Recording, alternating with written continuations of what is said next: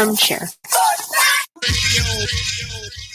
Well, the season's finally here, and the players hit. The Armchair Quarterbacks are back. Saturday, September 9th, 10 a.m. to 2 p.m., you'll be tailgating with the Armchair Quarterbacks. Mac Magee, Brian Snow, Joey and Tones, and the rest of the Armchair Quarterbacks live, 10 a.m. to 2 p.m., Saturdays this fall. Talking college football, SEC, ACC, Big Ten, the NFL, fantasy football advice, and our picks against the spread. It all begins September 9th, right here on Braves Country HD, 99.1 FM, WQEE. Yeah, the Armchair Quarterback, the All-American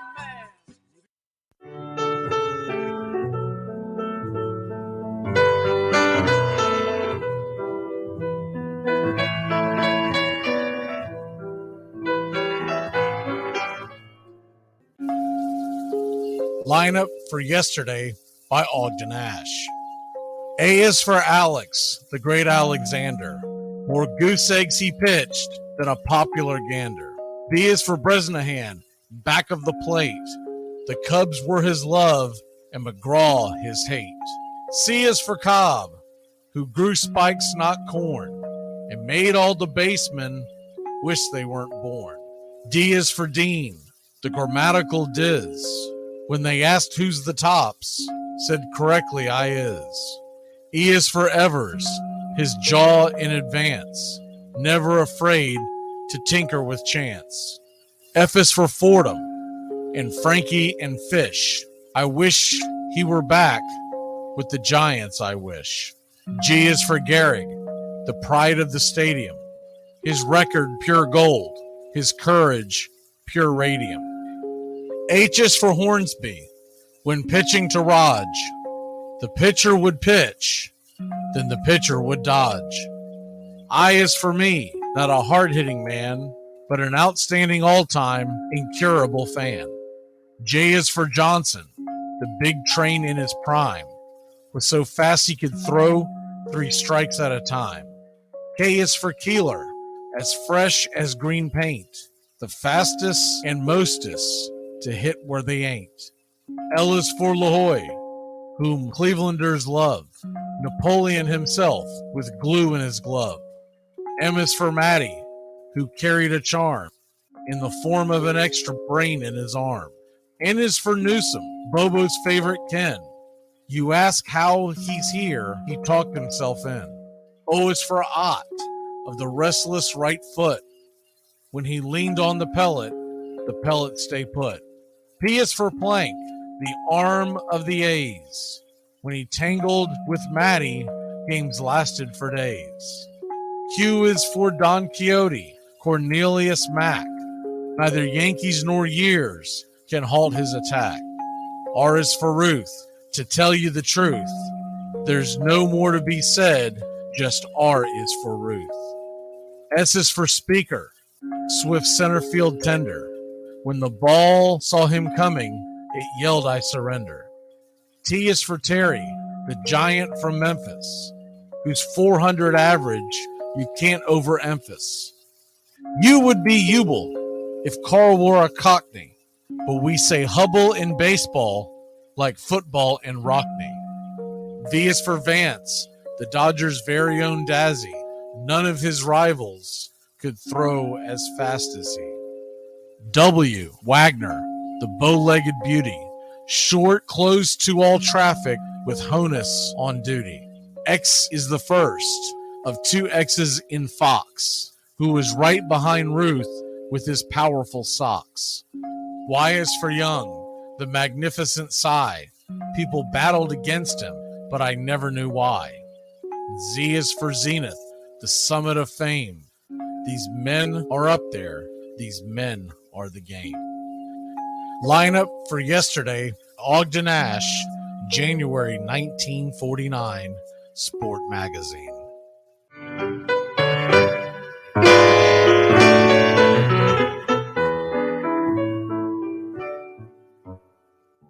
Armchair presents the world's first star in your own radio commercial. Okay, guys, whenever you hear this sound, insert your name. Hi there.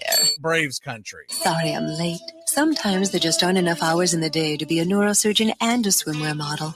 Oh, am I thirsty? How about it? Braves country. Got anything tall and cool? Oh, those. Braves country. You are so thoughtful. But of course, Braves country. the first choice for every occasion. You know, I have a confession to make. If I ever had a son, I'd want to name him Braves country. Oh, Braves country. come here. Now. Braves country. Braves country. Braves country. Well, you did very well in your first commercial. Braves country. Have a... Braves country. You've earned it. Armchair. Braves country today. We're talking Southern sports. We go live 3 to 5 weekdays right here on WQEE. Braves country today. Southern sports talk with the voice of Braves country baseball, Mac Magee. Joined every day from sports analysts from all over Braves country, talking college football, the NFL, Major League Baseball, and what's trending in the world of sports. Braves country today. We go live 3 to 5 weekdays right here on WQEE. You're listening to Braves Country Baseball on Braves Country HD. Please like and subscribe today, youtube.com/@Braves Country. Braves Country today. We're talking Southern sports. We go live 3 to 5 weekdays right here on WQEE. Braves Country today. Southern sports talk with the voice of Braves Country Baseball, Mac Magee. Joined every day from sports analysts from all over Braves country, talking college football, the NFL, Major League Baseball, and what's trending in the world of sports. Braves country today. We go live 3 to 5 weekdays right here on WQEE.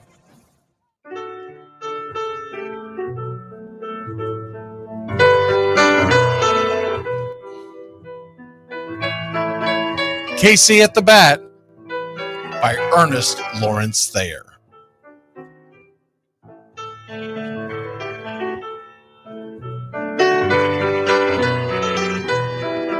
The outlook wasn't brilliant for the Mudville Nine that day. The score stood 4-2, but with 1 inning more to play. And when Cooney died at first and Barrows did the same, a pall-like silence fell upon the patrons of the game.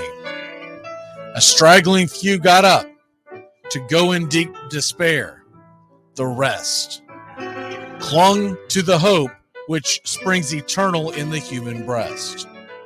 They thought, if only Casey could but get a whack at that, we'd put up even money now with Casey at the bat. But Flynn preceded Casey, as did Jimmy Blake, and the former was a hoodoo, while the latter was a cake. So upon that stricken multitude, grim, melancholy sat, for there seemed but little chance of Casey getting to the bat. But Flynn let drive a single, to the wonderment of all, and Blake, the much despised, tore the cover off the ball. And when the dust had lifted and men saw what had occurred, there was Jimmy safe at second and Flynn a hugging third. Then from 5,000 throats and more rose a lusty yell. It rumbled through the valley, it rattled in the dell. It pounded on the mountain and recoiled upon the flat, for Casey, mighty Casey, was advancing to the bat. There was ease in Casey's manner as he stepped into his place. There was pride in Casey's bearing, and a smile lit Casey's face. And when responding to the cheers, he lightly doffed his hat. No stranger in the crowd could doubt 'twas Casey at the bat.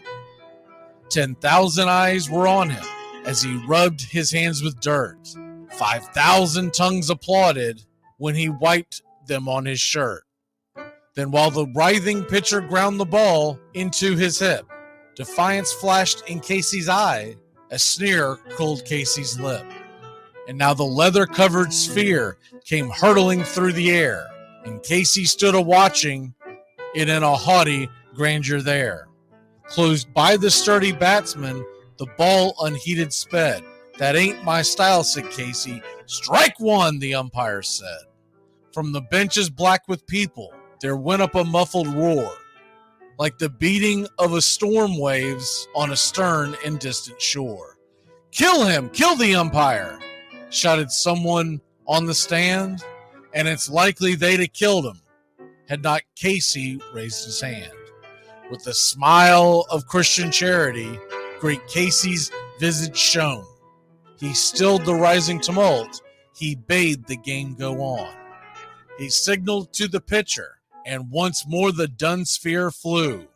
But Casey ignored it, and the umpire said, "Strike two."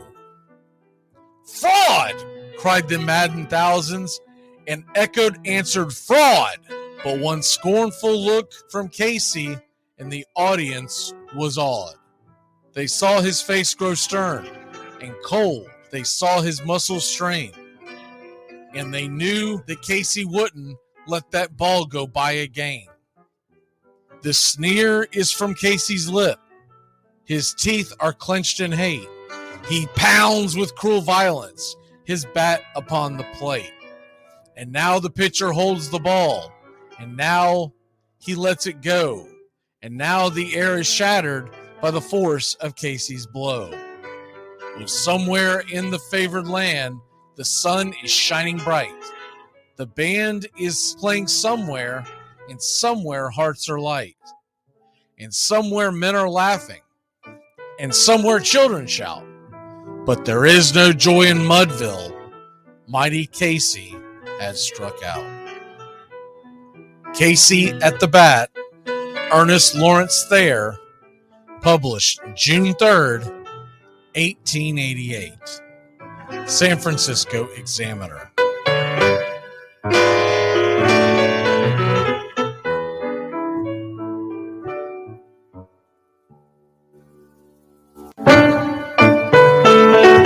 Hey, Braves Country! Braves Country HD is bringing you Braves Country Baseball. Braves Country comes to you every Tuesday night and Friday night, and 2 bonus games every week. Hi, I'm Mac Magee, and we'll be bringing you play-by-play, pitch-by-pitch of your Atlanta Braves. It's free to listen. Please like and subscribe. YouTube.com/@BravesCountry. Braves Country Baseball for the fans, by the fans. You're listening to WQEE 99.1 FM, The Key in Noonan, Georgia, home of Braves Country with Mac Magee and the Armchair Quarterbacks, weekdays, 3 p.m. Eastern to 5 p.m. Eastern, right here on The Key and YouTube.com/Braves Country. It's the best in sports and entertainment, and get locked in and locked down with Rhino Radio Penitentiary, 7 a.m. to 10 a.m. with your host, me, Ryan O'Neill, each and every morning, right here with the best in sports and entertainment, all the way from professional sports to college sports to River Dragons hockey and everything in between, including some of the very best local and national guests. It's the Rhino Radio Penitentiary, 7 a.m. to 10 a.m. Monday through Fridays, right here on 99.1 FM WQEE. Are you looking for a reliable dental practice that not only cares about your teeth, but is friendly to work with? How about one that offers great deals and new patient promotions?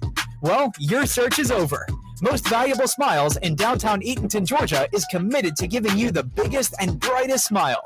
Right now, get a $99 new patient special, including x-rays and exam. Maybe you're looking for veneers. Most Valuable Smiles veneer special includes 1 free veneer with every 5 purchased. Or get that bright white smile you've always wanted by taking advantage of an exclusive $100 off Zoom whitening treatment when you book today. And don't forget that 2022 is almost over. That means most insurance policies will reset by the new year, and to avoid losing that extra money, you need to use it or lose it. Book an appointment today with Most Valuable Smiles in downtown Eatonton to lock in these exclusive deals. Call 706-623-0318 or visit mostvaluablesmiles.com. Hey, Braves Country! Braves Country HD is bringing you Braves Country Baseball. Braves Country comes to you every Tuesday night and Friday night, and 2 bonus games every week. Hi, I'm Mac Magee, and we'll be bringing you play-by-play, pitch-by-pitch of your Atlanta Braves. It's free to listen. Please like and subscribe. YouTube.com/@Braves Country. Braves Country Baseball for the fans, by the fans. Here's good news. There's still a need for hundreds of thousands of cybersecurity professionals in the U.S. right now. And My Computer Career is training people to help meet the demand. No IT experience? No problem. Take the free career evaluation today. Start your new life as an IT pro in as little as 4 months. Grants covering up to 53% of the cost are available to those who qualify. It's not rocket science. It's mycomputercareer.edu.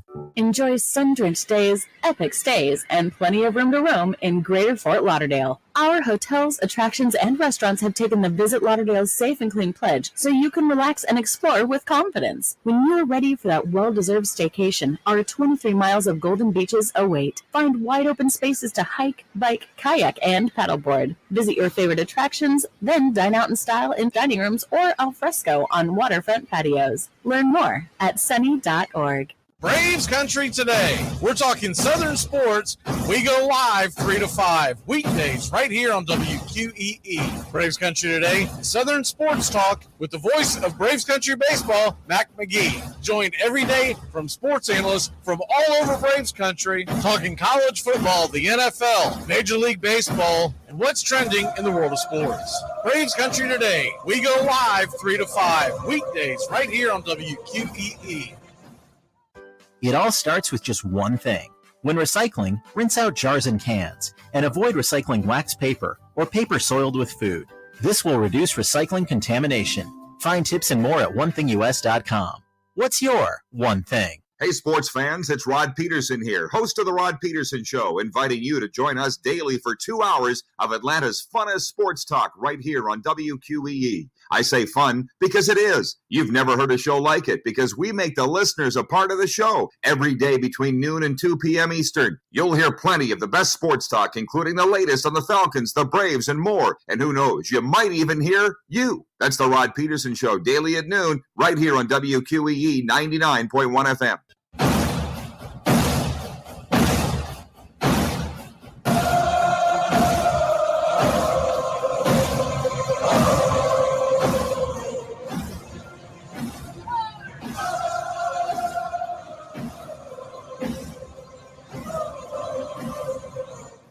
Armchair.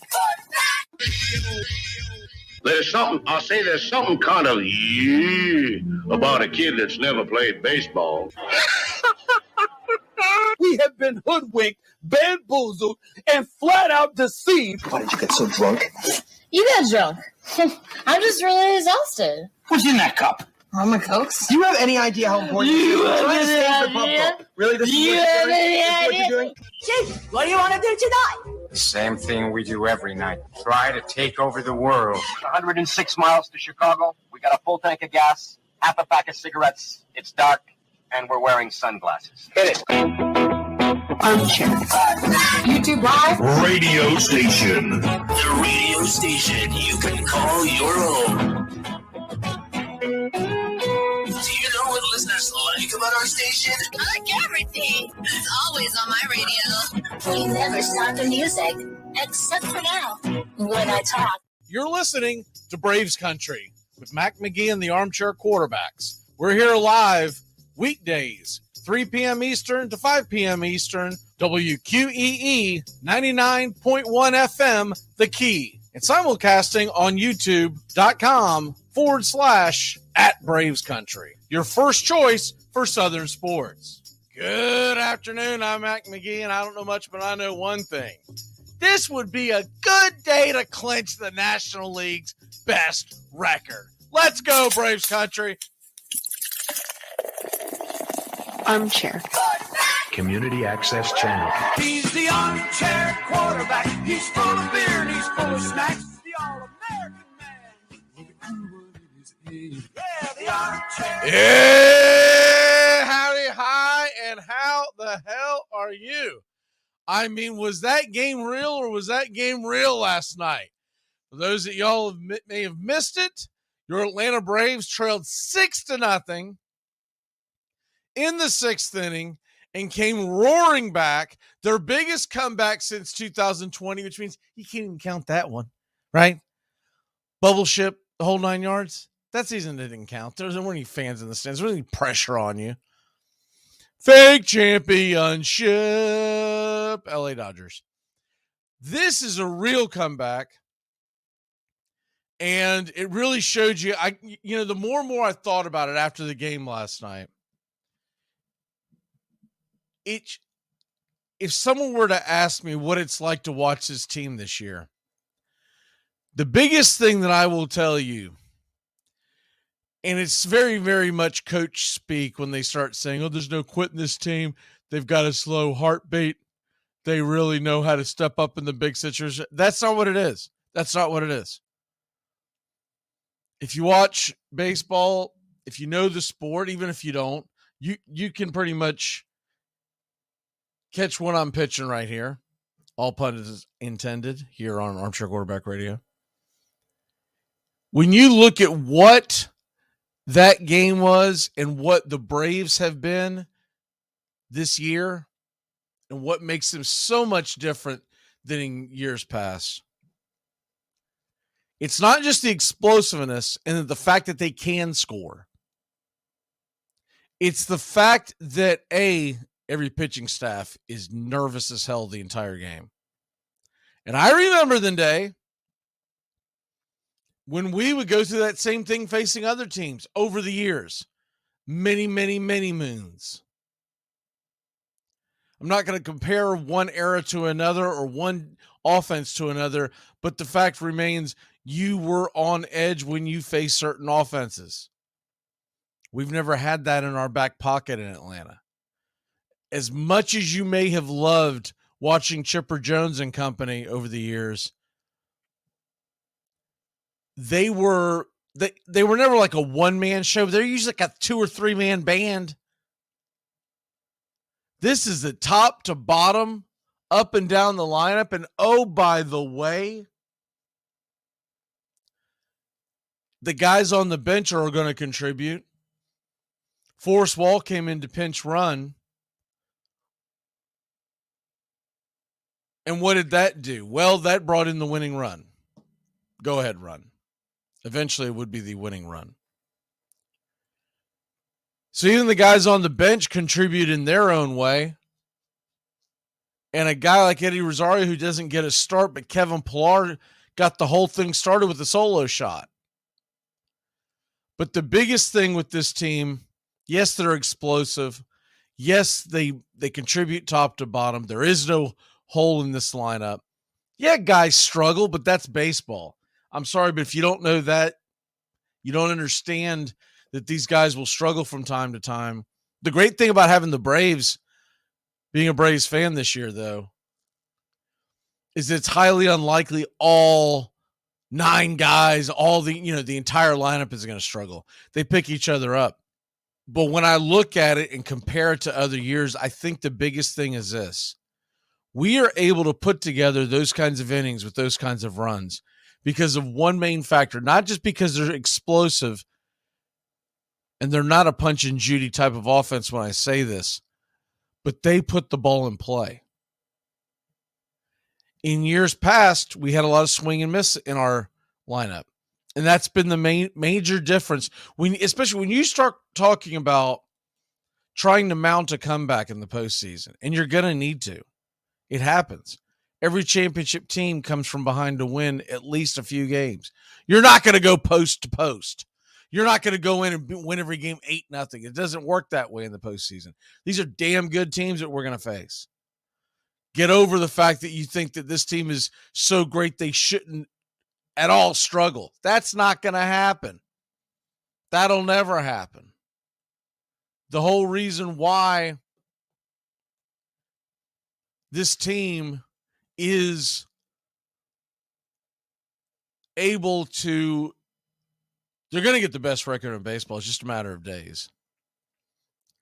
Is that when they go out there and they take swings and they take at bats, they're not having as many strikeouts. It's not that they don't strike out at all. Justin Steele was actually getting a lot of strikeouts early on. But you compare it to the way it has been, and you also compare it to the offenses of today. They strike out a lot less. Steele was getting some strikeouts, but they went through him, and it was that third time through the order, Katie barred the door. And Steele's a damn good pitcher. He really is. I mean, he still has an ERA of 3.06. He'll finish in the top 3 of the Cy Young. It comes down to what do you value more? Some people are going to put Steele up there into the number 2 slot in the Cy Young because his ERA is so low, and a number of other factors. There are other folks that are going to vote Spencer Strider in because they're blown away by his strikeout totals. That's really the only number that he's going to be able to lean on. Yeah, he might get 20 wins. He'll have an opportunity to do that at the end of this week, but no one pays attention to that number anymore. There might be some old seam heads that will vote for him for that reason. But it would be a major upset and damn near criminal if Blake Snell doesn't get the Cy Young. And you don't know how much that pains me. I am not a Blake Snell fan for a number of reasons, but the main one is the way he acted like such a tool during the 2020 shutdown. But he's going to win the Cy Young, and he's going to hit free agency, and he's going to make his bag, as they say. He is going to get paid in a big way. But Steele is a very good pitcher. Very good. I won't call him elite because I still don't think he has blow you away stuff. Easy for me to say, right? But what he does have, he keeps you off balance. He goes in and out, up and down. Kind of, in some ways, because he's left-handed, kind of reminds you of Tom Glavine. But because of his pitching repertoire, I can't really point to that because Glavine's number one thing after setting you up with the fastball is he loved getting you off balance with that change on the outside edge. Steele will come in on you with the fastball, the sinker, and the main thing is he's got that cutter that jams the right-handed batters. But the Cubs will have no issue sending him to the mound in the first game of the playoffs, assuming the Cubs make it. We'll get into the playoff standings because a lot of moving and shaking last night here in a second, but I just wanted to address that game. We're more on this game in a bit. We've got clips from Snicker. We've got clips from Ozzy. We also have a clip for you Cubs fans or just a Braves fan that wants a different perspective. I was able to grab the clip of David Ross last night. And look, I know a lot of people are going to point to, well, we got lucky because Suzuki misplayed that ball, etc., etc., etc. Even still, the Braves were coming. It would have been hell or high water come the bottom of the ninth. I'm firmly believe the Braves would have come back and at least tied that game in the bottom of the ninth. You can't continue to shut. They scored 3 in the 6th, 2 in the 7th, 2 in the 8th. You're trying to tell me that they would have shut them out in the 9th? I just don't believe it. I really don't believe it. The way that game was going, it was crashing down. And you also have to look at this. So if we would have made it to the bottom of the ninth, heading to the bottom of the ninth, and we would have been down 1 run, if it had gone that far, Ronald Acuna Jr. was going to lead off the 9th inning. So we were going to have the top of the order, and they were going to have to try to find a way. And they've had some big-time issues in the back of that bullpen, as we saw last night. I mean, when Drew Smyly is coming in to try to set up the save, that's all you need to know. Look, I love Drew. I love the fact that he helped us win that championship, and I will never take that away. He didn't really do a whole hell of a lot in the month of October for us, but he got us to October with how he pitched in 2021. I will never forget that. But Drew Smyly, I mean, he's not it, man. That's not a highlight. That is a guy that you bring in the middle of the game when the game's out of hand one way or the other, and you're just trying to keep your team in it. That's the left-hand version of Steven Jackson. The only difference is I'd rather have Steven Jackson because he's got harder fastball. He's got a lot better stuff. This is what I mean, y'all. When I say on a regular basis during the shows and during the games that we're bringing to you, our bullpen doesn't stink. This is what most teams deal with, trying to get those last outs. Our bullpen is very well put together, and that is built for the postseason. It is nerve-wracking to know that we don't have that fireballer, that shutdown guy, that Josh Hader type.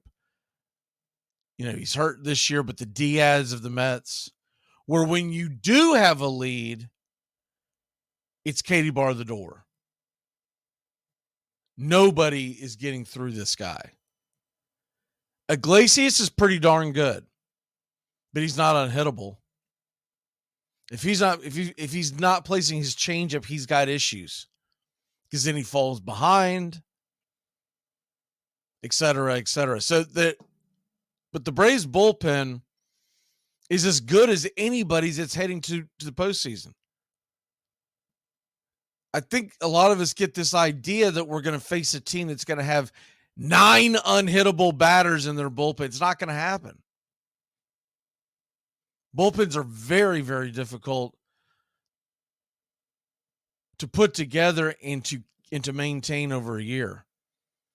Not just injuries, but man, these guys pitch so irregularly that they get in funks. And I think the one thing I will say, I think the Braves have done a great job managing their bullpen, considering they have, because they knew that, and look, they had the advantage because of this offense, so they had a lot of wins to play with. But they were able to get us towards the postseason, hopefully with everybody intact. But regardless, they didn't put a lot of innings on any of these guys. Any of these guys get hurt now through the postseason, it was just their time. That arm wasn't going to make it, because you can't point to anybody and say they've been overworked. You really can't. Even the guys who have pitched the most have not pitched that much. All right, let's go ahead and step aside. We're going to take a quick break. When we come back, Braves Country today, going to jump on a couple other topics. We are going to look at the playoff race, because a lot of moving and shaking last night, going to get you caught up with that. And there's a lot of other things on a hump day here in the world of sports. And of course, tonight, pitch by pitch, play by play of your Atlanta Braves right here on Braves Country Radio HD, youtube.com/@Braves Country. We will be back in a flash. Keep it locked in. Well, the season's finally here. The Armchair Quarterbacks are back. Saturdays, 10 a.m., you'll be tailgating with the Armchair Quarterbacks. Mac Magee, Joey and Tones, and the rest of the Armchair Quarterbacks live, 10 a.m. Saturdays this fall. Talking college football, SEC, ACC, Big Ten, the NFL, fantasy football advice, and our picks against the spread. Right here on Braves Country HD, 99.1 FM, WQEE. Yeah, the Armchair Quarterback. Work is work. You don't show up late, you don't make excuses, and you don't not work. If it wasn't work, they wouldn't call it work. They'd call it super wonderful, crazy fun time, or skippity-doo. Well, what do we do? This just got way too complicated. I've got it. Here's what's going down. Corey, you talk to your team. You guys are going to decline that holding call. Done. Yo, wait, but hold on. Trey Sean, once we break this huddle, you're going to get out there, do some crazy celebration. I'm talking some humpies. Whatever you got to do, you do it. Okay, I got you. I'm going to call unsportsmanlike conduct on the celebration, giving the Whites better field position after the kickoff. Coach, I need you to talk to your team about letting them run that kickoff back. Why would I do that? Think about it. Defense, special team, it's all one. You let them run that kickback, both your defenses get 6 points. Nice. Okay, everyone good here? Yeah. Nope. Once again, my kicker is getting no love. Oh, shut up, Bill. Your team is in first place. Plus, you're about to get extra point for the PAT. Yeah, don't be greedy, Bill. Stop being greedy, Bill. Bill. Fine. Bill. Yeah, Bill. I said fine. Bill. Bill. Yeah, Bill. You, Bill. All right. Let's do this. Get out there. Wait a minute. Treson comes in with a very delayed celebration here. Oh, wow. I'm pretty sure that's going to be yeah, there it is. Another Armchair. I'm not playing your stupid game. When the University of Illinois played Northwestern, Illinois rooters fired blanks into the air. Much more convenient than yelling, the campus paper said, and has a better effect on the visiting team. And when the Princeton Tigers beat Yale, their fans roared right onto the field. You're listening to Braves Country Baseball.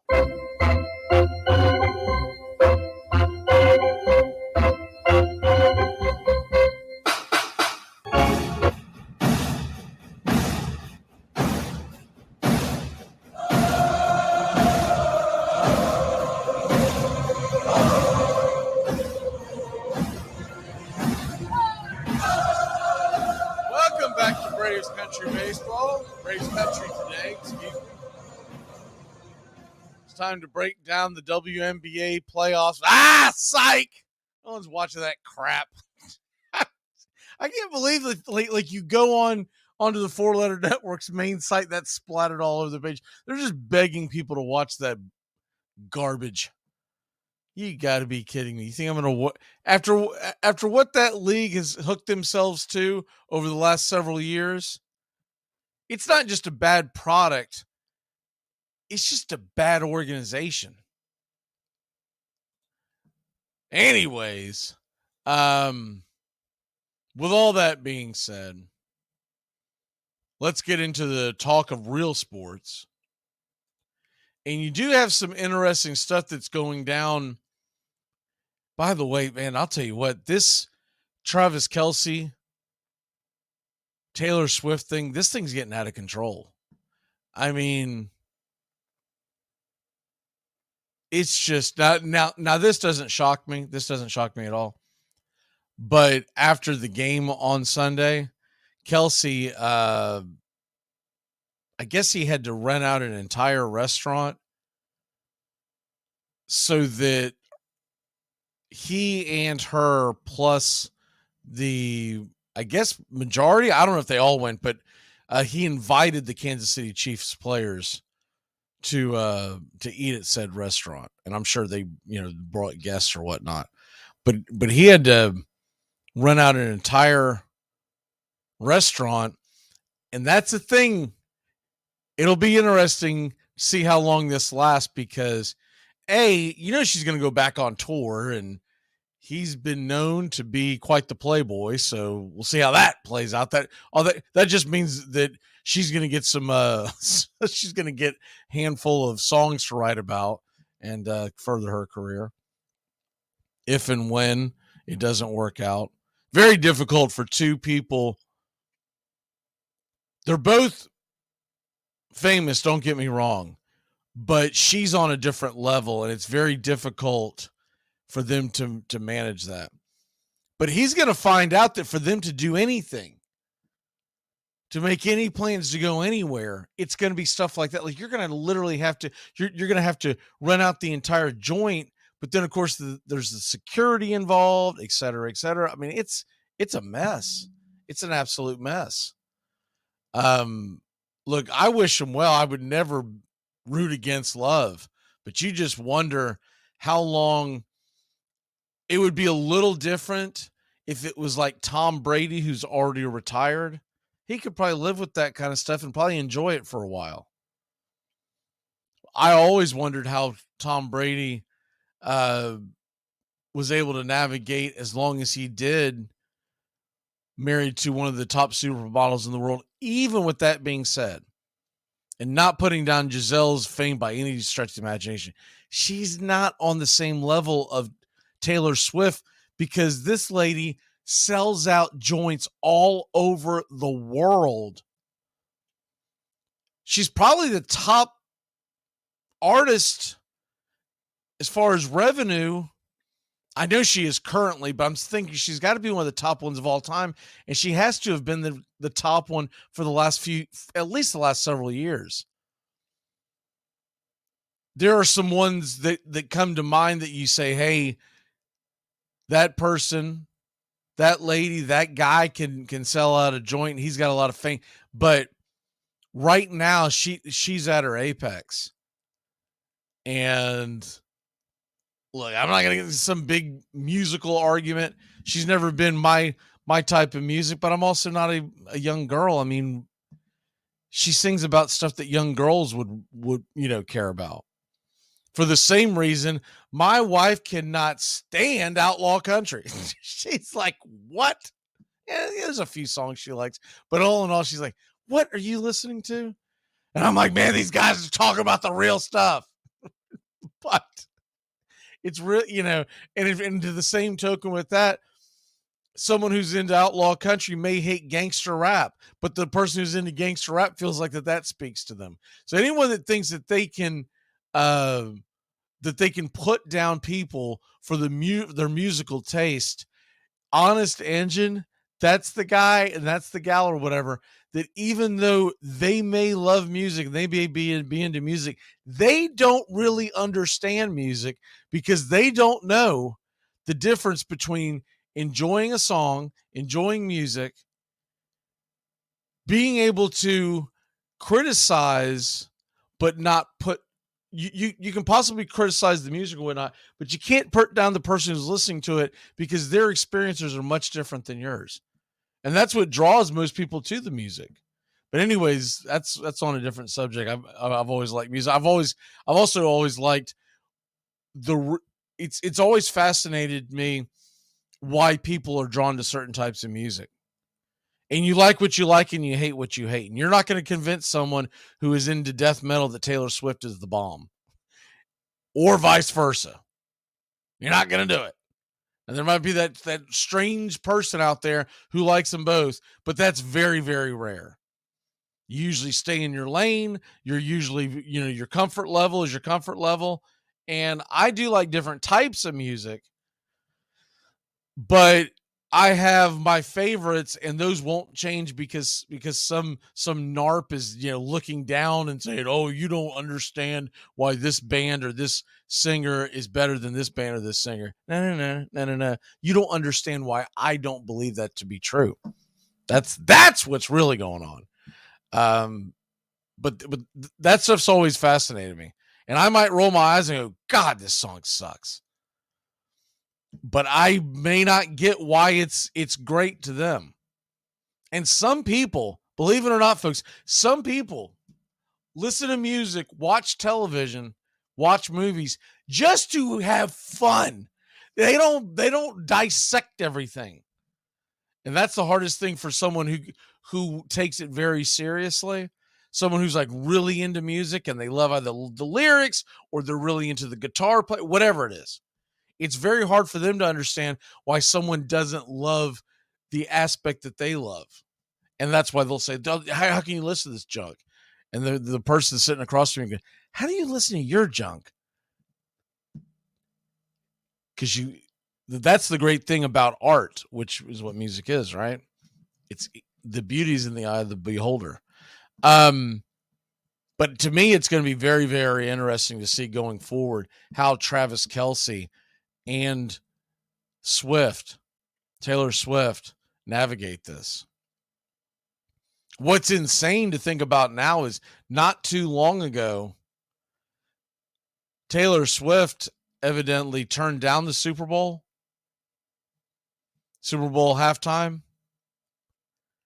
And I'm sure it was super new with her and Kelce. I forget who it is now, but it's someone who sucks. I mean, not sucks, but way past their prime. I want to say it's like Usher. It's someone who's got don't get me wrong, has had a long, very good career, but someone where you're like, what year is this? The Super Bowl always seems to nowadays turn to the has-beens. When I was growing up, the Super Bowl halftime show was was. We doing it now. We didn't do it back then. You didn't go to the halftime show to watch in the early 90s, like the Monkees weren't performing, who were long past their prime and weren't worth a crap. Like you had bands. I mean, I can remember when Garth Brooks was in the middle of this, and that was in the apex of his career. And the list goes on and on and on. And now it's someone like that. Let me double check. It's someone who like, yeah, I know who he is. And at one point was really big, but they're not someone you go with now. I heard it the other day. I want to double check and see who it is before I. It is Usher. It's Usher. It says to headline the Super Bowl halftime show. So that means that he's probably going to be. So, I mean, that already tells you where he is at this point in his career. Because he's going to headline, meaning it's not just him. Without getting into the weeds with all that. I do, by the way, have the list of who used to do this. Now, at the very, very beginning, don't get me wrong, they usually just had I want to say a few times like the University of Michigan, University of Texas marching band, but that was before it became a television show. Let's see who was the first one that. This is interesting. In 1984, how did they stop the fist fight on the field here? University of Florida and Florida State University in Super Bowl, what is that, 18? They were the bands. So that was still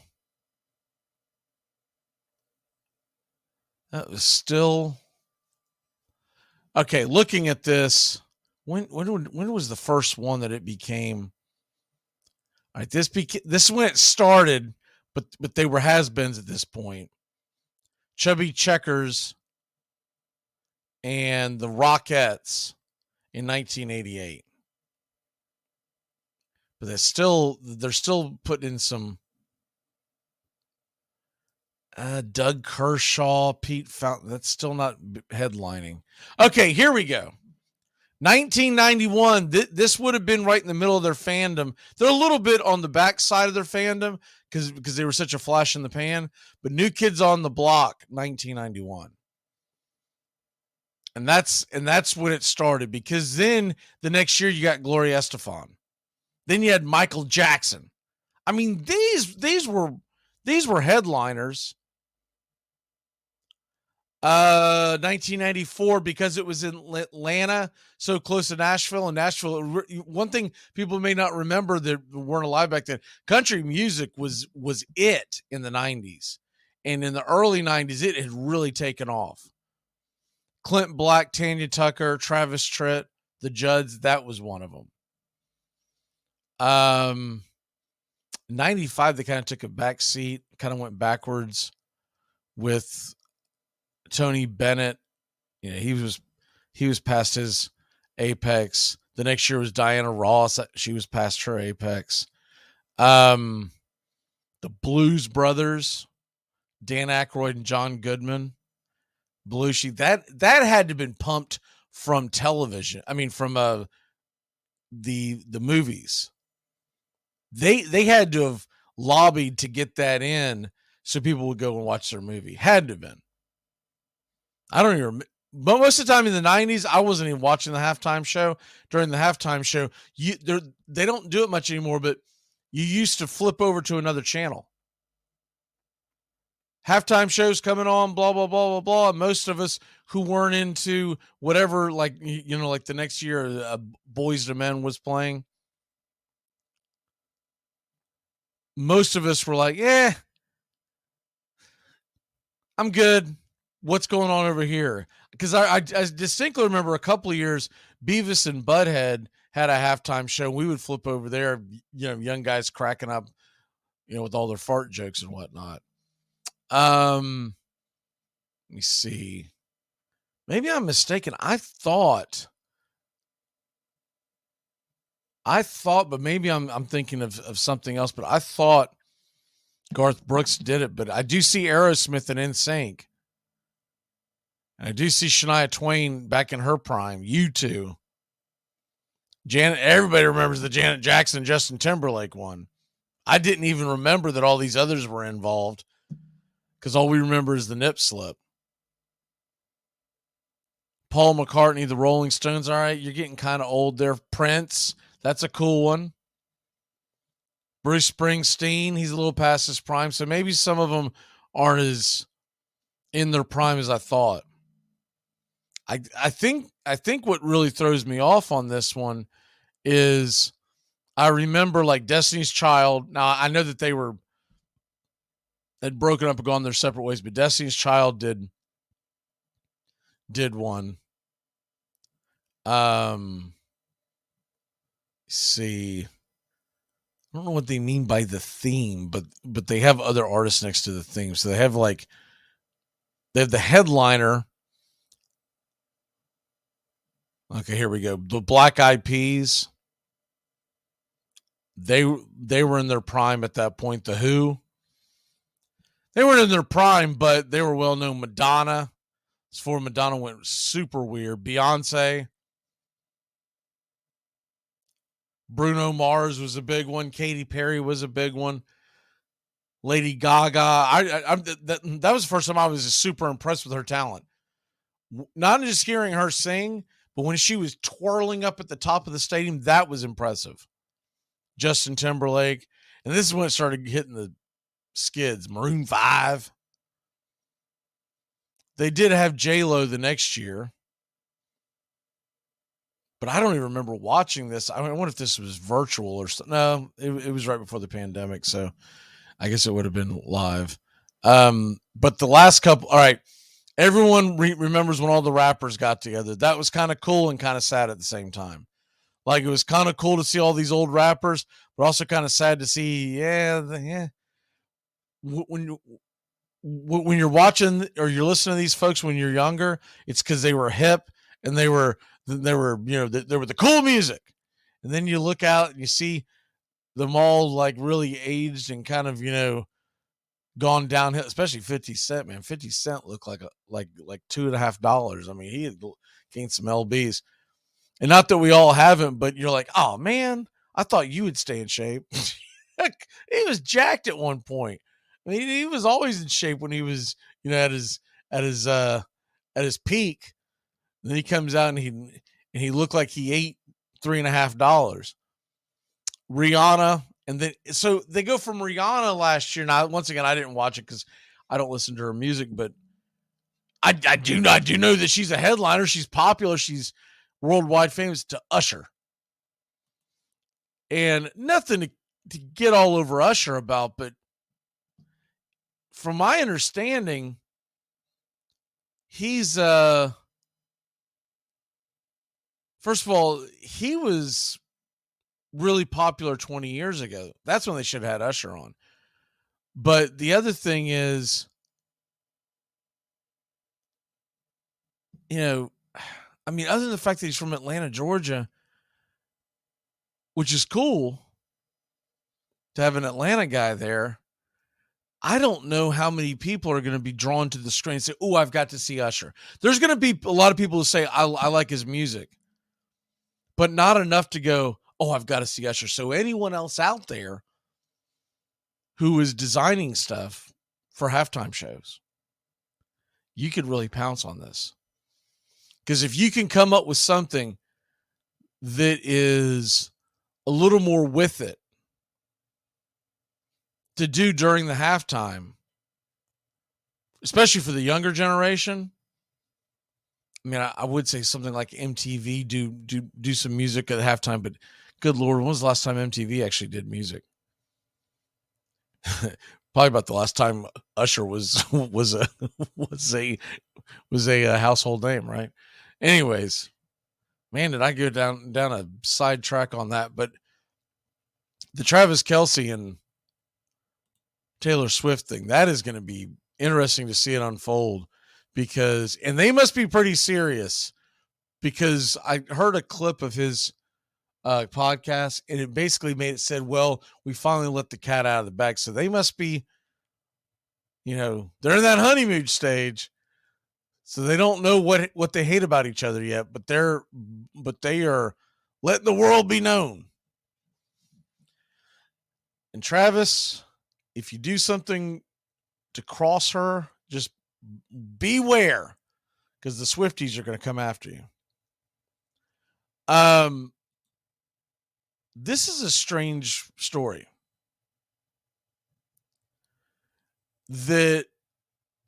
Listen to this. Las Vegas Raiders defensive end Chandler Jones wrote in a social media post Monday night that he was taken to a hospital, quote, against my will by the Las Vegas Fire Department and later transferred to a behavior health facility last week.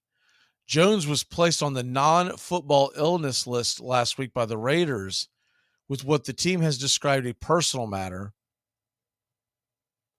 He's been away from the team since Labor Day, where he began a series of social media posts aimed at Raiders owner Mark Davis, GM Ziegler, and Josh McDaniels. He wrote on Twitter on Monday night, first day out, but I'm still aligned, indicating that Monday was his first day out of the facility. He attached journal entries plus a statement of patient rights from Seven Hills Behavioral Health Hospital in Vegas, highlighting sections of the documents he believes that were not followed by the facility. Anyways, long story short, it sounds like a mental health facility.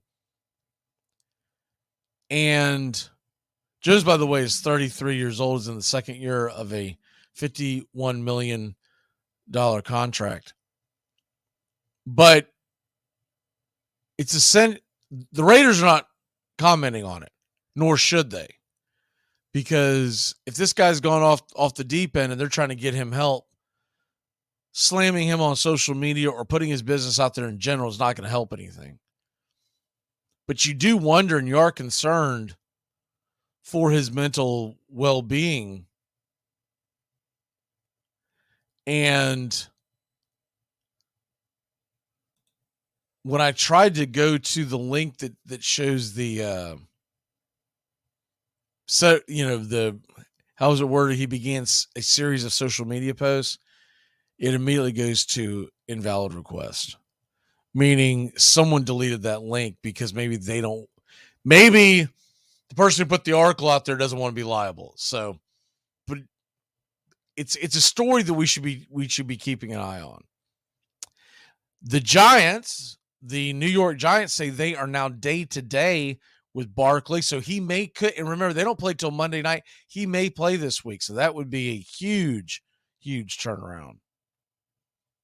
I still doubt that he plays, but that game Monday night, that's actually a fun one. I know you won't think Giants, Seahawks, that's a fun one, and it really is, because that should be a high-scoring game.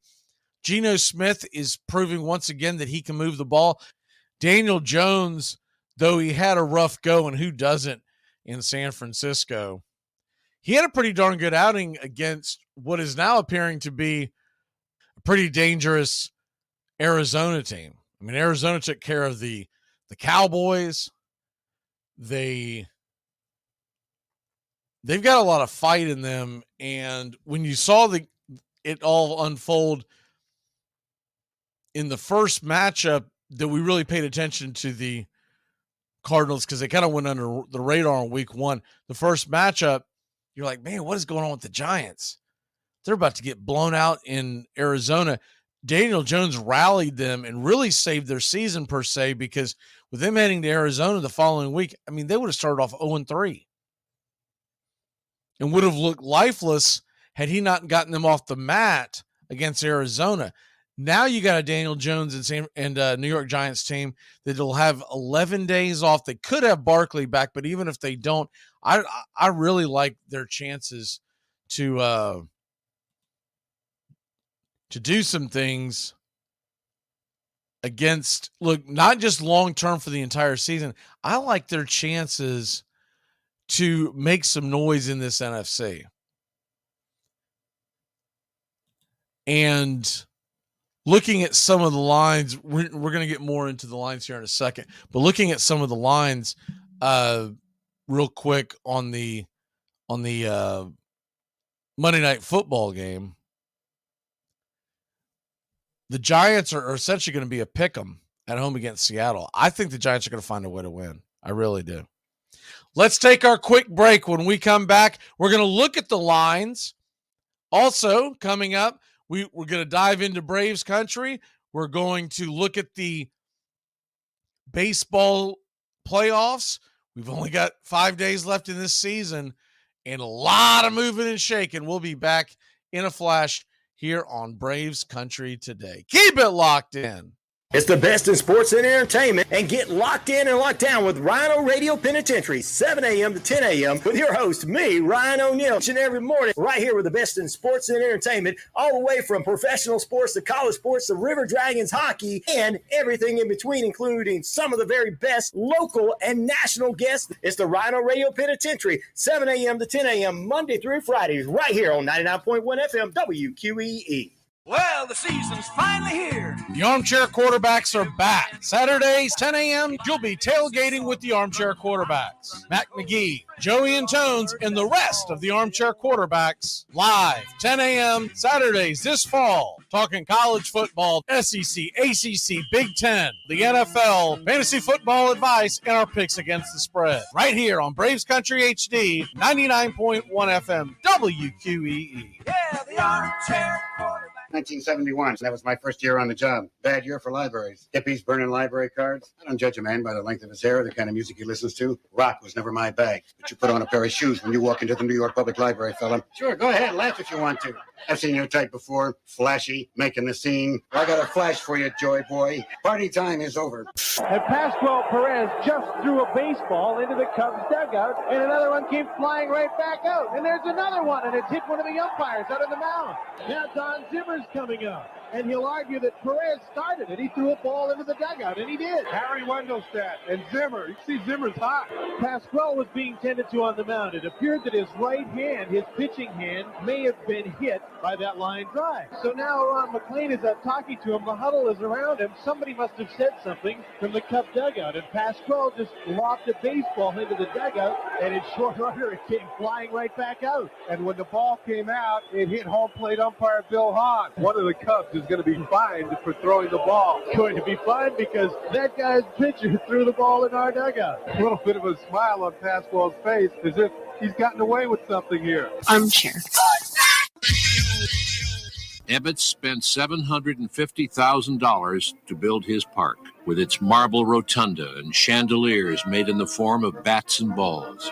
So much that he had to sell half his interest in the team to pay his debts. Ebbets Field opened to the public on April 5th, 1913, an exhibition game against the Highlanders, who officially changed their name that spring to the New York Yankees. Brooklyn won 3-2. An inside-the-park home run by a young former dental student named Casey Stengel made the difference. Over the next 45 summers, Ebbets Field would witness some of the worst baseball ever played, and some of the very best.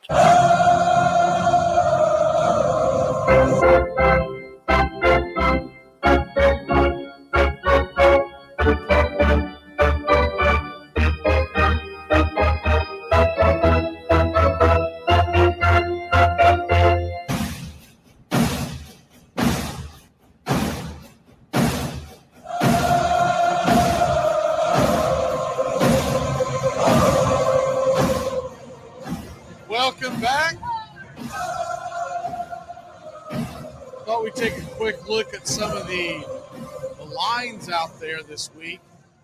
Some interesting lines in the world of sports. Gonna start off with the top 25 real quick, because everybody always wants to look at this. Southern Cal, a 21.5-point favorite at Colorado. That's not going to be enough. It shouldn't be enough. Now, don't get me wrong. USC has had some issues, but, and though I do not believe USC is going to run the table and get to the playoffs, I don't believe in that defense. But they can move the ball. And unless they just absolutely go out there and sleepwalk, 21.5 shouldn't be enough.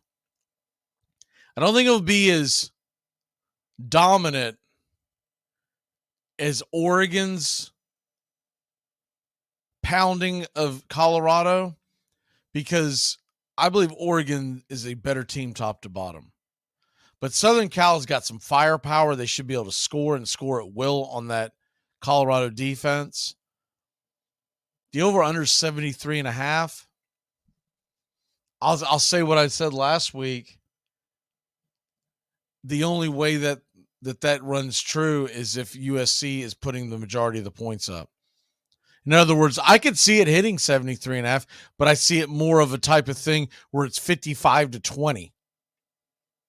Not some really tight nip and tuck type of, oh, well, they just fell short, but they covered the spread. They covered it. Now, I banged the under last week and won gloriously. And that came nowhere near the under.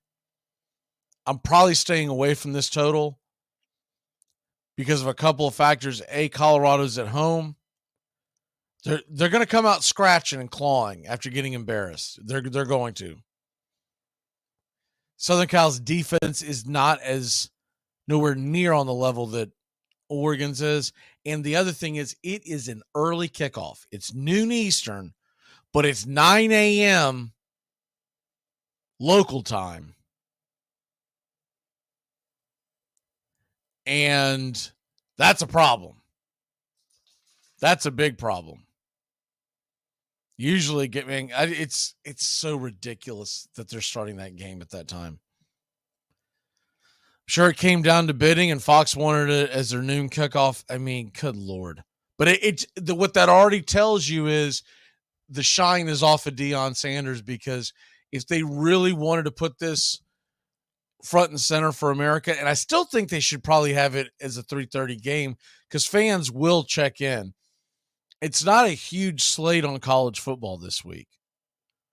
It's a solid slate, but it's not what we had last week, where you just had heavyweight bout after heavyweight bout. This week has some good ones, but Colorado USC would have fit perfectly. I mean, realistically, that would have been a fun one to have at night. But if you're not going to do that, they should have at least 3:30. Come on, what are we doing? 9 a.m. California time. Ugh. Gross.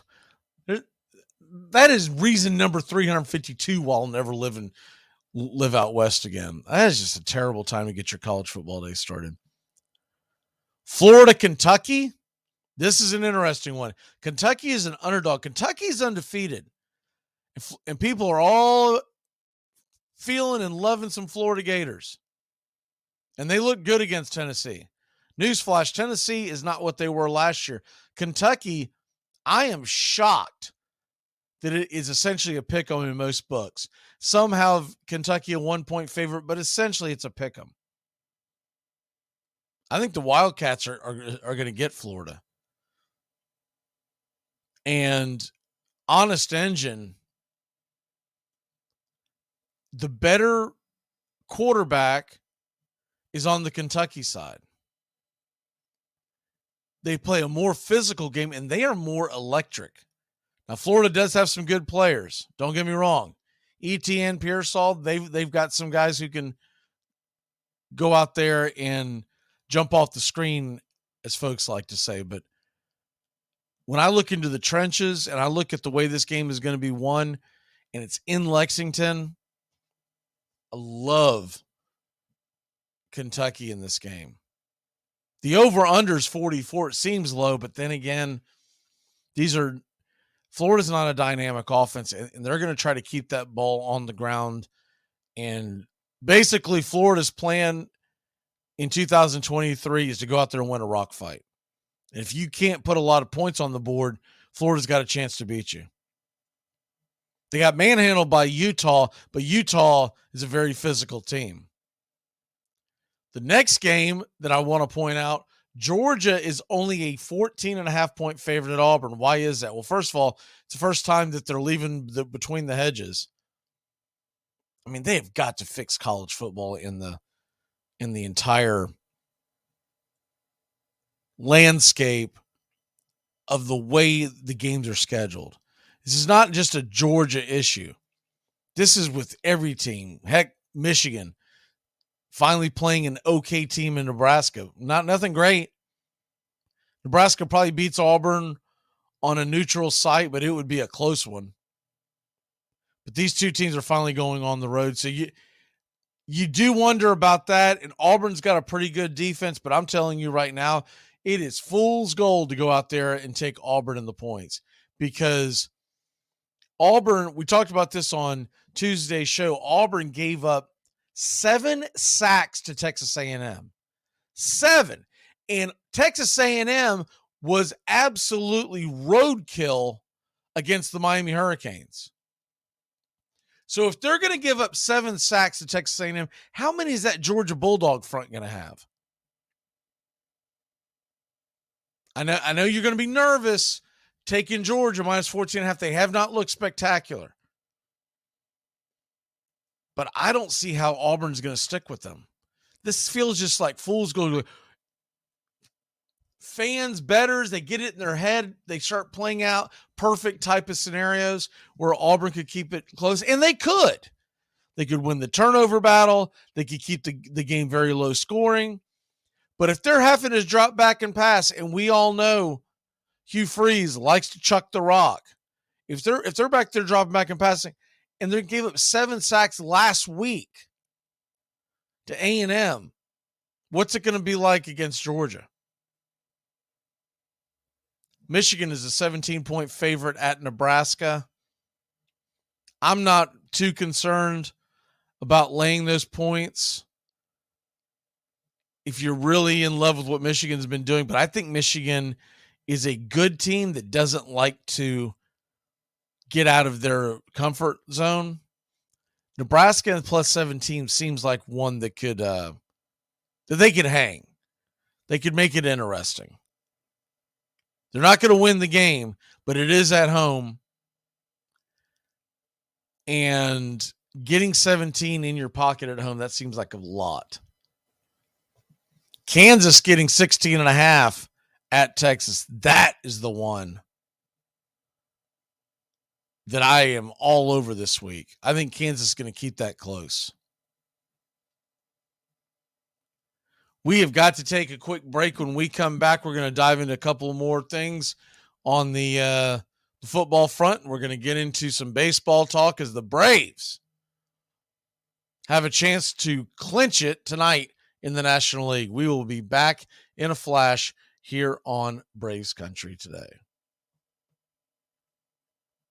You're listening to WQEE 99.1 FM, The Key in Noonan, Georgia, home of Braves Country with Mac Magee and the Armchair Quarterbacks, weekdays, 3 p.m. Eastern to 5 p.m. Eastern, right here on The Key and YouTube.com at Braves Country. We can't Ruby Dern your frazzle dazzle. Cars from all over America come to find a new home in Florida, just like you. I moved here after the draft, football. I noticed there was one thing missing from this great town, a celebrity-endorsed used car shop. That's why I founded BJ's Used Autos. Every one of these beauties is freshly painted. They look brand new. We have new models coming in every morning, usually around 2 a.m. We can get you anything. And if you see a car that dreams, tell us. We can acquire it for you. I've taken the skills I've learned as a pro football player to the used car business. Smash, grab, and run like hell. I'm tackling low prices with hot cars. 2 teams dominated the 90s, the Boston Bean Eaters and the Baltimore Orioles. Boston, led by Billy Hamilton and Hugh Duffy, pioneered what would be called the inside game. But the Orioles perfected it. Sacrifice bunts, squeeze plays, double steals. They fought and struggled for every run. In an era of dirty baseball, the Orioles delighted in being the dirtiest. The Orioles were one of the greatest teams ever assembled. Dan Bruthers, the broad-shouldered first baseman, was the greatest power hitter of the 1880s, bettering 314 seasons. Wee Willie Keeler in right field was the game's preeminent place hitter. Asked for the secret of his success, he answered, "Keep your eye clear and hit them where they ain't." He once managed at least one hit in 44 consecutive games. The shortstop was Huey Jennings, known for his distinctive yell as "E-ya." In 1896, he hit .401, stole 70 bases, and set a record in his specialty. He managed to get hit by pitched balls 49 times. Between seasons, he practiced long.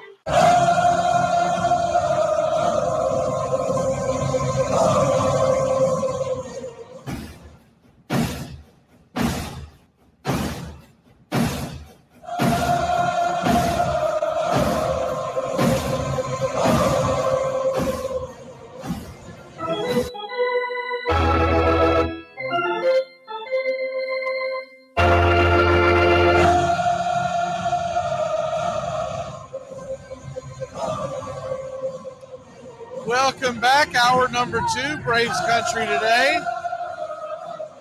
Let's get it.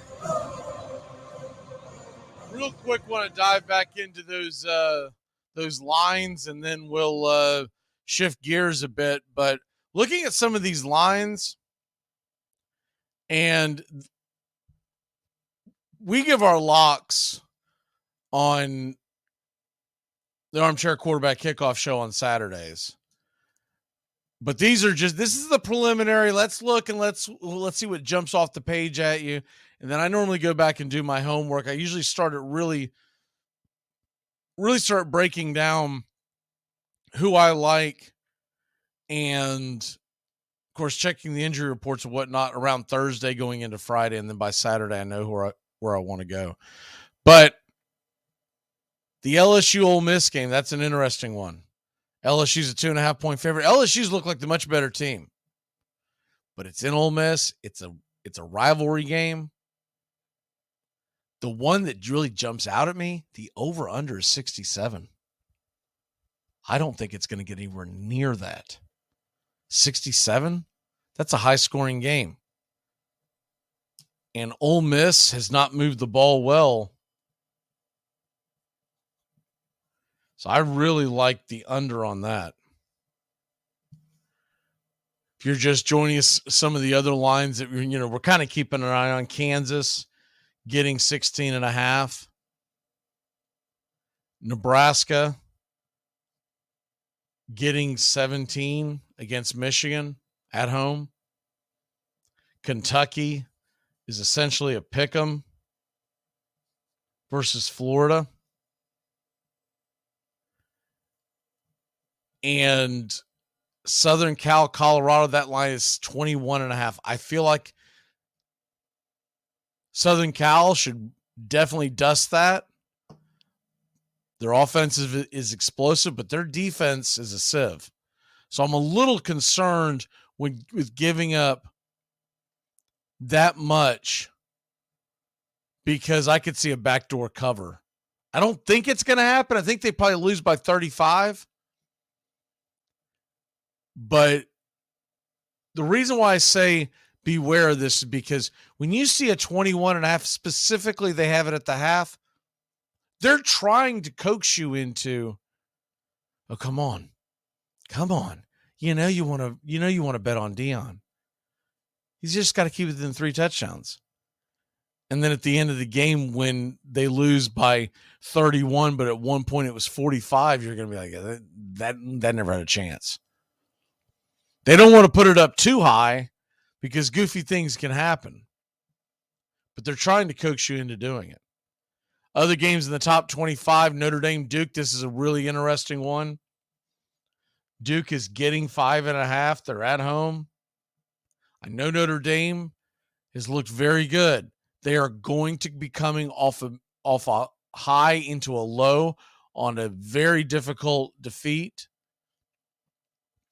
This is a 7:30 ABC game, night game. The Duke fans are going to be going wild. Not a terribly intimidating place to play, but still, the fans will be out there in droves. Notre Dame should cover this, but this is one of these classic games I would like to tease. Grab it with something else and put it together. Tennessee's giving up 12.5 to South Carolina.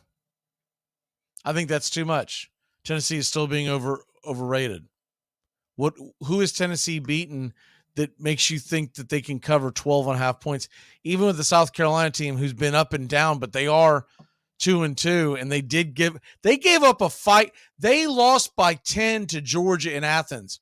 You're going to give up 12.5 in Tennessee? I don't think so. Alabama's a 14.5 point favorite in Mississippi State in Starksville. I don't see how Mississippi State's going to even stay within 4 touchdowns, much less 2. Washington, who has looked like one of the best teams in the country, they're going to play a 3-1 Arizona team. They're giving up 18 points. I don't watch a lot of Pac-12, so I normally don't dip my toe in too much. But I will say this. Arizona is usually a difficult environment to win in. Arizona is not supposed to be very good this year. So you're going to be enticed by the 18.5, but realize this. They lost to Mississippi State, which is a bad football team. They're 3 wins when you say, oh, they're 3-1. Northern Arizona, UTEP, and Stanford, and a close win against Stanford. So that right there tells you that most likely that game's going to be an old-fashioned blowout.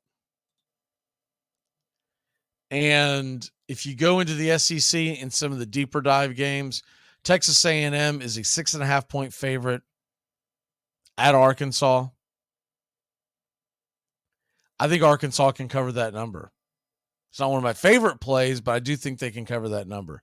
Missouri's a 13.5 point favorite against Vanderbilt. I think Missouri's still being overlooked, a little undervalued. They should be able to cover that number.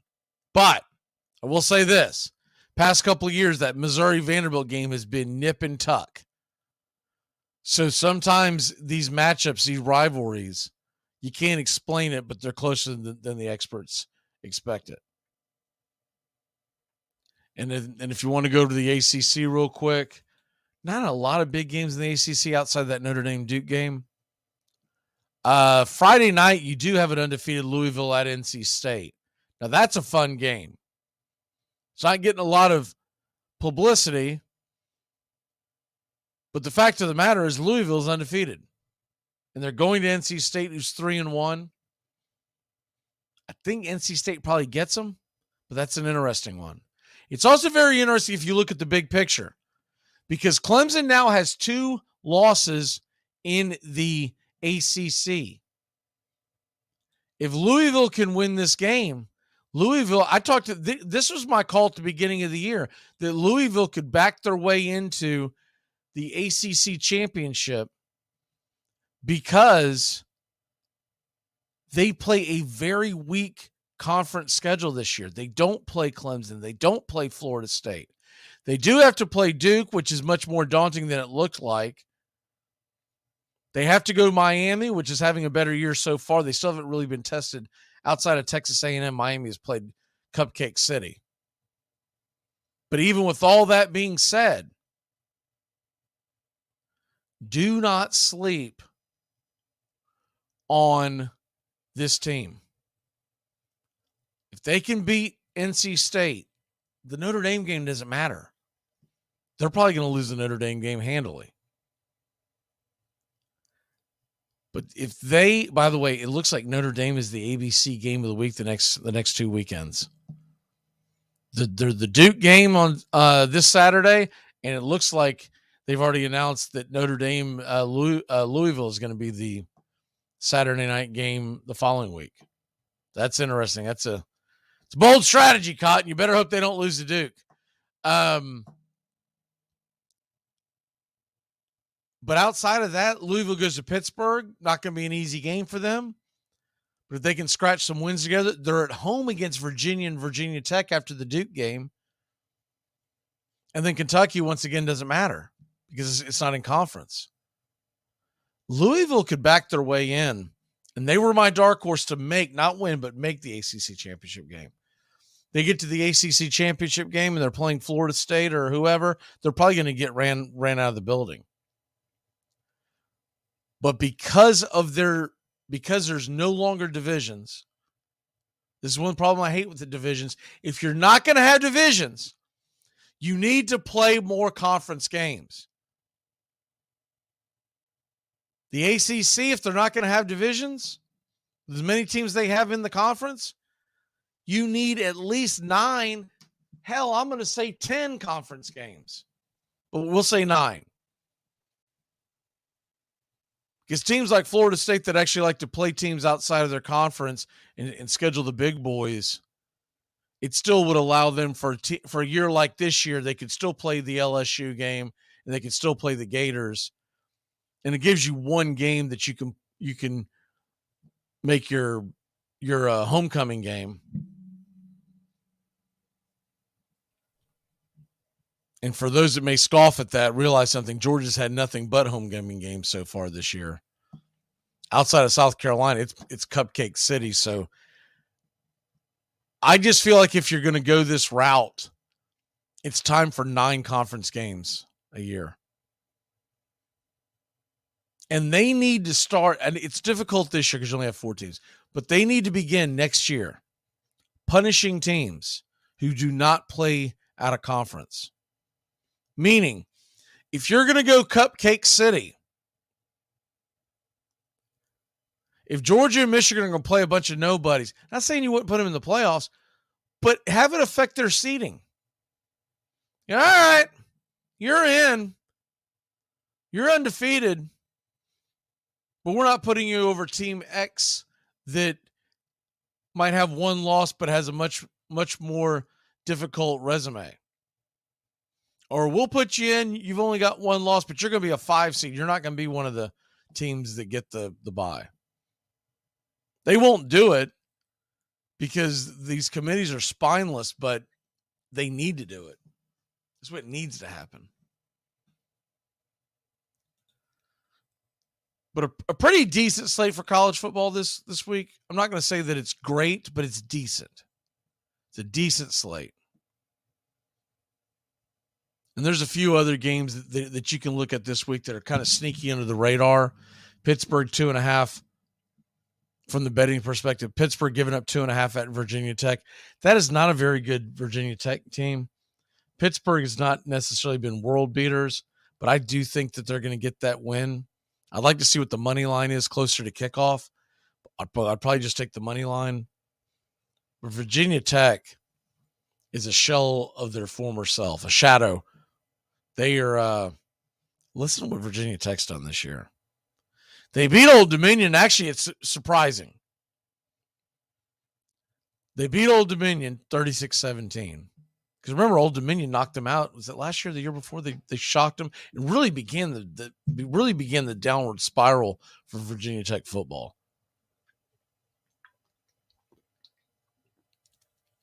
Purdue, they lost to Purdue 24-17. It's not a great Purdue team. They were blown out by Rutgers, at Rutgers. They lost at Marshall. This is a bad Virginia Tech team.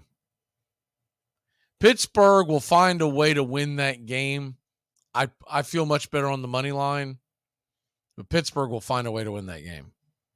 It's in Blacksburg, and that can be a difficult place to play. But this is not a very good. That's being too polite. This is a bad Virginia Tech squad. They head to Florida State the next week. That is going to be sending lambs to the slaughter. That is going to be ugly. Georgia Tech plays Bowling Green. They're a 22-point favorite. I don't know if Georgia Tech will cover that spread, but it's good to see Georgia Tech being a 22-point favorite, isn't it? It just tells you the better days are coming. And there you have that. We'll go ahead and put a cap on that. Switch gears a little bit. Let's go ahead and dive into the world of Braves and Major League Baseball. You're in Braves country.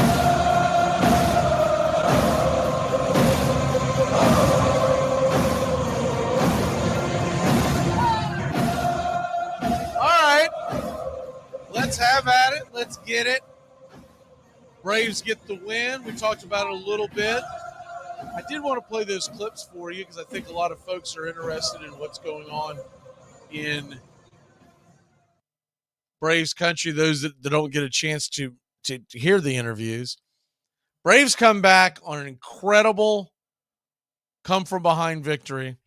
Their biggest come-from-behind victory that late in the game since 2020, which, like I said before, you can't even count that.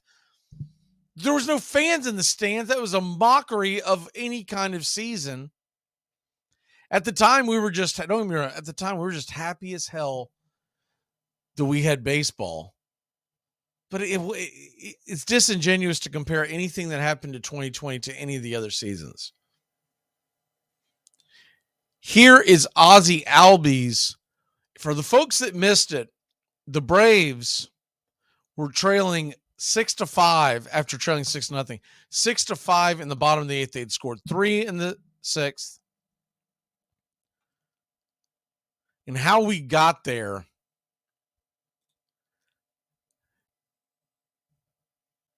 in the sixth inning, things got going with a Kevin Pillar home run. Then we popped on a couple more. Matt Olson singled in Ozzie Albies, and then Ozuna got a double, and it was ridiculous. Ozuna got a double, sending Olson to third. We had runners on second and third and one out. And Orlando Arcia, another bat, popped up. You know, you always hear Snicker make these comments about how Orlando has this slow heartbeat, blah, blah, blah. But when he does junk like this, mum's the word. They just refuse to ask the tough questions to Snicker. But Arcia pops up, and then Harris, I mean, he looked lost. He struck out. He was outmatched in several at-bats last night.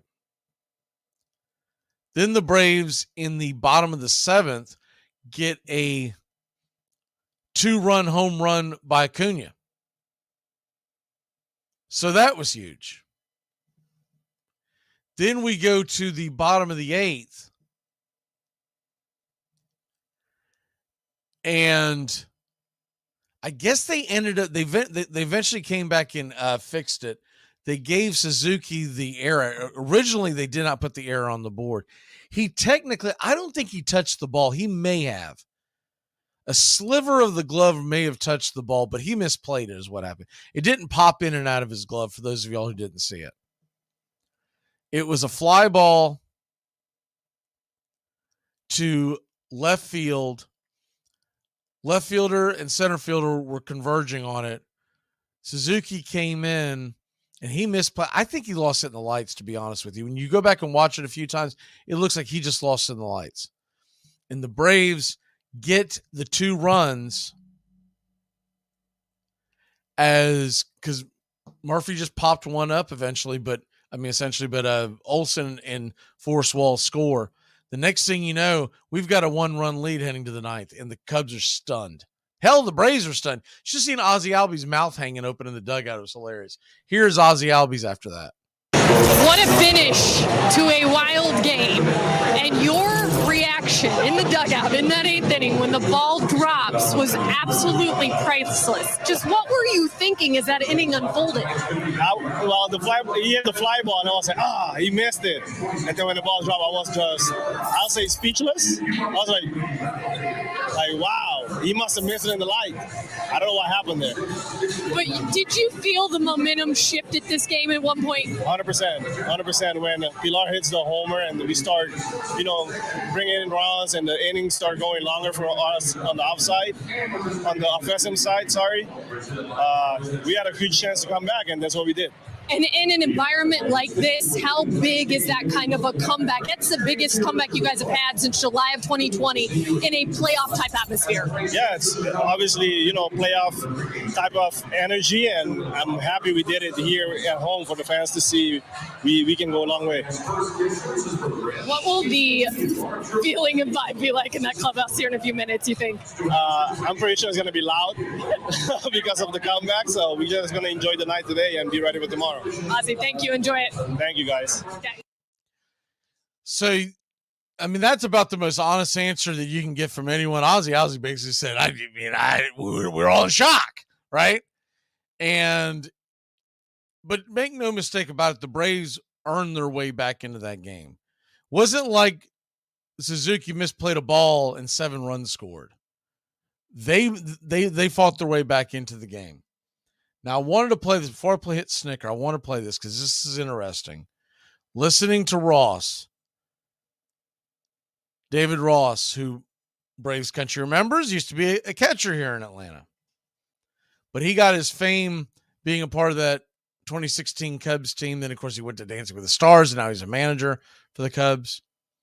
This is David Ross on the end of that game and just what's been going on with the Cubs in general. Here we go. David Ross, he's commenting on Seiya. Yeah, just, got to get some guys out. Seiya been carrying us, for over a month and a half offensively. Like, he's put us on our back. A lot of guys been scuffling. He's been the guy swinging the bat the best. So we're not going to highlight one mistake. We've got there's other areas we could have scored more runs. You guys in third, less than 2 out. There's a lot. We could have made some pitches earlier in the game, but we didn't. Got to pick our heads up. Go back out tomorrow. Steely threw pretty good. Like, he ran out of gas a little bit there towards the end. Quas comes in, gets us out of the jam. Only gives up 1 and able to clean that up a little bit. Acuna, best player in baseball right now, goes oppo, and we still have a chance to win that game. Drew threw pretty good. Had a chance to get out of that and turn it over to Merriweather in the ninth, but wasn't able to get there. So we'll be back at it tomorrow. You mentioned how good Seiya's been and just how much you feel for him in that moment because you know how hard. Yeah, nobody wants to make mistakes. Yeah. When you mentioned Steele running out of gas, what were you noticing and what were all the factors that you were weighing? Just the slider, probably not, body getting ahead of it, ball misfire up and away. Slider not quite as sharp, looked like. He was grinding there at the end. You got Pilar there at the bottom. Fall behind 3-1. He hadn't been behind really, didn't feel like all day. So falling behind 3-1, you have the homer, and your radar goes up. Pitch count wasn't up that high, and then they start to put together some good at bats there. How much more to walk like this at this stage of the season? They all hurt. Yeah, it doesn't matter. We got blown out today. They all stink. So resilient all year. Will be hard to regroup tomorrow. It hadn't been the characteristic of this team. This team's been really resilient, and with all the things that have been thrown at them all year, it'd be another test for sure. But this team's had their back against the wall all year and advanced to the bell. So got another tough task ahead of us. A really good team we're playing. Obviously, offensively, you see how quick it can turn, and they start to put together some hits and they get the ball in the air, get it out of this park. We'll come back. This is good character group. They'll come back and play hard tomorrow. So a tough loss for David Ross's Cubs, and that's got to be tough to answer those questions because Suzuki, and look, I went back and looked at his numbers. He really has been carrying this team. He's look, some guys just make a mistake. And once again, it wasn't like the ball popped out of his glove. Ball popped out of his glove, you'd be going nuts if you're a Cubs fan. It looked like, just by the way he was bending and starting to turn his head, I think he lost it in the lights. And it happens. It's a sucky part of this sport, but it happens. Guys lose it in the lights, they lose it in the sun. The thing that I will say about this with the Cubs is their good news is the Braves' magic number to clinch the NL is 1. To clinch Baltimore, to clinch Major League Baseball is 2. So they need 1 in a combination between them and the Dodgers. And they need 2 in a combination between them and the Orioles. Here's the deal for Chicago. Now we'll see what happens tonight, but the Braves, in theory, could have it all wrapped up at the end of tonight. If the Braves win, the National League's done. So that's number 1. And then essentially you're not worried about the Baltimore. Baltimore's not going to go out and win the rest of the games this week because they're not going to put their best foot forward because they're running out of gas on their own end. So if that happens, you got to figure there's a very good chance that now today it's Darius Vines. They announced that late last night. Vines is going to get the start. We know he hasn't been dominant. The Cubs ought to have an opportunity to score some runs in this game. I'm not loving our chances, but Vines, what I hope to see from Vines is that he keeps us in the game. The over-under in this game, by the way, is 9.5. I think that is going to clear big time. Jameson Taillon's on the other side of the mountain. Jameson Taillon was a big bust free agent for the Cubs. He's got an ERA over 5. The Braves ought to be able to go out there and put some runs on the board. And they got to the Cubs bullpen last night when they were trying to hold on to a lead. So it ought to be interesting to see how this one unfolds. But I would just tend to think that you're going to get a high-scoring game between these two. I think Vines is going to give up some runs. I think Taillon's going to definitely give up some runs. What I hope to see out of Vines tonight is something close to a quality start, 6 innings, 3 earned or less. But let's be realistic. We'll take 5 innings, 3 earned or less. But the Cubs bats, I believe, are going to put a charge into Vines because he's much more like, of anyone that's on this staff, he's much more like Bryce Elder than anyone else. Now, he hasn't had the control issues that Elder's had, but he doesn't have swing and miss stuff. So he's a put the ball in play kind of guy. And when you got some veterans like the Cubs do in that batting order, put the ball in play kind of guys normally turns into base hits. You can sometimes dance through danger, but I expect a really high-scoring game in this one. Let's listen to Snicker talking about last night's game and all the things that, and they do ask him about Elder. They put the kitty gloves on, but they do ask him about Elder. At the very beginning, they are asking him about Justin Steele, and the Braves finally getting to Steele, and then the rest. Especially a guy like that, the starter. I mean, he is such a good starter, good stuff to kind of just hang in there. It's kind of like you feel, keep the game close, then they see him a couple of times, they might have a chance. I mean, he's really good, and I love the way we came roaring back. Pilar getting things started with that leadoff homer there. Yeah, he swung the bat good in that series in Washington. I was glad to actually get him both of those games on Sunday just to get some more at bats. So, that was big, obviously, just kind of get us off the mat there a little bit. So what's going through your mind on that play now? I was looking at my gloves, getting ready to put, the third out down my card, and then just happened to peek up and see it. So take it.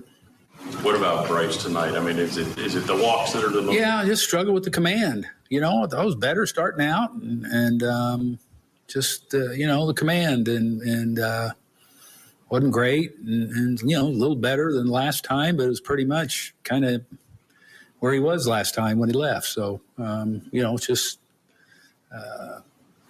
I don't know. I don't know what the reason is. Nice to see Indy have it. Like a break. Really good. Yeah, he came out fine. I mean, it was really nice how he was throwing that ball. And, he's been throwing the ball really good.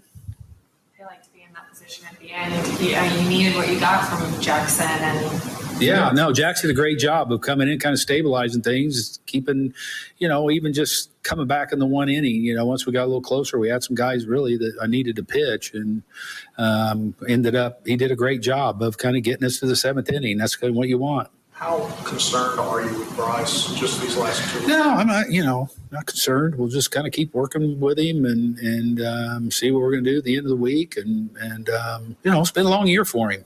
It's his first time, man, to go, the entire distance. So, it may have something to do with it. You know what I mean? It's his first experience with all this and these innings and everything. And with that being said, sometimes the postseason schedule can help with that. With we're going to have 5 days off and whatever it is. And so we'll weigh all that going forward. So there you have Snicker. And look, he's put the kitty gloves on talking about Elder. The Braves media famously does not go out and ask the tough questions. I'm sorry. There's just no way you can keep running Bryce Elder out there. There's no way. Look, we touched on this a little bit during the broadcast last night. This is what he has done. Bryce Elder. So he gives up 5 earned runs last night. And I know a lot of folks like Bryce Elder, and I like Bryce Elder long term. I think he's a fine starting pitcher, and he is going to be a part of our plans for the very foreseeable future. Just not this postseason. And if you do have him on the roster, you better treat it like an extended bullpen game. And maybe that's why you saw Kyle Wright go to the bullpen on Sunday. Maybe they're envisioning a way of piggybacking them off each other. You start Bryce Elder in the first sign of trouble, you get him the hell out of there. I just hate that game plan because it means that you've coughed up some runs. And in the playoffs, that's not really a great game plan. But this is what he's done against the Cubs, a playoff team. Most likely. 3 2/3, 5 earned runs. Oof. 4 freaking walks, and that's the big one. Gave up 7 hits. It's a terrible outing. But you wouldn't overreact to that if he hadn't just given up 3 2/3, exact same outing. 4 earned runs. 5 walks. So in last night's game, it was 5 runs and 4 walks. And the game before against Philadelphia, it was 4 runs and 5 walks. And you look at it, he's not hitting the strike zone. Then you go back to the Miami game. 5 innings, 4 earned runs, 9 hits. And I did that game. The biggest thing that I remember in that game, even though he didn't walk anybody, say, hey, that's not. He was falling behind in every count because of his command, which is why the 9 hits took place, because he would fall behind and then he's got to throw one over the plate and they're hammering it. The outing before that, you're excited because he went 7 and gave up 2, but it was to the Pirates. Let's be honest, the Pirates stink. He had a good outing versus the Dodgers. You can't discount that. He did have a good outing versus the Dodgers. I mean, damn near a miracle. But he did walk 4 guys in 6 innings. He only gave up 1 run. Somehow he scattered that with 5 hits, only gave up 1 run. I vividly remember that game, and they had ducks on the pond all game long. That was the infamous late inning home run by Arcia to win it. But even though the numbers, if you just looked at how many innings, how many earned runs, oh, that's pretty good. But he gave up 4 freaking walks along with those 5 hits. So in 6 innings, he had 9 clean base runners. Timeout before then. We forget about this because he got the win because the Braves scored 14 runs, but he was in Colorado. More of the same, 8 hits allowed, 4 earned runs. Up against the Mets, 3 walks. Up against the Yankees, 3 walks. At Pittsburgh, that one, 5 earned runs. At the Cubs, 5 earned runs, 3 walks. This dates all the way back to July, by the way. So we talked on it a little bit last night, but here's the deal. His ERA in July is 5.96. Oof. All right, guys go through struggles. It happens. His ERA in August, 4.88. His ERA in September is 5.68. It hasn't gotten better. He's ran out of gas. Not to mention the fact, here's the other thing that no one wants to really look at, those of us who pull for Bryce and we like Bryce. He's a good guy. He's got decent stuff. But the book is out on him. He had a 3.56 ERA in June. That's decent. It's pretty darn good. But here's something that you got to take away from that. He gave up 9 earned runs in 2 starts against Washington and New York in June. The walks have been a huge problem this year, and they lead to those runs. The reason why a lot of us think, oh, you just got to get it back together is because he started in April phenomenally with a 2.17. He had a 1.72 in May. And that really led to us believing that he could, really do some things. But the book is out on him, and now they are pounding him. If you took that name off the back of his jersey, you put anything else on there, Smith, Jones, whatever, you'd be like, get this bum out of here. But we keep believing because of what he did earlier in the year. 5.68 ERA in September, a 4.88 ERA in August, and a 5.96 in July. And I don't care what he does against Washington this weekend. That does not mean that he's going to be able to do it in the playoffs because Washington stinks. And we're going to the last weekend of the season, getting ready for the playoffs, and really something too with Washington. They're not going to put their best foot forward now. They're going to run lineups out there, especially now that they know that the Braves have everything sewn up. So they're not playing spoiler for the Braves.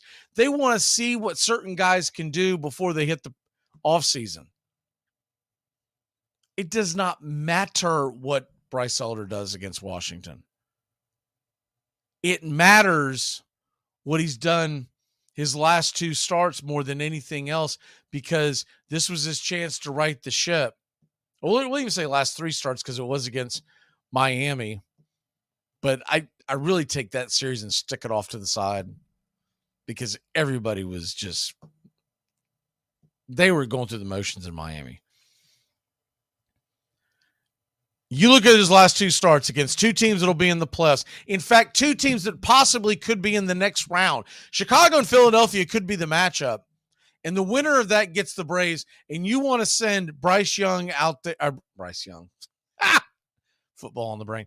You want to send Bryce Elder out there to the mound against one of these 2 teams where he gave up 3 2/3 innings, 7 hits, 5 earned runs, 4 walks, or do you want to send him to the bump against the team that do 3 2/3, 4 runs, 3 hits, 5 walks? You can't do it. There's nothing that tells me he should be on the playoff roster other than to pitch an inning or 2 in that first round, 3 at the most. But at that point, why don't I just want to go ahead and add a more dominant arm in the relief rotation? Let's do a bullpen game and get through it, and hopefully Charlie Morton's ready for round 3. Well, yeah, it's essentially round 3, the NLCS. I would much rather see a situation, and they could finagle it. There is a way around it. If you can get Jackson Stevens on that bullpen, you're going to have to do some manipulation because he wasn't on that roster prior to September, but you could do it. You could do it with some voodoo, with the phantom ILs and whatnot. But you put Jackson Stevens on that roster. You have him go out, be a part of a bullpen game that has Michael Tonkin, Jesse Chavez. That can get you through 5 or 6 innings. And I think a very competitive 5 or 6 innings. Very competitive. They're going to give you better than what Bryce Elder is going to give you. He's going to go 3 2/3 and give up 5 or 4 runs because we just saw it to the same teams that he's most likely to play. There's an outside chance it could be Arizona, maybe Miami, but most likely they're playing Chicago or Philadelphia. Most likely playing Philadelphia. And he got slapped around. I'm sorry, but you can't do it. You cannot do it. It can't be done. It can't be done. All right, let's take a really quick break. When we come back, we're going to talk about tonight's game. Going to give you the pick to click. All that jazz. It's Braves Cubs game number 2, and it's a SUPERCAST night tonight, so hopefully y'all enjoy that. We'll be back in a flash here on Braves Country. You know, it's a song that justifies drinking any time of the day, but, you know, you just say it's 5 o'clock and it's okay, right? But it only works for drinking. You know, you can't show up late for work and be like, hey, 9 o'clock somewhere. Here are some baseball facts that you might not have known. Wade Boggs was one of the greatest contact hitters to ever play the game. He was also known as a guy who had some weird superstitions. He would field precisely 150 ground balls before games. He would start his batting practice at 5:17 p.m., and he would run sprints at 7:17 p.m. Additionally, he would write the Hebrew word Chai, which means life, in the batter's box before every at-bat, even though Boggs isn't Jewish. Armchair Quarterbacks Radio covers the whole SEC the whole season long. Down. Here's Tua stepping back, loads up, looks long, throws, end zone, touchdown! Alabama! Devontae Smith! Touchdown, Alabama! Again, it's going to be Crapel, Wing, and the kicker, Drew Alamo. LSU remains undefeated. Passes away, penalty flag down. Lamar Thomas has got it. Lamar Thomas is on his way down the sideline. George Teague is after him and runs him down. Takes the ball away from him. Armchair. These are the saddest of possible words. Tinker to Evers to Chance. Trio of bear cubs and fleeter than birds. Tinker to Evers to Chance. Thoughtlessly pricking our gonfalon bubble. Making a giant hit into a double. Words that are weighty with nothing but trouble.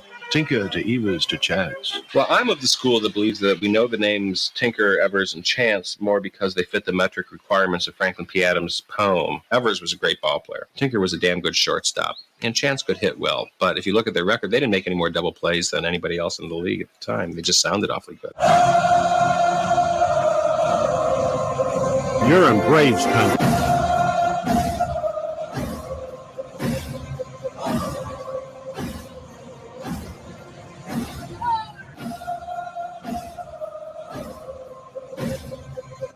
Welcome back. All right, so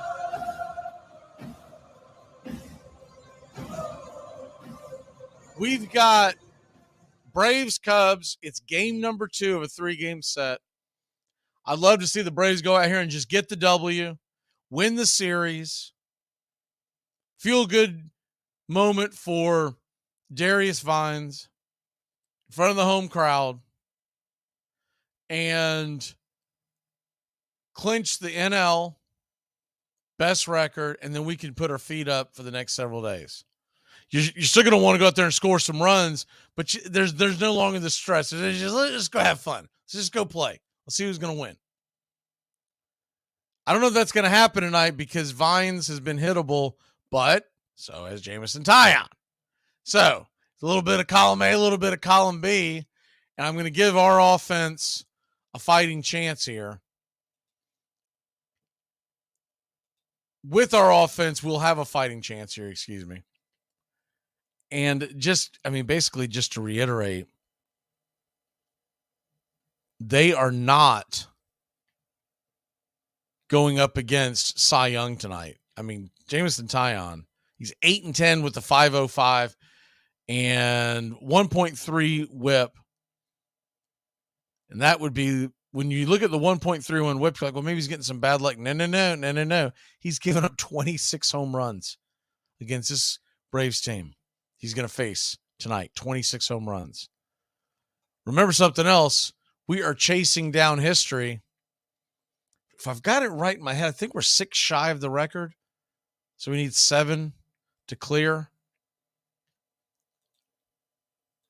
Because we last night with the home runs of Acuna and Kevin Pillar, you have to look at that as well as if fans are getting into that kind of stuff, right?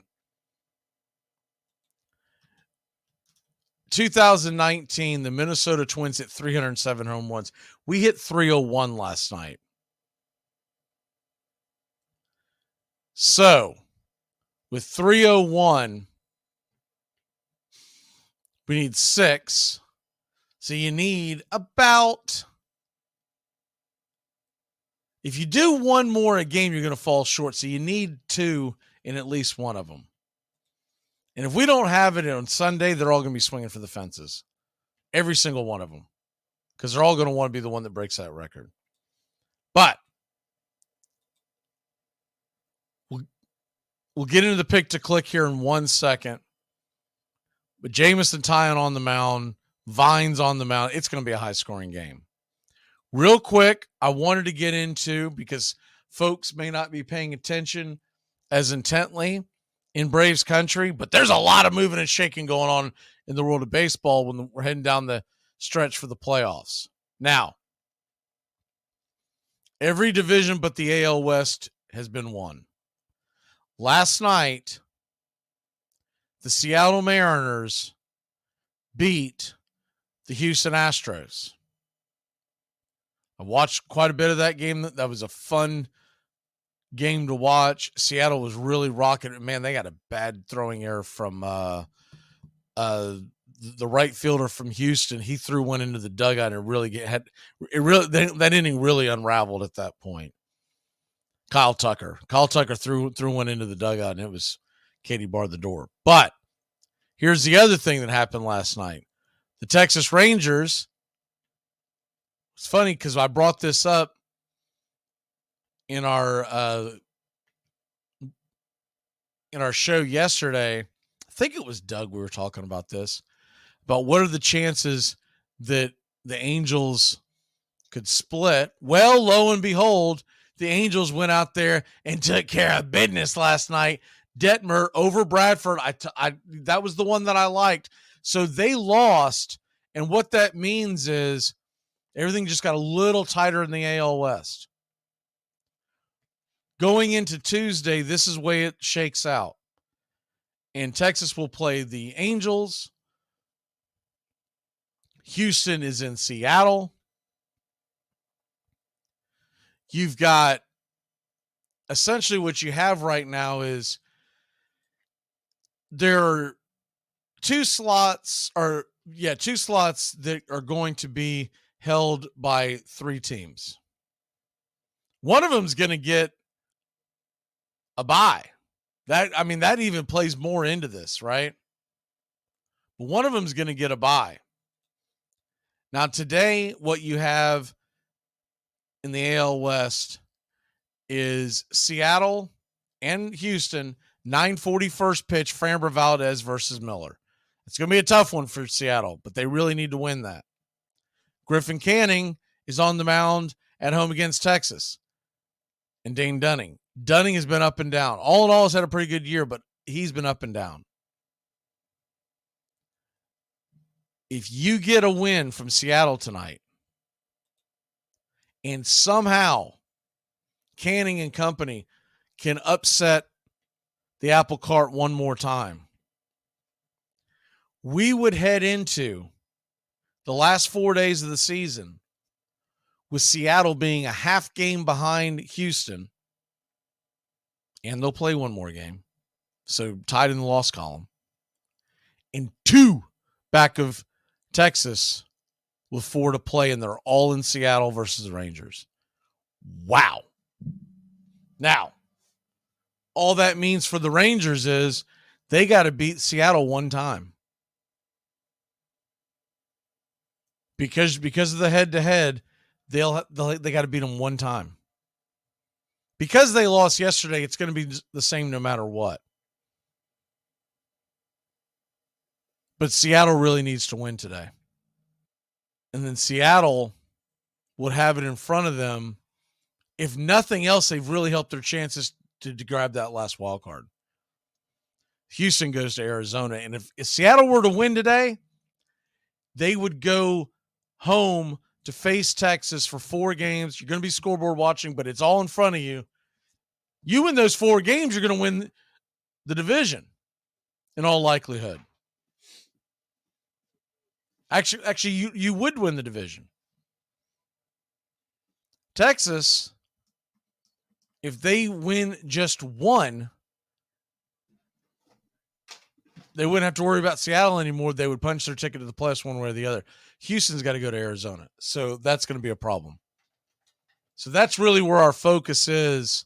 Now, Toronto, they had Kevin Gausman on the mound. He pitched a good game, but they got shut out at home against the Yankees. So things are getting a little hairy because Seattle is now a half game behind Houston. Houston has the last wild card spot, the number 6 seed. Toronto has the number 5 seed. Seattle is 2 games behind Toronto. Tampa Bay is going to host the first round as the number 4 seed, just like Philadelphia will host the first round as the number 4 seed. In the National League, this is what it looks like. The Reds came back and won, a big W. The Marlins play 2 today in New York. So going into today, you have Marlins are a game in front of the Reds.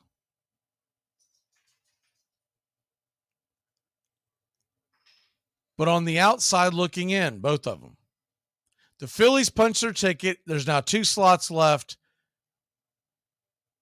Arizona has a 1-game lead over the Cubs. Miami is a half game back of the Cubs. They own the tiebreaker. And the Reds need a lot of help, but they've got to win the games in front of them. They realistically can't afford a loss at all this week. We talked about it on yesterday with our Reds guy Doug that came on. Essentially, they might be able to absorb 1 loss, but it's going to be sticky. It's going to be real close. So there you have that. A lot of fun stuff going on the next several days. This is the best time of the year. It really is.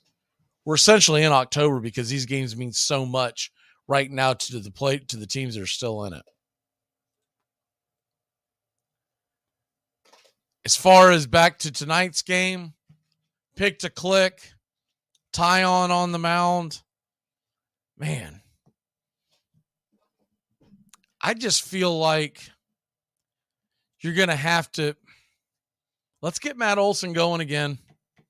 Let's get him going again. Pick to click Matt Olson. I want to see Acuna really wake up. I feel like he's bubble wrapped himself the last few weeks. I really do. He is not running hard down the baselines. I know he's being told not to do that. I get that, but it drives you nuts. And they're doing this because the last thing you want to do is have him pull a hamstring, taking the place. I get that. I want to see Acuna get that stolen base to 70. I just don't know if he's going to get there because I mean, they've essentially bubble wrapped him.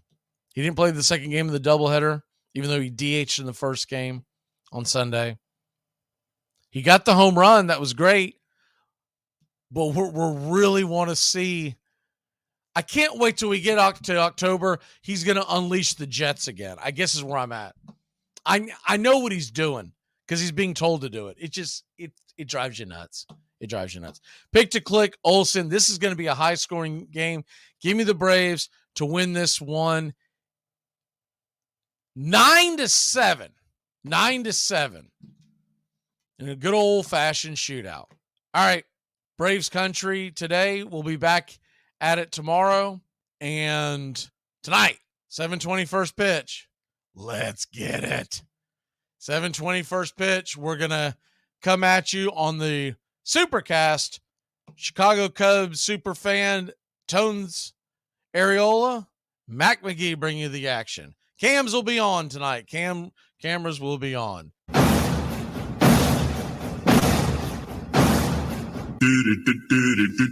Goodbye, sweetheart, well, it's time to go. We're back tomorrow with another show. Well, unless we're fired, we'll talk to you then. Goodbye, sweetheart, goodbye. Goodbye. Guys and gals, it's time to go. We'll see you on the next show. Same bat time, same bat channel. Thanks for listening to Braves Country with Mac Magee and the Armchair Quarterbacks on 99.1 FM WQEE, The Key in Noonan, Georgia, and simulcasting on youtube.com/@Braves Country. Braves Country comes your way weekdays, 3 p.m. Eastern to 5 p.m. Eastern. Please follow, like, and subscribe today. Armchair Quarterback Radio, your first choice for Southern sports. Something of the 5th of September. Something of the 5th of September. She said a lot that I can't remember. Something of the 5th. Can I get another cigarette, please? Can I get another cigarette, please? Yeah, I know I live to regret it. Just give me another cigarette, please.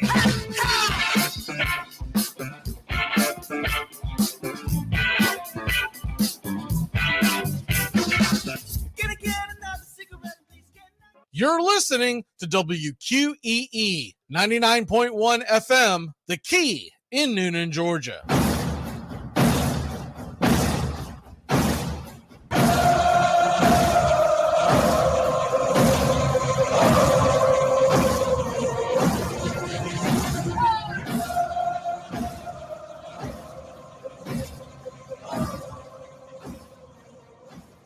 On a beer?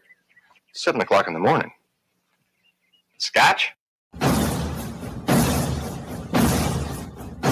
You can't drink like me, you can't smoke like me. So don't try and be like me. Let's party together. There's something kind of about a kid that's never played baseball. If baseball is about caring, about loyalty and rivalry. Baerga is 0 for 3. Left center field. Grissom on the run. The team of the 90s has its world championship. There's a very peaceful thing. It was created and played in pastures and meadows. There's grass, there's outdoors, there's everything that people thought was American and feel about America. You get in a ballpark, and it's the wonder of walking through that dark tunnel and seeing a huge open space where men play the little boy's game.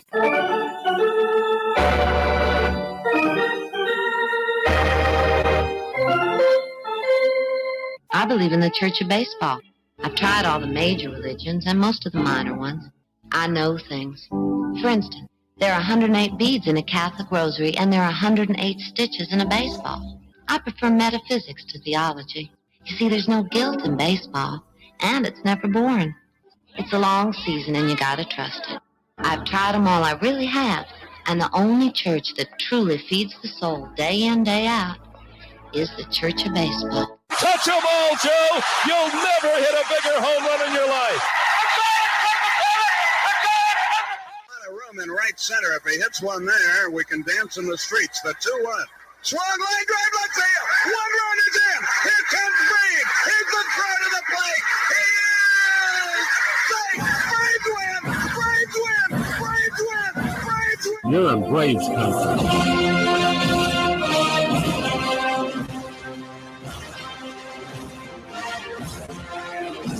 We're down to 1 strike here. Gurriel, the last hope for the Houston Astros. Here's the 0-2 pitch.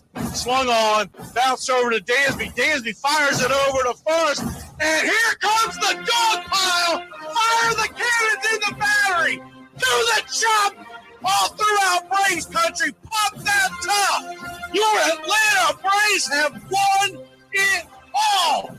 Oh, say can you see by the dawn's early light what so proudly we hailed at the twilight's last gleaming, whose what stripes and bright stars through the perilous fight o'er the ramparts we once were so gallantly streaming, and the rocket's red bells bursting in air gave proof through the night that our flag was still there. Oh, say does that star-spangled banner yet wave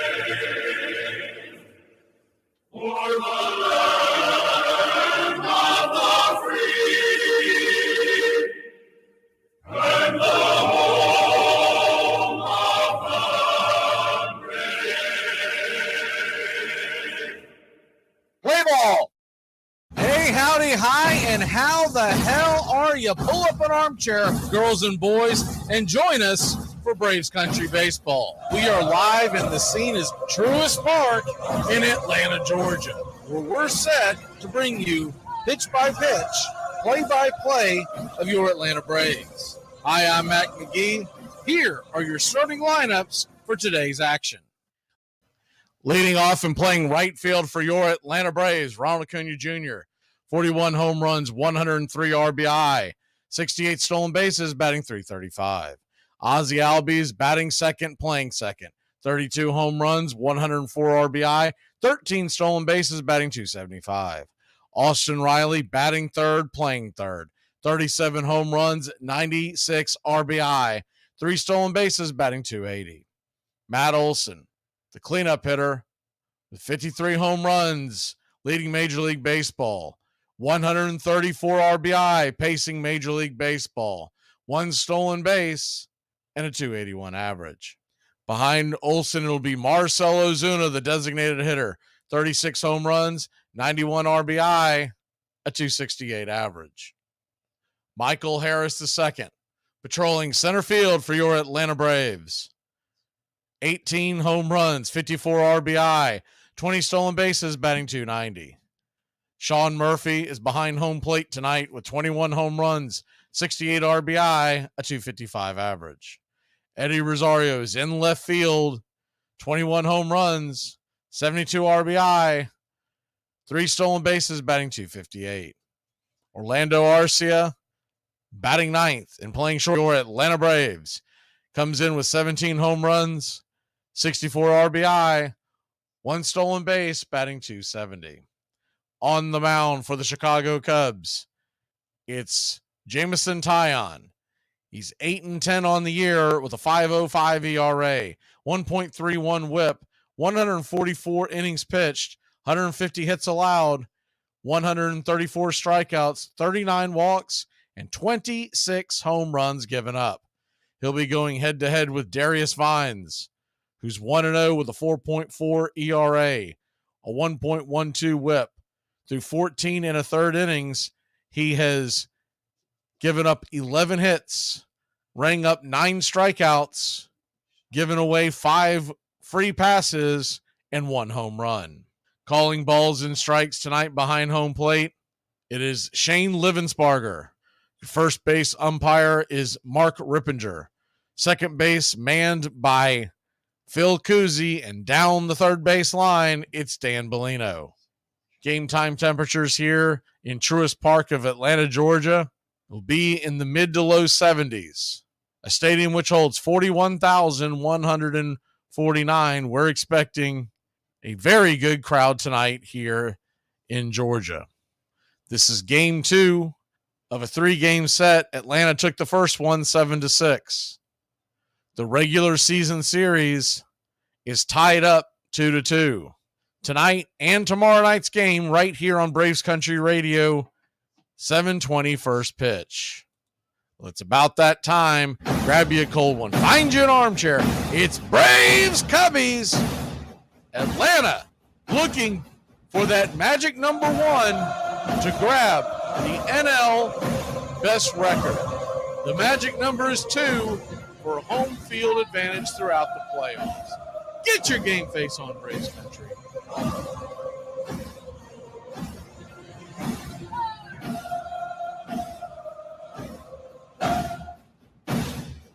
Get this bus moving. Stop. Come back. Too late. Roll call! Yeah, roll call! You're in Braves Country. Good evening, Braves Country. Not sure where my counterpart is, but he is supposed to be here, so we'll see when he shows up. Do some roll call real quick, and then maybe jump into a break. He was supposed to be here to do pregame, so we'll see what happens there. Good evening, AY, Keith, Rebel, Jeremy, Shownuff, Jameson, D, Goat. See if I don't think I've missed anyone else. If we missed your name, just throw it back in there in the chat. And Braves magic number is now 1, so we're looking forward to that as your Atlanta Braves are very, very close. We're 1 game away. We got the magic number 1. I'm going to go ahead and take a really quick break, and then we're going to get into first pitch.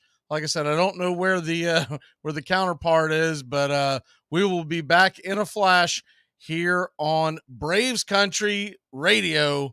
Keep it locked in here on your CBS Sports affiliates nationwide. Fatigue makes cowards of us all. You can't play fatigued. Therefore, it's up to you to be in prime physical condition. You've got to keep yourself in prime physical condition because a fatigued player is a coward. Armchair. Tom has been a teacher for over 40 years. One day, I think one of the students had asked the question and he didn't remember the answer. And I also noticed that he was letting his class out earlier than they were supposed to let out. I was really starting to worry. Levi and I talked about how it would change our lives, but he was there beside me. When something feels different, it could be Alzheimer's. Now is the time to talk. Visit alz.org/ourstories to learn more. A message from the Alzheimer's Association and the Ad Council. It all starts with just one thing. When recycling, rinse out jars and cans, and avoid recycling wax paper or paper soiled with food. This will reduce recycling contamination. Find tips and more at onethingus.com. What's your one thing? He batted .321 or better over 9 consecutive seasons and stole 436 bases. Although he was short and weighed barely 120 pounds, he tripped opposing runners on the base paths, blocked them, spiked them, and rarely complained when they did the same to him. We'd spit tobacco juice on a spike wound, he remembered, rub dirt in it, and get out there and play. Mayhem seemed to follow John McGraw wherever he went. When he got into a fist fight with the opposing third baseman in Boston in 1894, both benches emptied. Fans began brawling. Someone set the stands on fire, and the entire wooden ballpark and 170 neighborhood buildings went up in flames. You're listening to Braves Country Baseball on Braves Country HD.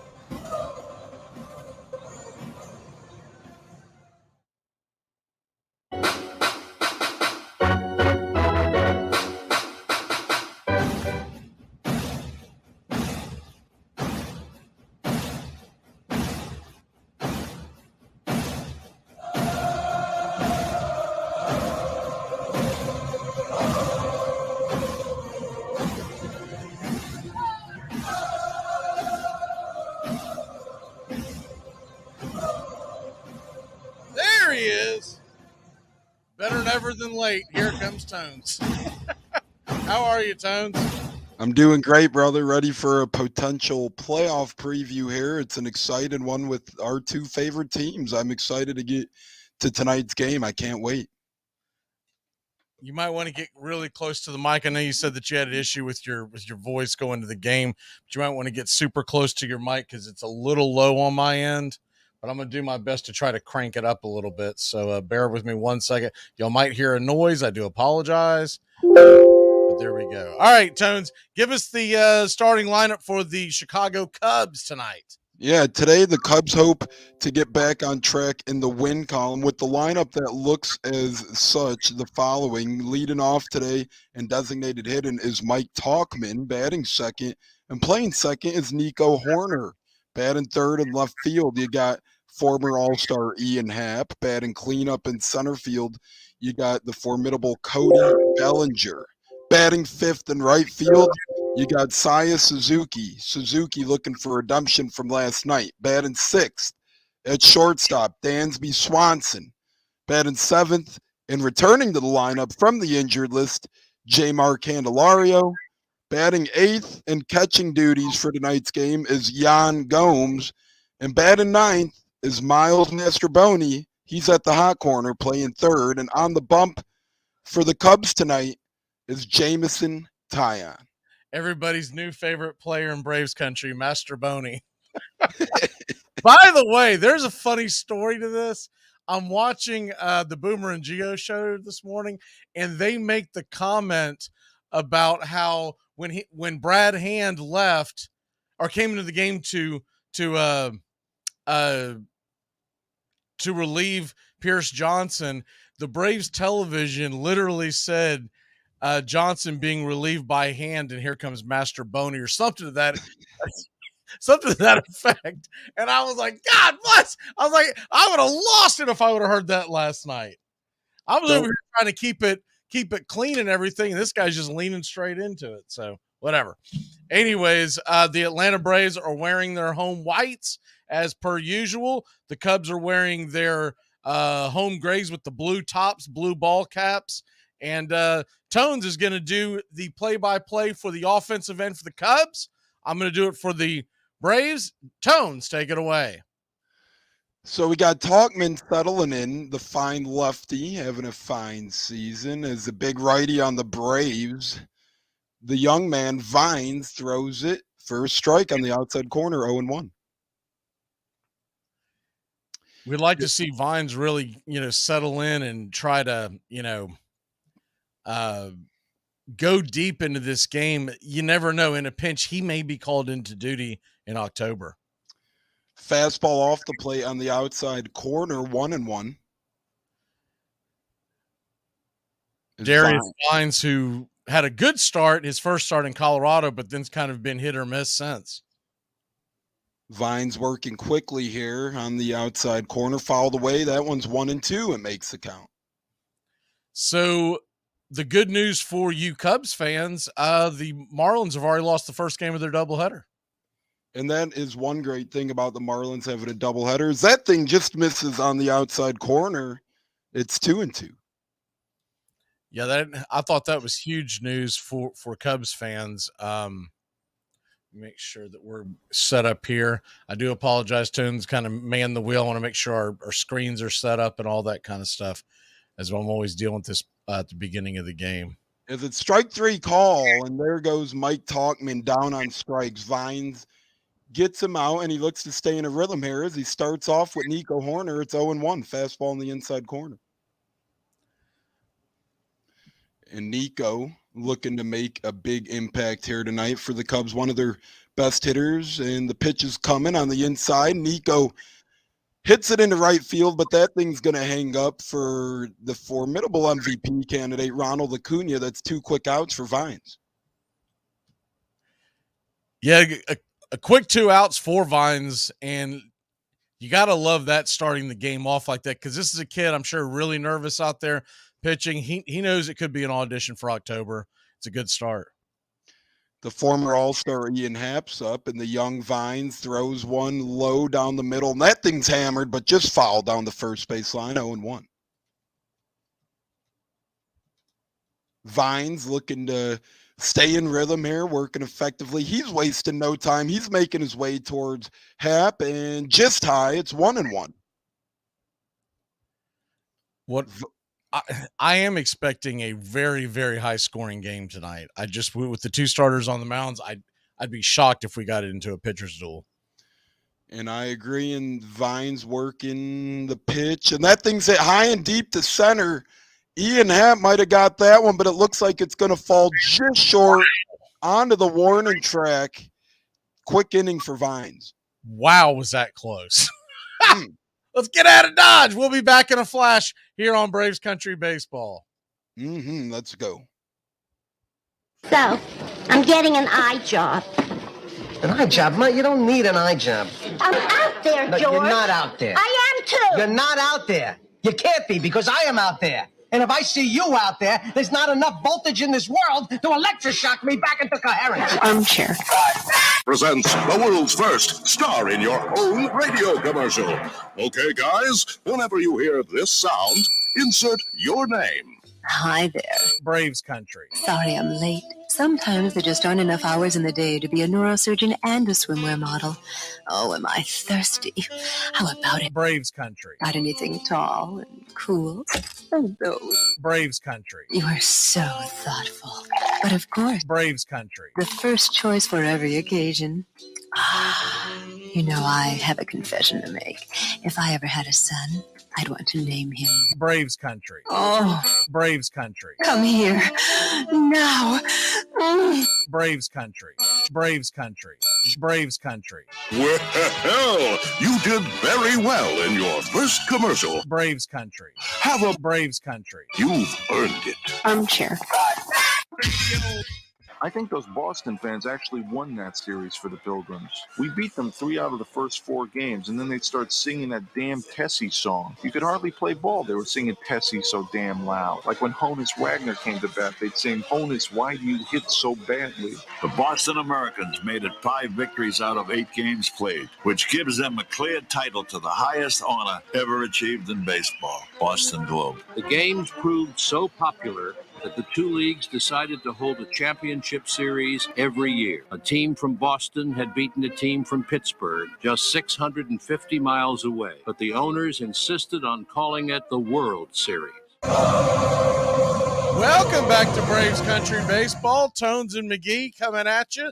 First pitch on the way to Ronald Acuna Jr. swung on and rifled foul towards the first base dugout. It is 0-1.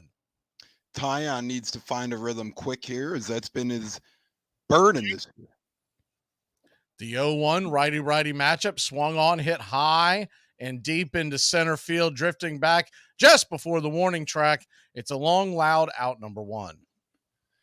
Almost identical to Hap's long fly ball. Maybe center field long flyouts are going to be the theme of tonight's ball game here. Ozzie Albies will step in. Ozzie batting from the left side, facing the right-hander, and it is a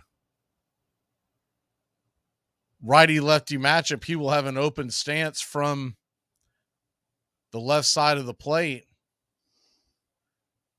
First pitch on the way is misses outside for a ball. It's 1-0.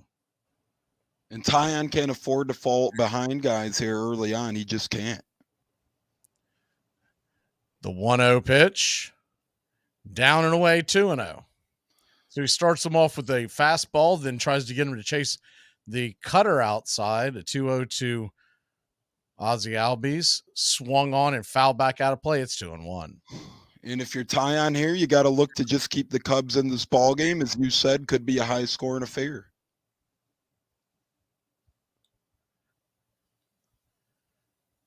The 2-1 pitch to Ozzie, swung on, lifted high and deep. Going back on the track. Is it gone? It is gone! Ramalama ding dong, a solo blast, and your Atlanta Braves have quickly jumped up on top. It's 1-0 Hotlanta. Just not ideal if you're Jamison Tyon and the Cubs. 372 happy feet over the wall, just cleared it. high, towering shot, and the Braves jump out in front first. Like I said, Jens, I do think this is going to be a high-scoring game. So Seems that way. If you're a Cubs fan, I wouldn't get my dauber in the dirt because I'm telling you right now, I don't even know how deep Vines will pitch. First pitch on the way to Austin Riley, swung on, foul back out of play. It was really a towering fly ball to right off the bat of Ozzy. That's the second one he's hit this week. In the second one he's hit this calendar week, it just scrapes over the right field wall. The 0-1 pitch misses outside 1-1. The 1-1 delivery swung on, fisted over to short, should be playable. Dansby has it, flips it over to first, and it's a 6-3 put out for out number 2. And with Tyon on the bump, he does have some former Gold Glovers behind him. Dansby, Ian Happ, Cody Bellinger. Not necessarily the worst thing if the ball is in play, but you just got to keep it in the yard, something he hasn't done yet. So you got 2 down, and now Matt Olson comes to the plate. Matt Olson, batting .281 with 53 home runs, pacing Major League Baseball, takes the first pitch up top for a strike. High and outside, it's 0-1. Is there a better 1-2 punch in the land than Acuna and Matt? If there is, I don't know about it. The 0-1 pitch swung on and foul back out of play. It's 0-2. I guess Dodger fans are going to tell you that it's probably Mookie and Freeman, but I'll take Acuna and Matt, especially considering the fact they're a lot younger. Mm-hmm.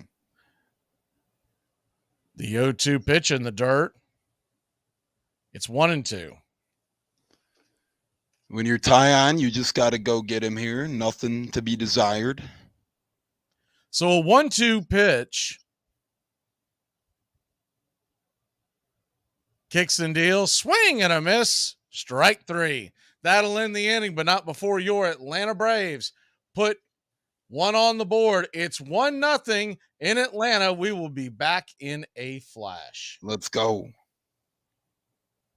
Hitting is not about muscle. It's simple physics. Calculate the velocity V in relation to the trajectory T, in which G, gravity, of course, remains a constant. It's not complicated. Now, who are you again? Assistant to the traveling secretary. You're the guy who put us in that Ramada in Milwaukee. Want to talk about hotels? You want to win some ball games? Hey, we won the World Series. 6 games. Hey, Braves Country. Braves Country HD is bringing you Braves Country Baseball. Braves Country comes to you every Tuesday night and Friday night, and 2 bonus games every week. Hi, I'm Mac Magee, and we'll be bringing you play-by-play, pitch-by-pitch of your Atlanta Braves. It's free to listen. Please like and subscribe. YouTube.com/@Braves Country. Braves Country Baseball for the fans, by the fans. This helpful instructional message from the National Association of People Who Have Trouble Walking and Chewing Gum at the same time. Step, chew.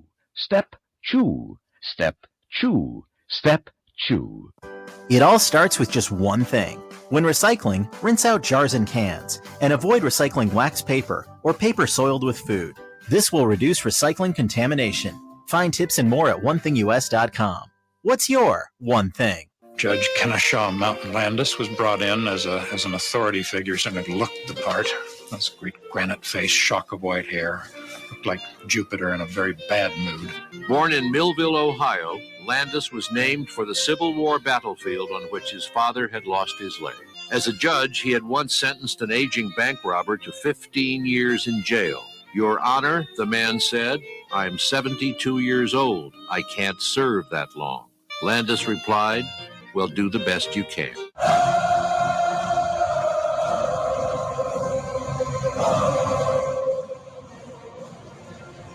Welcome back to Braves Country. As the first pitch from Vines is a ball, 1-0, but he's working quickly here. Dust up to Cody Bellinger and fires away a fastball on the outside corner, 1-on-1. Yeah, like to see Vines get back to work here. I mean, he had a pretty quick inning to start it all off.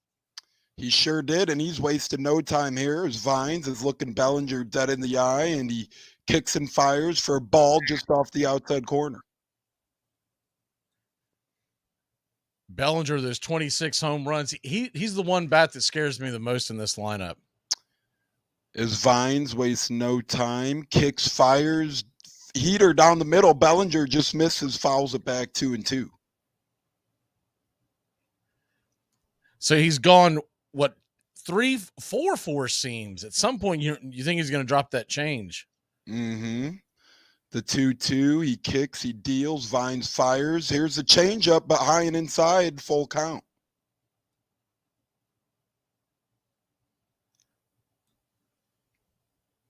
Here it is, the full count pitch. Vines delivers to the mound. Bellinger slaps one. It's high and out of the zone, but Bellinger able to hit it the other way. No one's over at third. Bellinger with an easy single down the line. You know, we talk about this quite a bit, but if you're going to have the defense playing to pull, why in the world are you pitching to the outside part of the plate? Mm-hmm. I'm not saying that one is better than the other, but I'm saying you either pitch them inside a little bit or you play them honest on the defense. Couldn't agree more. As Vines fires to Sai Suzuki now, the fifth hitter, and it's a ball low and away, 1-0. Vines gets the ball back, working quickly on the mound here. Tries for the same spot almost, but takes a little speed off. Still falls short on the outside. It's 2-0. Last thing you want to do is fall behind this guy because I would think he wants to right the ship from last night. What was your thoughts on that, on the gaff out in right field, Tones? I feel bad. He obviously has to make the play as Vines deals to the mound now. And it's 3-0, but I do feel bad, Magee, as Suzuki has been such a critical part to this team the past 6 to 8 weeks, really all season long, and really unfortunate for someone who's busted his tail as Vines now puts Suzuki on base, men on first and second, no outs. But I felt bad for the guy, and you can tell he felt bad as well, but you do have to make that play when it's all said and done.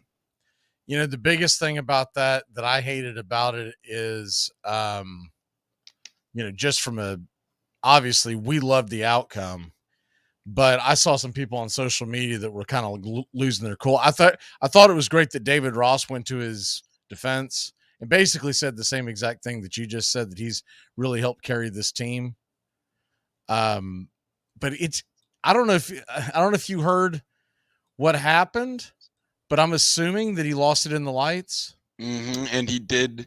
As Vines fires away 0-1 here on Bansy Swanson, he did lose it in the lights according to him and his interpreter.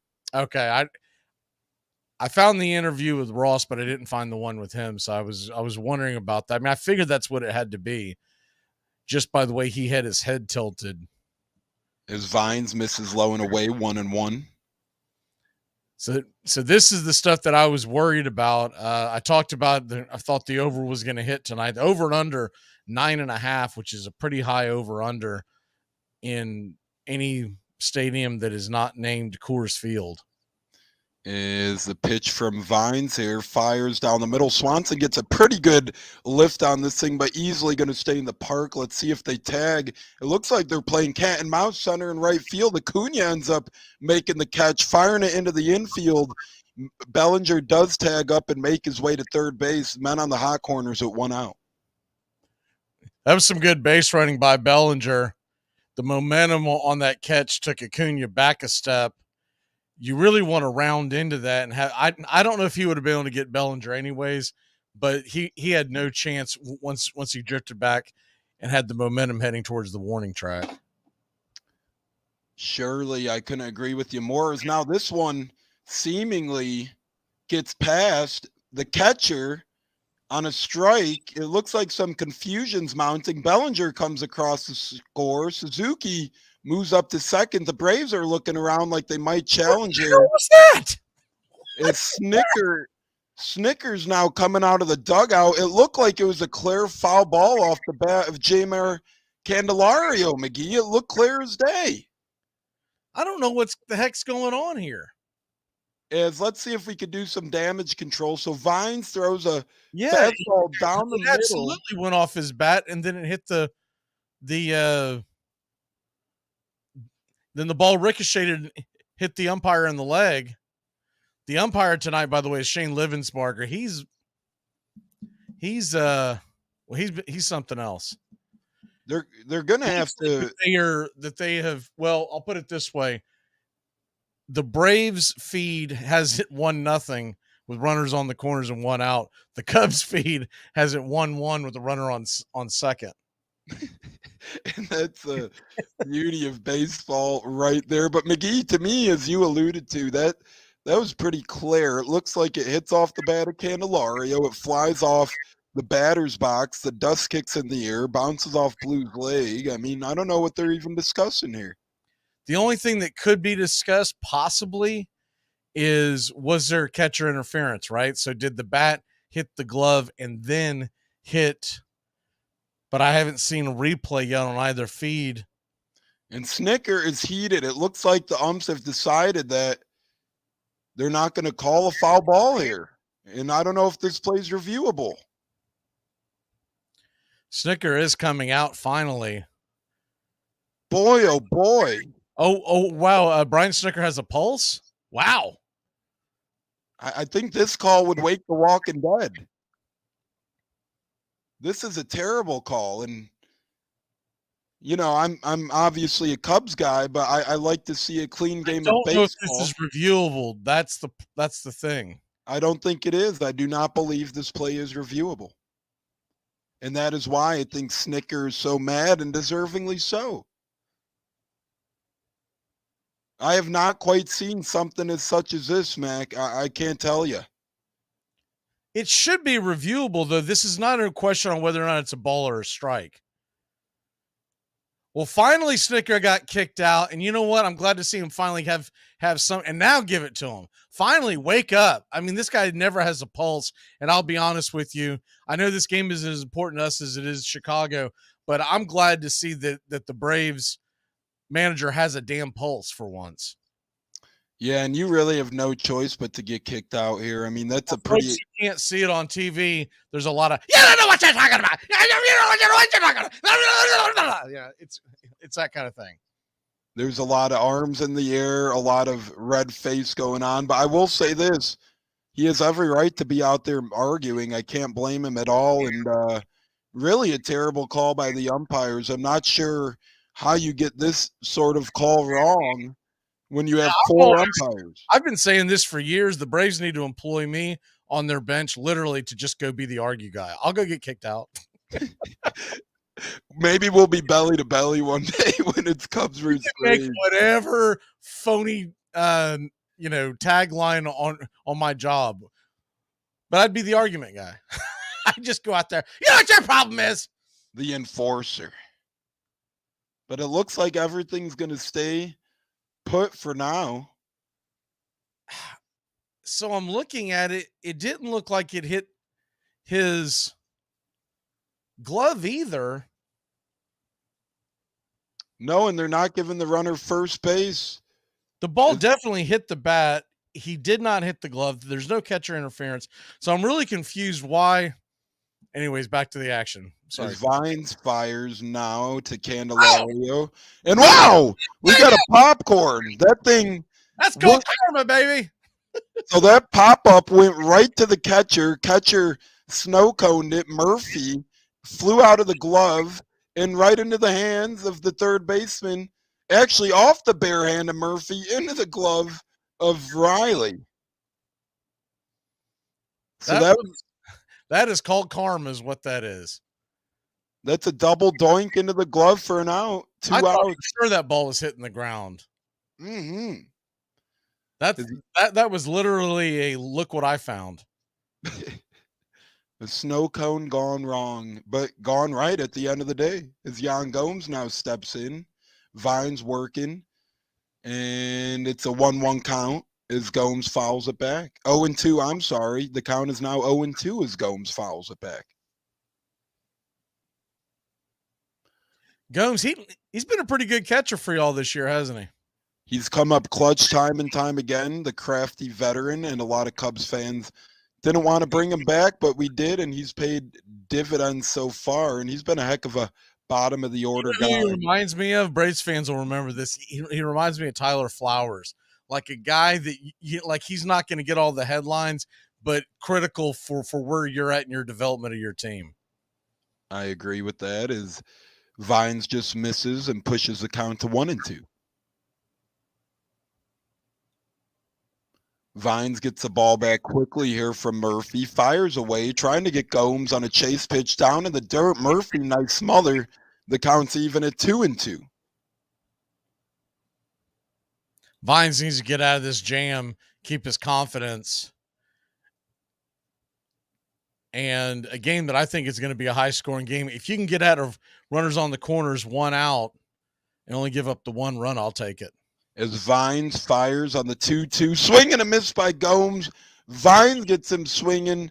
Nice job by the young man to work out a danger. We'll be back in a flash here on Braves Country. Don't go anywhere. McGee and Tone. Guess what? Lena found out how I got her number. Really? How'd you do that? A friend of Susan's. My Susan? Why'd you tell her? You just robbed a house. You have all this great stuff that now belongs to you, but you got this annoying pang of guilt nagging at you. Well, worry no more, because your friends at Cell Block Greeting Cards have the answer for you. Introducing our new line of petty crime thank you cards. Before you smash and grab one of our cards and leave it behind on your next heist. Choose from any of these fine heartfelt cards like thank you for the plasma TV, or thanks for the PlayStation, alcohol, and penny jar, and don't use your toothbrush, for limited time, introducing I'm still in the house, and many more sentimental petty crime thank you cards. Available at any back alley, shadowy parking lot, or Armchair. To protect his family from disaster, Steve used his camera phone. Done. By taking pictures of his important documents, Steve can always have them stored online. Learn more simple disaster prep tips at ready.gov. A message from FEMA and the Ad Council. Between 1900 and 1910, country boys and immigrant sons and factory workers and streetwise toughs played on thousands of teams in hundreds of leagues from Maine to California. For the first time, big league scouts began to travel the countryside on the lookout for future stars. Sports writers called them ivory hunters. It would be an era that placed a premium on pitching and speed, in which runs were assembled slowly, one base at a time. It would see one pitcher win 41 games in a single season, and the hardest hitting team hit just 16 home runs. You're listening to Braves Country Baseball on Braves Country HD. Please like and subscribe today, youtube.com/@Braves Country. Welcome back to Braves Country Baseball, SUPERCAST with Cubs superfan Tones Ariola. First pitch on the way to Marcell Ozuna is right there for a strike on the outer edge. It's 0-1. Marcel's been a beast. The righty-righty matchup, 0-1 pitch. Just kisses the outer edge again, 0-2. He's been really good this year, McGee. After a slow start, exceptional Marcell Ozuna. Yeah, he's been about as good as anybody in baseball after the month of April. He's just been absolutely unreal. The 0-2 pitch to Ozuna, swung on, laced into right field. That ball's going to get down where the green grass grows. Here comes Marcell Ozuna. He's rounding first, heading to second, and your Atlanta Braves have a leadoff double. What looks like it's going to be an old-fashioned shootout between the Cubbies and the Bravos. Looks like we're heading that way. That was a really nice hit ball there off the bat of Ozuna. That thing was absolutely smoked. He corked that one as it made all the way to the wall between Suzuki and Bellinger. Nothing they can do. So that'll bring Harris to the plate. Michael Harris, the second, is batting sixth tonight, not his traditional ninth. They've been shuffling this lineup the last few days. The first pitch is in the dirt, taken by MH2, and it's 1-0. Harrison's had a really nice bounce back to the year as well. Braves 1, Cubs 1. Ozuna bouncing back and forth from second. The 1-0 pitch off the plate wide, 2-0. Harris is kind of one of those under the radar MLB players, in my opinion. Doesn't get the credit he quite deserves because of all the star power. The 2-0 to Michael. Tyon comes set, flips it up there, swung on, rifle back foul. It's 2-1. As Tyon's going to have to continue to dig deep here and really keep the Cubs in this ball game. We can't afford to let the Braves get out of hand with this one. So expectations as a Cubs fan, Tyon, going up against his offense, how many innings? What's your approach as a fan? Is the pitch on the way to Michael, swing and a miss, 2-2. Pipe dream, 6 innings, 3 runs, but let's be in realistic. Like what are you going in saying? All right, if we can get this, I can live with that. Because I mean, for instance, with Vines, I can live with 5 and 4, 5 innings, 4 earned. I would take 6 and 4 with Tyon just because our bullpen's taxed. Gotcha. Braves have not announced a starter yet for tomorrow's game. Could be a number of options. What they've been doing here recently is they've been waiting until the post-game press conference to officially announce it. The 2-2 pitch, swing and a miss, strike 3. Chase the curveball. May have been a strike anyways, and there's one away. Yeah, and I think that would have been a strike anyways. That thing had some nice bite on it from Tyon, didn't it? Carrying in, it looked like it had some good giddy up on that thing. Yeah, it was a curveball, but it almost had like slider bite. It sure did. First pitch on the way to Murphy, swung on, grounded up the middle. Deep into the hole is Swanson. He's got plenty of time with the slow-running Murphy. 6-3 put out. Ozuna has to stay put at second, and there's quickly 2 away. Yeah, that thing, our middle infielder is our biggest meat on the bone on defense, and it's really going to be hard to get anything past these guys. Nice job there to make sure you get the out. Tyon needs to get out of this. So 2 down. Eddie Rosario stands in. Pitch on the way to Eddie, swung on and fouled back out of play. It's 0-1. Rosario is kind of created a nest of a fan favorite, it seems, as they often chant, Eddie, Eddie. The 0-1. Pitch on the way, swung on, chased one out of the zone, taps it off the plate. It's 0-2. And he's been on the brighter half of a platoon with Kevin Pillar in the outfield. Braves 1, Cubs 1, bottom 2. Ozuna stands on second, 2 away. Tyon kicks and deals. Swung on and lightly hit over to second. Should be out. It's a 4-3 put out. Eddie busting down the line, but not quite fast enough. We'll be back in a flash here on Braves Country. Cubbies and Bravos tied up at 1. I started blasting. Bang! Bang! Well, I don't see so good, so I missed. Then they ran away. I ran after them. Okay. Bang! Try to shoot him in the back. But I don't want so good either. Anyway, you guys all think I'm a hero, and I'll accept that responsibility. You'll do anything to stay healthy. So isn't it time to think about your water? Aquasana water filters remove contaminants other filters don't, like lead, bacteria, viruses, and pesticides. Up to 99% of 88 contaminants, while leaving vital minerals you need like potassium, calcium, and magnesium. Visit waterfilter.com now. Pure, delicious water and the ultimate peace of mind. Aquasana. Better water, better you. You're listening to Braves Country Baseball. Please like and subscribe today. YouTube.com, Armchair Quarterbacks 1. It all starts with just one thing. When recycling, rinse out jars and cans, and avoid recycling wax paper or paper soiled with food.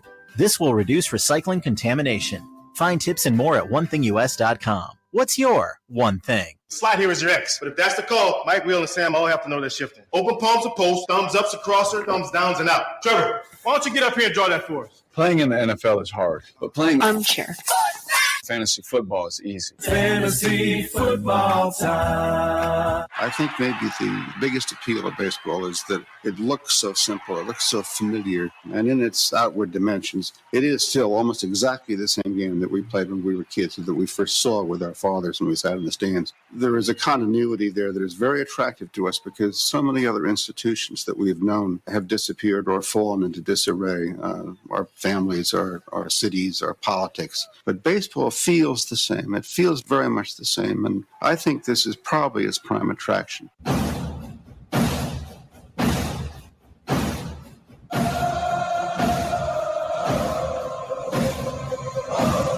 Welcome back into Braves country, special edition, Tampa Tones, sitting alongside my man Mac Magee here as the Cubs are battling the Braves, as this is a potential playoff preview, as Vine's battling here. Really efficient through 2 so far, just at 30 pitches, fires to Mastroboni, misses. It's 1-0 on the outside corner. Yeah, Vine's had kind of a long second inning, so you'd like to see him go back out there and have a quick third inning, get settled back down. As it's 1-1, as Vines works here on the 1-1 count, misses pretty wide and outside to Miles Mastroboni to make this count 2-1.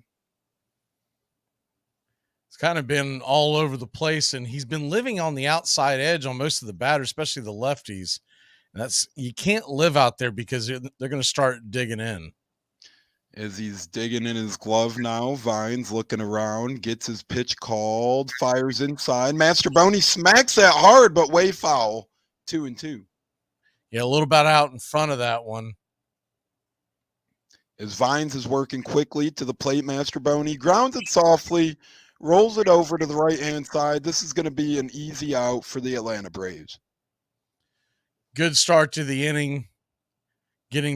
Vines is never going to be a guy that's going to go out there and strike out a lot of batters. He's got to use his defense, and he can't be afraid to have that ball hit. And when he's out there facing, look, he's facing a big lefty lineup tonight. You're going to have to go in and out. You can't live on the outside. That's for sure. As the leadoff hitter Talkman settling in, and that thing misses for a ball. 1-0, as that just misses outside. Vines working his way back here. Talkman fouls one away now as the count propels to 1-1. So you got a 1-1 count, and both pitches have been on the outside. That's where he's just been absolutely sitting. Once again, the more he sits out there, they're going to start digging in. Is 2-1 now as Vines just misses, and he's looking in. He's working quick here. Vines to Murphy on the 2-1 inside corner. Talkman smashes that. Talkman hammers that. That thing is a Mike Talkman bomb. Talk it how you walk it. 2-1 Chicago Cubs. That thing was smoked. Yeah, he put that into the chop house. That was a hanger, and he did not miss that one, but it was a changeup that was on the inner cut. You put a changeup on anyone in Major League Baseball, belt high, right in their sweet spot, you're asking for trouble. As you alluded to, Magee, that's Talkman's sweet spot, a lot of people's sweet spot, but Talkman's as well. As Horner steps in now, and Vines fires it away off speed on the outside corner, 0-1. Real quick update on the scoreboard for the games that matter. Miami leads the Mets 1-0 in the second. Good news for the Mets. I mean, for the Cubs fan out there, Kodai Senga, the Mets' best pitcher, he's pitching in that game tonight. That's always a treat. He's been a beast his rookie year. As now it's 0-2 to Horner, as that one's down the middle. Cleveland on top of Cincinnati 4-1. That game is in the seventh. See other games of interest. Baltimore 4-1 over Washington in the fifth. So we're not getting help in Washington if we want that best record. As Horner rolls over on one now to the right side of the infield, Albies is able to corral it easily, fires over to the first baseman Olsen for a quick out, and that puts 2 away now in this inning. Great job by Vines using his defense, getting him to reach for a soft one on the outside, and he just kind of dribbles it over to second. And that's the kind of stuff that can get him deep into the game and could get him another look. Yeah, absolutely. As he's trying to just stay in this one as long as he can at this point, as Hap steps in and Vines leaves one down the middle to Hap, and Hap gets a hold of one. Hap hits one high. Hap hits one deep. That thing is gone into the right center field corner over the fence. Ian Happ, the former All-Star, gives the Cubs a 3-1 lead. Another hanger.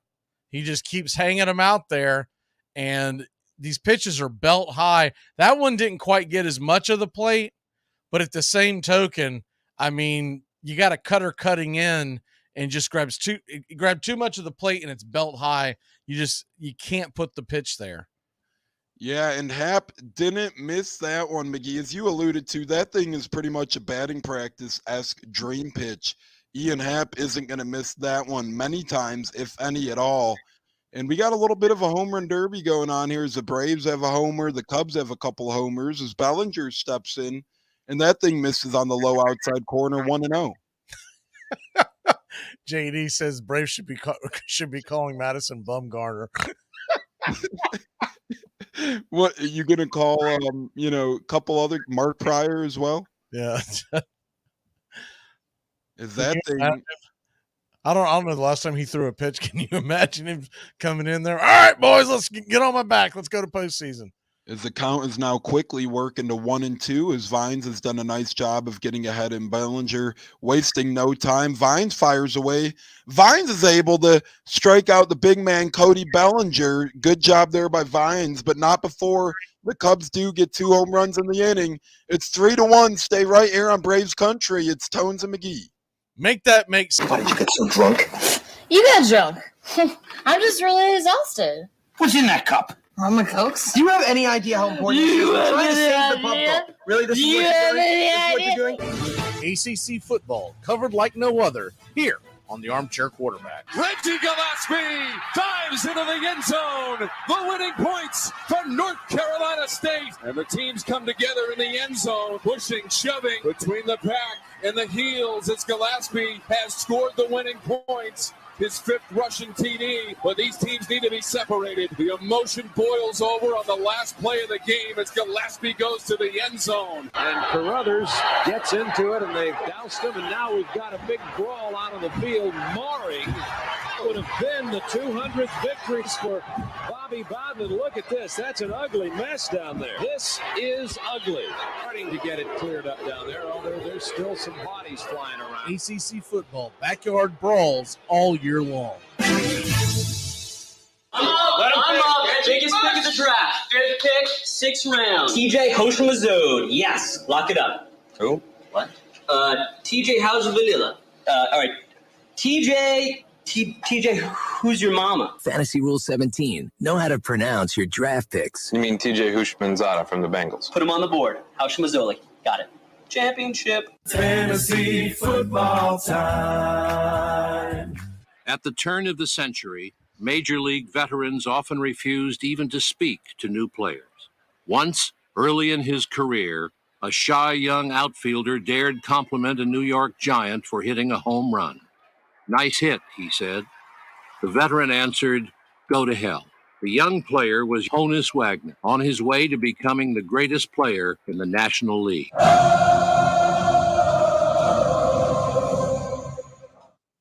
Welcome back to Braves Country Baseball. Mac Magee, Tones Ariola bringing you the action. First pitch to RC is right there for a strike. It's 0-1. Fun stuff here so far as the ball's been flying seemingly, and it's going to only fly a lot more. Maybe fun for you. Braves trail 3-1. The 0-1 pitch misses outside wide, 1-1. Well, remember last night, it's a lot of ball game left. There is a lot of ball game left. The 1-1 pitch on the way. Swing. Man, Arcia does that a lot. It's a dribbler back to the mound, gave away an at bat, and there's one away. He does that a lot. Mm-hmm. I mean, slow dribbler there. That was he decides not to swing, but it's too late. And a lot of these are going fair. Mm-hmm. something that he's got to try to work on, and maybe too late in the season this year. First pitch on the way to Ronald Acuna Jr. as the lineup flips over is misses inside for a ball. It's 1-0. Acuna, you can't mess around here. The last thing you want to do is give him one to hit and make it a one-run ball game. The 1-0 swung on and miss. Man, he came out of his shoes on that one. It's 1-1. He sure did. But that's what you get when you're such a heavy swinger sometimes. Taillon quickly back to work, kicks and deals, swung on, another dribbler to the mound, and that'll be an easy 1-3 put out quickly 2 away. As Taillon needs a quick inning here, his first inning was a lot of pitches. Last one, he shorted up a bit. This one, he's been pretty dang effective here so far. Yeah, he's been very economical so far tonight. He's only at 31 pitches, 2 2/3 innings. So you typically want to average 15 an inning to be able to go 6 or 7, and he's doing it. First pitch on the way to Ozzie Albies is swung on, foul back out of play. 0-1. Ozzie hit a solo shot. The Braves only score so far this game. Yeah, and that thing was a Tower of Terror type shot in the first. The 0-1 righty-lefty matchup, high and outside. It's 1-1. Want to give a shout out to my pops right now listening to Braves Country HD in the Chicagoland area. The 1-1, Taillon lets her fly, swing, and fouls it straight back. It's 1-2. He said he loves when Braves Country is on and he could listen to it. So it's got a good following here in Chicago as well as Atlanta area. It is unbelievable. The Braves booth, I forget the guy's name. He's an actor, but they are giving an absolute tongue bath to this guy and they're not focusing on the game at all. The 1-2 pitch on the way, swung on, lifted high in the sky, won't be deep enough. Underneath it is Bellinger for out number 3. 3 up, 3 down. We'll head to the top of the 4th. Atlanta Braves trail 3-1. That's right. Hold it again, please. Hold it again. It's just unfortunate because I think it got blown out of proportion. It's just friendly, competitive banter. But I guarantee you, if you were to mic both dugouts, you're going to hear certain things that, people could take offense to. But for me, didn't mean anything by it. Hold it again, please. Hold it again. Honestly, like Francisco got a hanging slider, I got a hanging slider, and I asked him nicely to throw another one to Danny. Hold it again, please. Hold it again. And it's just friendly, competitive banter. Hold it again, please. Hold it again. Armchair. Braves Country today. We're talking Southern sports. We go live 3 to 5 weekdays right here on WQEE. Braves Country today, Southern sports talk with the voice of Braves Country baseball, Mac Magee. Joined every day from sports analysts from all over Braves Country, talking college football, the NFL, Major League Baseball, and what's trending in the world of sports. Braves Country today. We go live 3 to 5 weekdays right here on WQEE. You play to win the game. The idea of going to the ballpark, say in 1900, was that the urban masses get a taste of country pastoral air, that they would breathe in, that their lungs would expand by cheering. Baseball grew in the cities. It is an outgrowth of gambling. It's an outgrowth of crookedness. It's an outgrowth of drinking. It's a roistering, boisterous event. It is as wild as the Wild West.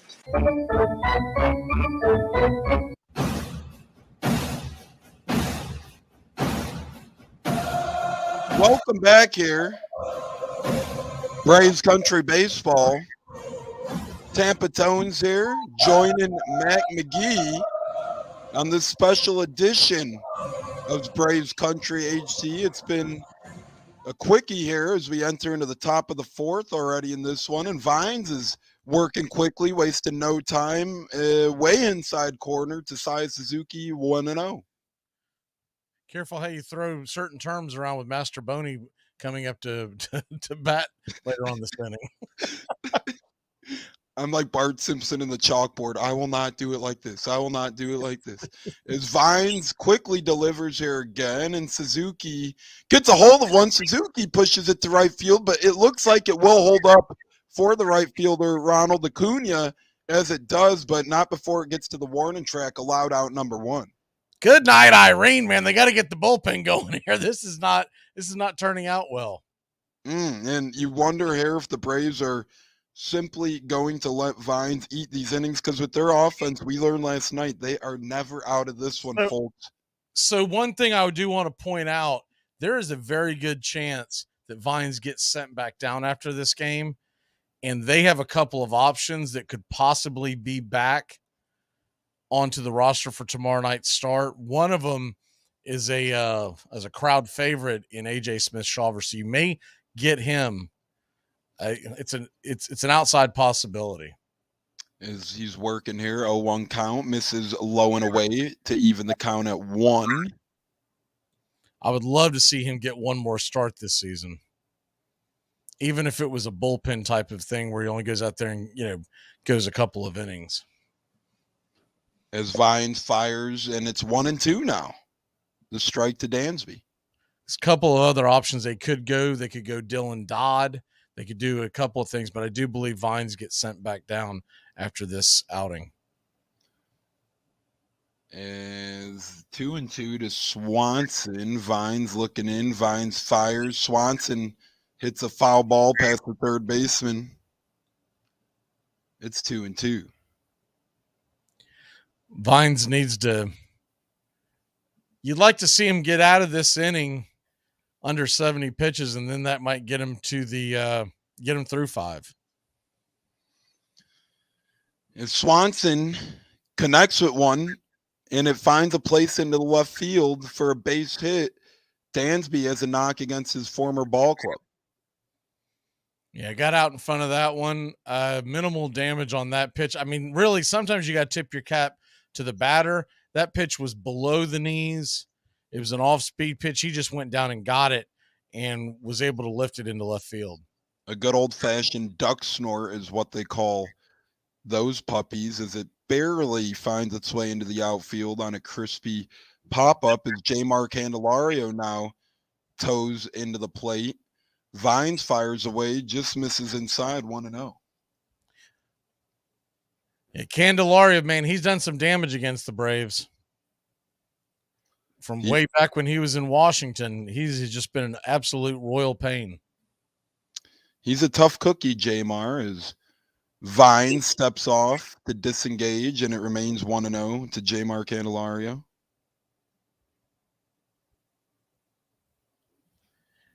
Vines looking into Murphy. Steps, kicks, fires away. Inside, almost grazes his kneecap, but it misses. 2-0. Assuming the Cubs make it to the postseason, Candelario in there every day, or is he a platoon guy? I would play him daily. I think he's been a fair acquisition for the Cubs as Vines fires and Candelario swings over the top of that one to make it 2-1. I was surprised he wasn't in the lineup last night. Like I said, he is an absolute pain.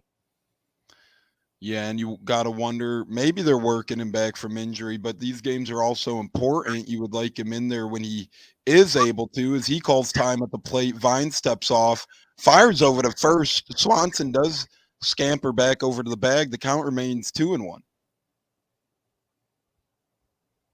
Vine's playing a little okie dokie over there with Dansby. Says, I'm going to watch. Yeah, make sure you stay close as Vines gets the ball back. Looks into the heart of Candelario, fires away, off-speed pitch out of the zone, but Candelario swings right over it. So started 2-0, then Candelario swings at 2 balls, and now it's 2-2. That's a good pitch by Vines. Beauty of a pitch. That pitch stayed in the zone until the very last second and then took a dive. That's what he needs from his changeup. He's had that hanger with the change in the cutter, which has got him in trouble, but that was a nice change. As now the count creeps to 3-2 as he misses low. You can't blame him for staying low after the Candyman chase back-to-back in the same spot.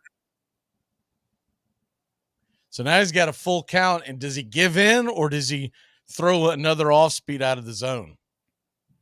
I'd say I'd stick with the off-speed as he fires and Candelario makes contact, but that's going to be an easy out to Michael Harris in center field as he did not get much on that one. Candelario, the batter, that is. And out number 2 here in the top half of the fourth as Vines now makes his way to the 63 pitch mark on the evening. He got away with one there. He hung one, and Candelario just missed timing that up. Didn't quite get around on it, but he's got to be careful on that changeup. That's another one that he's hanging. That one was a little further off the plate, so he got away with it. But he's hanging that change. He's hanging that cutter. He's got to stay down with that stuff. Yeah, he sure does. That could be dangerous to a guy like the likes of just about anyone in this Cubs lineup could get a hold of one, to be quite honest. So same with the Braves. These pitchers got to do nice jobs of keeping it low here. As Vines throws it over to Swanson. Swanson gets back safely. As Vines has been worried over there a little bit about Dansby, and now he refocuses on Jan, and it's a 1-0 count. Fires away, Vines does, and Jan fouls it away. It's a 1-1 count.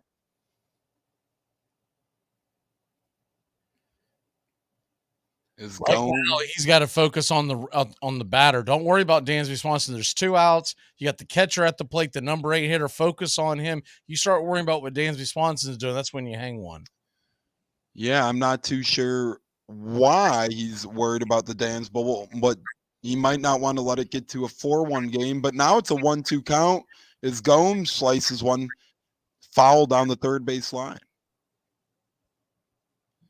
You see around baseball tonight, Magee, a lot of people talking about the Tito Francona final goodbye in Cleveland. As Vines misses low and away here, it gets to a 2-2 count. Yeah, it's a little sad to see Tito leave. That a heck of a career. Real great career as Vines shuffles, fires away, and now Dansby will be in motion as the count gets to 3-2 with 2 outs.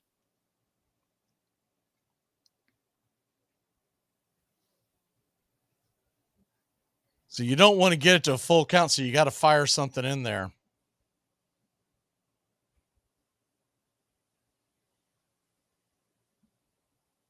As he fires it away, and it's going to be a repeat of a full count. Dansby was in motion, but Jan slices it foul once again. So we're going to do this dance all over again, 3-2 with 2 outs. So once again, worrying about Dansby, working the count, not getting aggressive. Now you worry about him stealing. It's essentially a stolen base now, because when you set up something like this, the runner's going to be on the move. He's basically standing on second. Is the 3-2 count. Vines fires. It's a little bit high. Jan checks his swing, and he didn't go. No appeal from Murphy. Vines is in trouble with 2 outs here, men on first and second, with Miles Master Boney, coming to the plate. That guy. The former Ray. Now Chicago Cub, 0-1 so far in this one. As Vines fires it in there. Master Boney's going to hit an easy pop fly. Harris gets under it, retires him easily. 3-1. Cubs don't end up scraping one across. Stay right here on Braves Country HD. It's Magee. It's Tones. It's primetime baseball. Hey, do you want to hang out tonight? Yeah, sure. What time were you thinking? I got to run home real quick, so why don't we meet up around 9 o'clock? 9 o'clock? Yeah. PM? Yes. Tonight? Yes. On purpose? Yeah, I was thinking that maybe we can get together at 9 since it's early in the night. That's early? Listen, just come on over and then we're going to meet up with my friends. They said the door opens around 10 o'clock. 10 o'clock? Yes. PM? Oh my God. Armchair. Little League World Series is the worst sporting event in America on a yearly basis. False. Not. That is the truth. No. First of all, they're pretending to be 12. Some of them are 14. Some of them are 15. The umpiring is terrible. The play is terrible. Everything about the Little League World Series is bad. Why do you watch it? I love the game because I grew up in New York City in the late 1940s and 50s, which was the greatest intersection of baseball and place in history. We had 3 major league teams. All of them were good, were great. Between 1947 and 1956, a New York team was in the World Series every year and won. Now it's the 10th inning. Pitcher Bob Lemon works hard on Willie Mays. This time, though, he walks you. You want to steal second, and you ask for the sign from Leo. Duke Steiner, Dodger center fielder, is the hero of this game. Steiner is double to right in the first inning, drove in 2 runs, and the Brooks were off and running. Boom, another double for Snyder. Hail the Duke of Flatbush. Baseball was almost a private possession of New York City, and you'd walk around through the city in October, and the sounds of baseball were everywhere, from cab radios, taverns. People come out of taverns. During the season, you'd sit down, come out of a tavern and say, Campy just hit one. You were aware of the ribbon of baseball going on around you. Please like and subscribe today, youtube.com/@BravesCountry.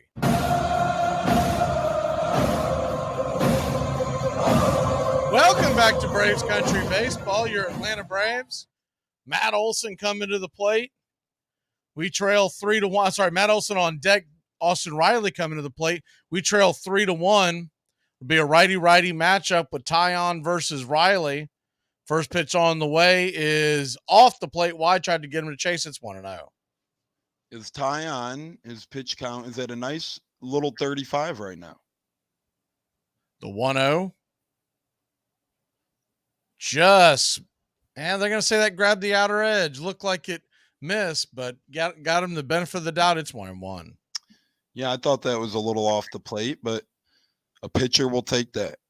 The 1-1 to Riley, swing and a miss, chases it outside, 1-2. So that wide strike that Livensbarger called ends up affecting the at bat because I don't think he swings at that at a 2-0 count. The 1-2 to Riley, sets up outside again, swing and a miss, strike 3. So you can make the definitive argument that Livensbarger blowing that call leads to a strikeout, though Riley's got to stay off that pitch. He saw 3 of them in one at bat. Yeah, and as you said, the one complexion could have changed it all, but nonetheless, Tyon gets a strikeout. That's why, more and more I used to be against it, but more and more I am so ready for robo-umps. The first pitch on the way to Matt Olson is off the plate, wide for a ball. It's 1-0. Yeah, as you know, at least it would be consistent. The 1-0 to Matty, righty-lefty matchup, down and in, good take by Olson, 2-0. I think a lot of folks think a robo-ump means that they're going to just have a robot back there. It would just basically mean that the umpire would stand back there and they would get the call from up top as the 2-0 misses out wide. They call that a strike. Oof. 2-1. Livensbarger having Livensbarger type problems behind the plate again tonight. If you think about it, in theory, an automatic strike zone would just be instant replay on every pitch pretty much. 2-1 hits for a strike. It's 2-2. So you'd be getting the gratification of at least the pitch most likely being called the right way. The 2-2 to Olson, swung on, banged on the ground over to first. Should be easy playable. 3-1 put out. It is, and there's 2 away. Yet they could just have a device that would buzz and let them know that was a strike, that was a ball type of thing, and it would be up to them to be able to overturn it. I would think it would be a silent buzz. They don't want anything dinging because they don't want the catcher and the batter here and go, "Hey, man, they said that was a strike. What are you doing?" But it would end a lot of this nonsense with today's technology and how bad these umpires are. And I think they've always been bad. We're just now really aware of it now. As the 0-1 count to Marcell Ozuna after taking the first curve on the way, swung on, grounded over to third. Nifty play by Masterboni. He flips it over to first, and it's a quick 5-3 put out and a 1-2-3 inning. We'll be back in a flash here on Braves Country Baseball. I think you really need to be in front of a television set. You take TV out of this relationship, it is just torture. It all starts with just one thing. When recycling, rinse out jars and cans, and avoid recycling wax paper or paper soiled with food. This will reduce recycling contamination. Find tips and more at onethingus.com. What's your one thing? New Year's resolutions. We've all made them. Mine is the same every year. Eat healthier. The eat part usually works out fine. It's the healthier part I forget about. But not anymore, now that I've found the oh-so-chocolatey Built Bar. Built Bars are low-cal, low-sugar, high-protein, high-fiber. Great for keto.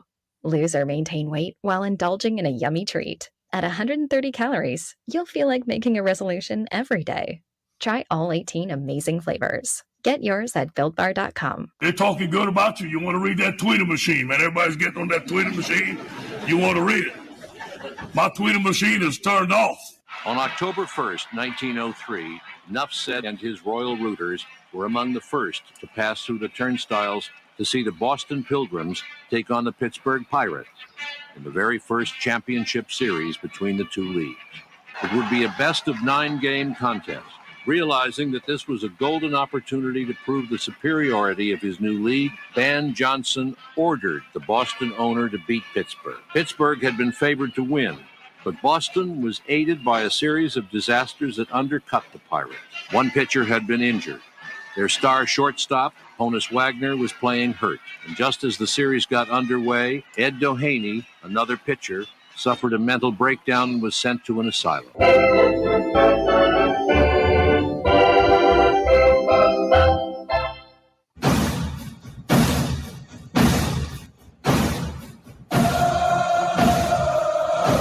Welcome back to Braves Country Radio, HD, Mac Magee.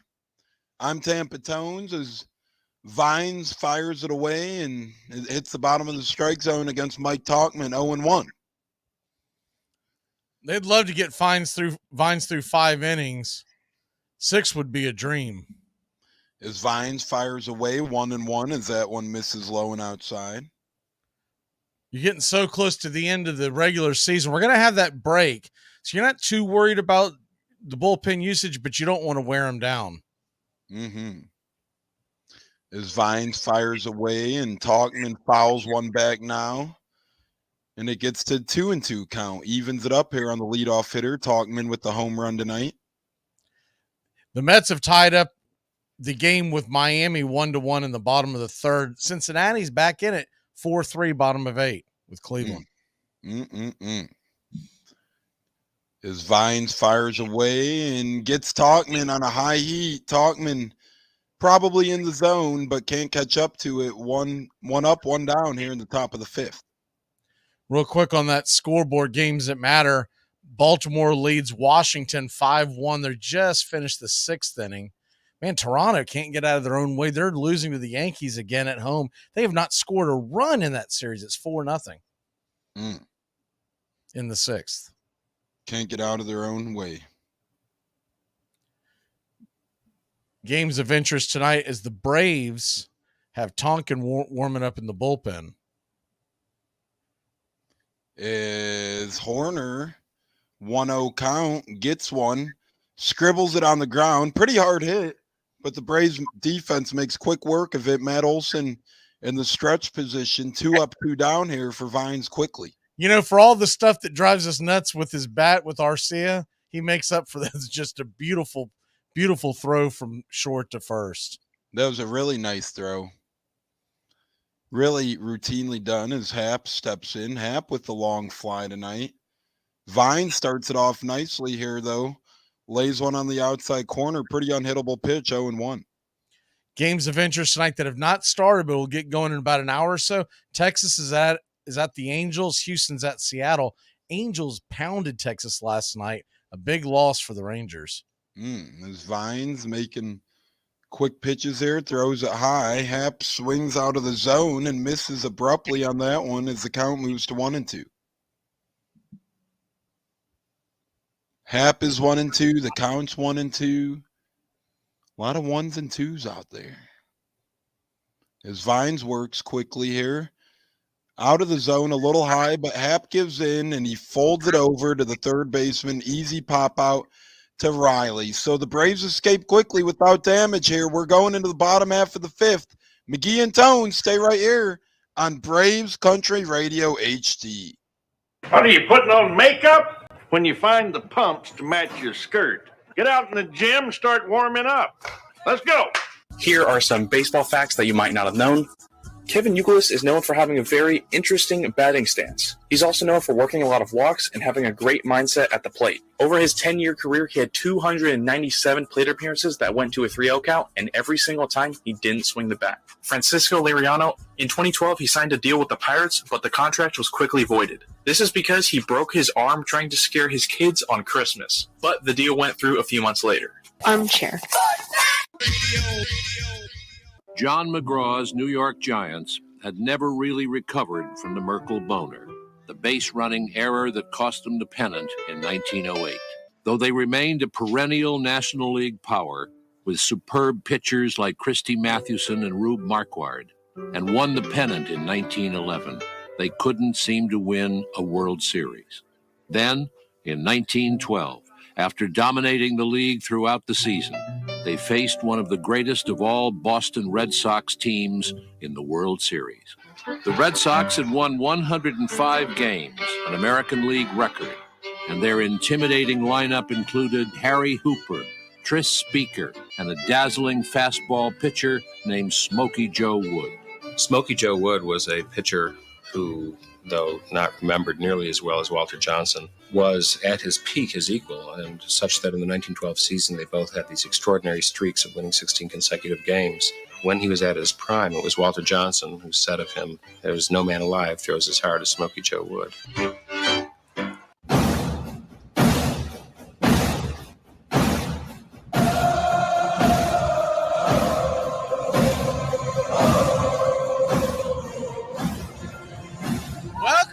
Braves Country Baseball. The first pitch on the way, Michael Harris, the second from Tyon, is swung on and fouled back out of play. It's 0-1.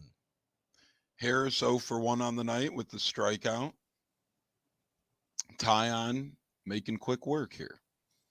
The 0-1 pitch, kicks and deals, down and in, 1-1. As Tyon's at 48 pitches now through 4+ innings. Chicago 3, Braves 1. Bottom 5. The pitch on the way. Swung on, hit high down the left field line. It'll stay in play. Making the catch is Happ, and there's one away. Yeah, Tyon's been doing a nice job tonight of letting the boys play some defense and letting the ball stay in play, and we've seen it there. And now Tyon is looking to give the Cubs at least 4 more outs here, and hopefully they don't want to use the bullpen any earlier than that.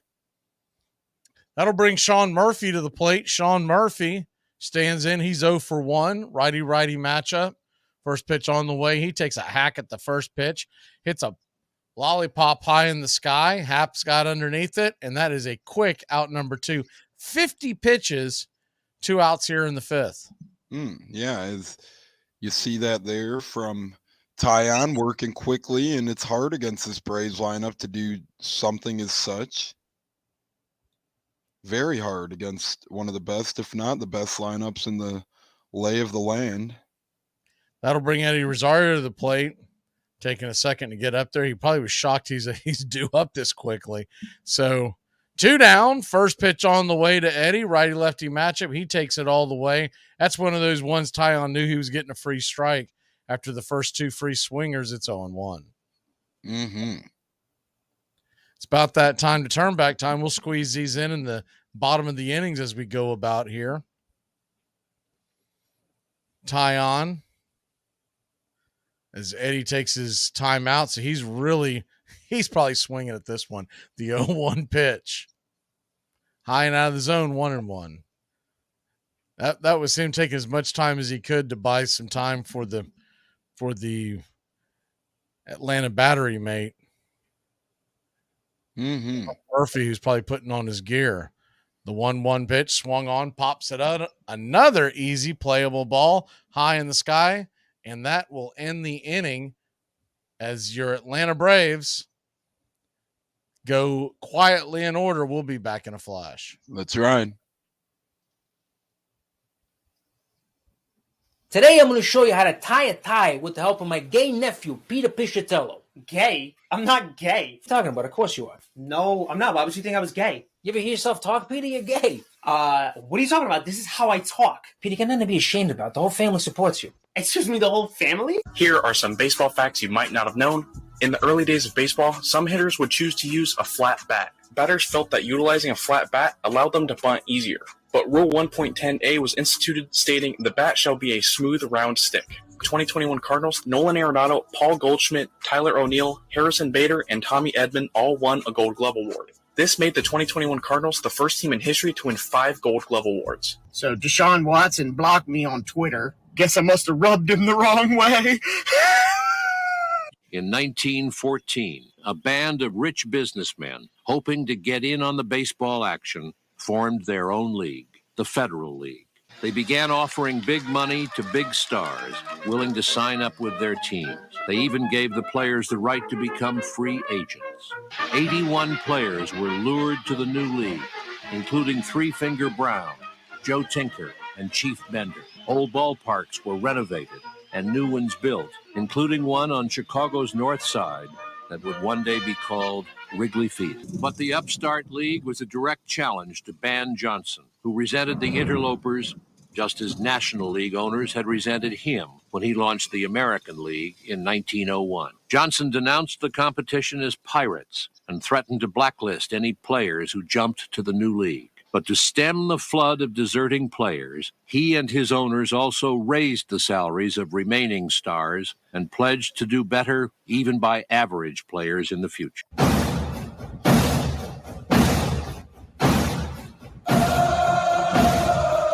Welcome back to Braves Country HD. Cubs Braves in this one as Vines fires it to Cody Bellinger, who rips it foul down the first base line, and it's 0-1.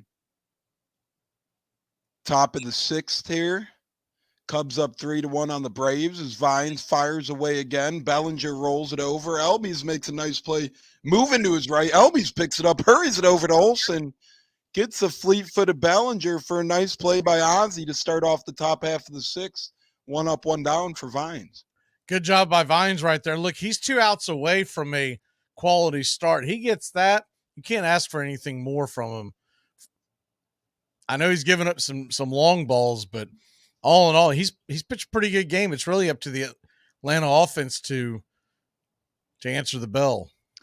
We get an update here as Emmanuel Clase is looking to close the door on the Reds in the Battle of Ohio as it's in the top of the ninth. 4-3 in that one as Vines fires away now to the next Cubs batter, Saya Suzuki, the hot swinging Saya. Lines one, cracks his bat, easy liner. 2 quick outs here for Vines. Yeah, he's mid-80s, high 80s right now. What is he, 85 pitches? Mm-hmm. Man, there's an outside chance if he gets a quick one here, he could go 7, or at least start the 7th. Absolutely. He's making a comeback here after a high-pitched 3rd and 4th inning. As Vines fires it down and low now to the former Brave World Series champ, Dansby Swanson, falling behind a 2-0.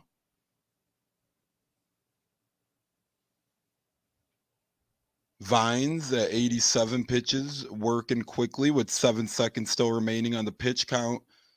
Lays it into Dansby. Now the count's 2-1.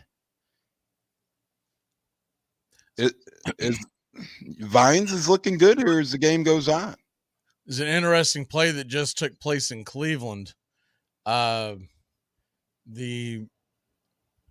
Cincinnati, with a 1-out single, tried to stretch it into a double, gunned down by Laureano from right field. Really dumb mistake. And that's the kind of stuff with a young team, it's going to get you knocked out of the playoffs. He thinks he's safe, but I'm watching the replay. That dude's out by a long shot. As Vines fires. Swanson misses. That one was way out of the zone. But Vines makes quick work of the Cubs here in all varieties. Line out, fly out, strike out. We're going into the bottom half of inning 6 here on Braves Country HD. We built him up to be the czar of football. Go dig into his past or anybody that's ever coached with him, what he does and how he does it. And it's despicable. And I know the guy.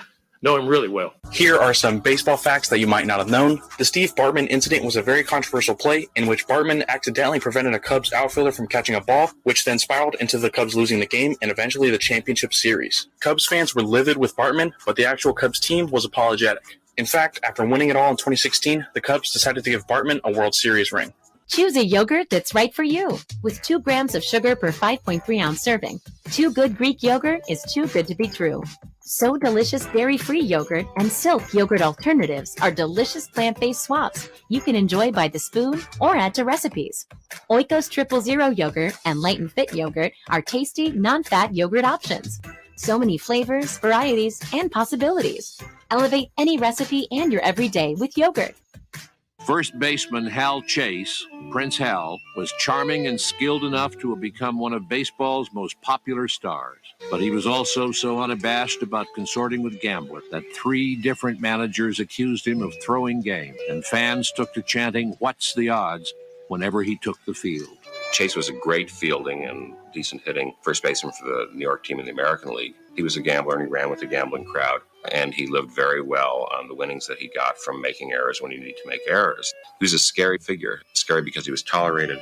Scary because of what he did. Scary, too, because in 1916, as Christy Mathewson, the great Christian gentleman, is completing his career with the Cincinnati Reds, Chase is on that team. And Chase's open vituperative scorn for somebody who lived so well and so purely was beyond ugliness.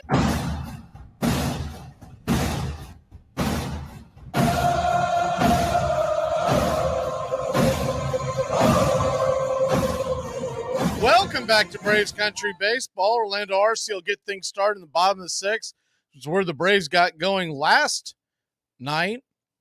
First pitch on the way. Fastball down and away for a strike. It's 0-1. RC 0 for 1 on the night. The 0-1 pitch. Tyon lets her go. Outside wide. 1-1. On this date in 1877, with their 19th victory in 20 games, the Red Caps, also known as the Red Stockings, also known as your Atlanta Braves, clinched the National League pennant, beating the Hartford Dark Blues 13-2. The 1-1 pitch is down below the knees, taken for a ball, 2-1. James Deacon White, the league's leading hitter, paces Boston's attack with a 4-for-4 performance. That was one of the very first championships of the Atlanta Braves organization. The 2-2 pitch. That ball misses. It's going to be a 1-2 pitch. That ball misses away. It's now, they call that a strike? 2-2? All right. The 2-2 swung on, tap foul down the line. Do it again. As it looks like Terry Francona has won his final game in Cleveland.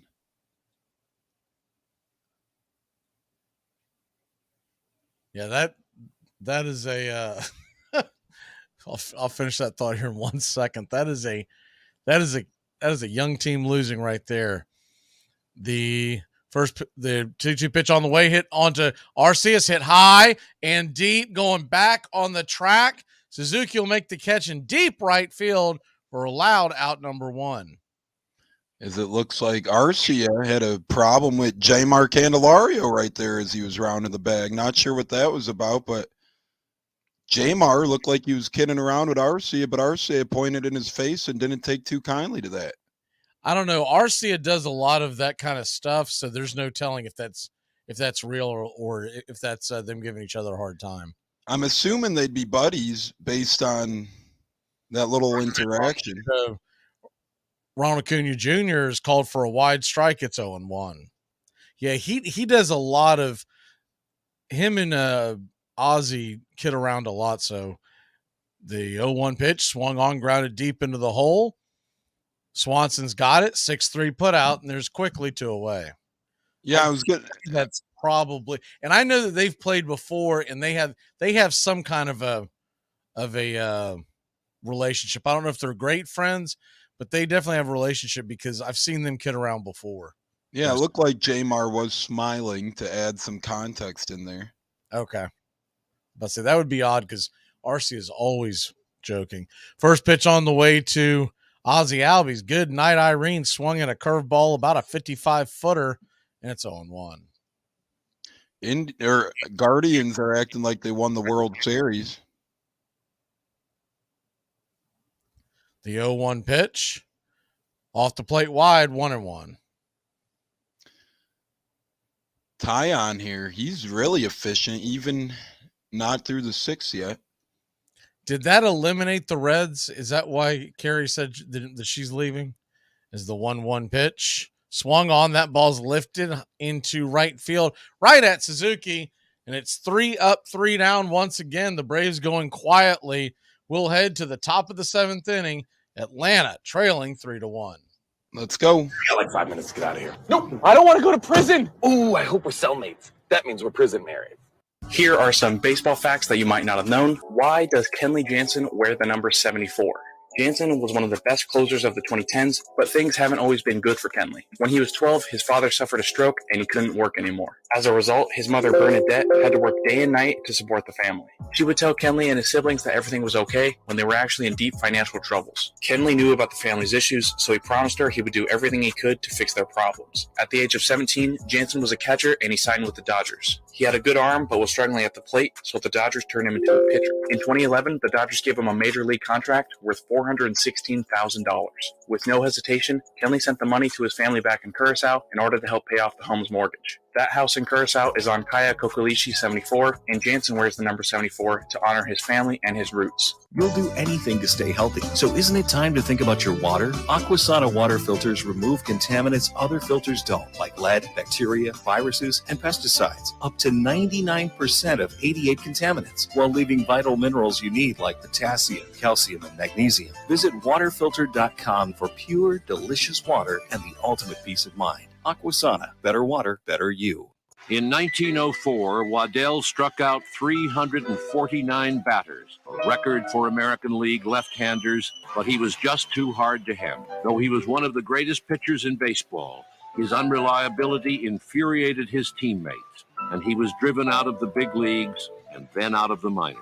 Waddell contracted tuberculosis, helping victims of a flood, and died on April 1st, 1914, at the age of 37. You're listening to Braves Country Baseball. Please like and subscribe today. YouTube.com/@Braves Country.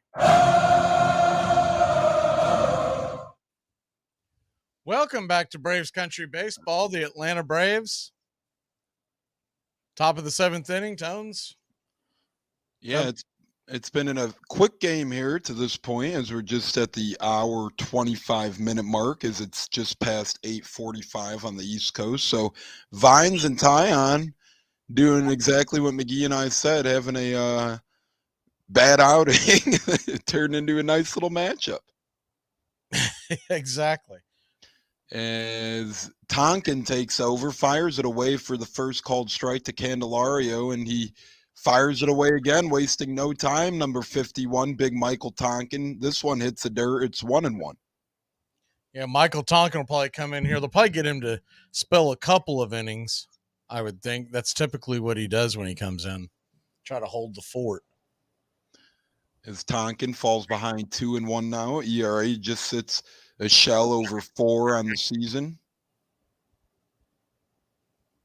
And Tonkin fires away again. This one just misses outside. Looked like it might have been in there, but the home plate thinks otherwise and moves to 3-1. Tonkin's a guy they're probably going to have as a part of the postseason roster for this very reason. Full count now here on the Candyman. 3-2 as Tonkin fires one first strike. One of those guys that we won't be excited to see in the postseason because it means the Braves are probably in trouble. As Tonkin fires one down the middle, and Candyman takes the third strike looking right down the middle. So I'm not sure if Jamar was expecting something else or he got fooled there, but Tonkin gets a quick strikeout here on the Candyman. Yeah, good start to the night for Tonkin. He's been pretty solid all year, but recently he's had a couple of shaky outings. I'd like to see him get back to where he was. Mm-hmm. 6 pitches to get the first out, as it looks like Murphy developed a minor problem with his catcher's mask, runs it over to the dugout to have it be examined, takes another mask back with him. The Blue says, "Are you good?" He says, "Yes, sir." And they're getting ready to roll here. With Yan Gomes to the plate, Tonkin fires away. That pitch is right down the middle. Yan looks at it. It's 0-1. As the big barely catcher is digging into the right-hander's batter's box, his cleats shuffling the dirt around as Tonkin fires another one away. Yan swings right over. It's quickly 0-2 here to the veteran catcher. When he's hitting that spot against right-handers, he is hard to get because then he's got that sweeping curve that fades away from them that sets that up. Seems like one of those guys, when he gets in rhythm, it's really smooth sailing for the big fella. Yeah, he's and I thought we had that with Heller. Heller's coming back off the IL soon. We'll see if he ends up a part of the postseason roster, but Heller was nasty beginning of the year and then just fell apart. That's one way to throw a waste pitch. That one way outside gets past Murphy. 1-2 here to Yan Gomes with one out in the top half of the seventh. Tonkin working quickly. Goes right back to a waste pitch. Off-speed pitch in the dirt. Gomes doesn't bite at it. Quickly, the count suddenly is 2-2. Got to put him away. You can't have Gomes working your pitch count up and worrying about all of a sudden you'd end up with the high count and the order flipping over. As Tonkin fires and Gomes pops it up. Easy play for Albies or Olsen, whoever decides to call the other off. Olsen calls off Ozzy Albies for the easy out. 2 men away, and yet another efficient half inning from the Braves pitching staff, seemingly so. Yeah, you like to see him get going here, and I would think their game plan is going to be to have him pitch the 7th and the 8th. That's typically what they do. Now, they may not want to stretch many of these guys out very far, but that's what you would think would be the game plan. As M squared, Miles Mastroboni pops into the plate, 0-1 count, and 0-2 as he swings through that one from Tonkin. He's got some giddy up to that ball. Yeah, when he is smooth sailing, Tonkin, ball just kind of explodes out of his hand. Mm-hmm. And on the 0-2, I'm sure it'll be a waste pitch. As he throws a waste pitch outside, Miles Mastroboni almost swings, not quite a check swing, so no appeal, 1-2. You could tell he wanted it there. Got to put him away here. You don't want that top of the order coming up. As Tonkin looking into Murphy, fires it. It's almost in the dirt, but Miles Mastroboni swings at it for the 3rd out. Here comes the 7th inning stretch. Stay right here on Braves Country Radio HD. Mac Magee, Tampa Tones here with the call. All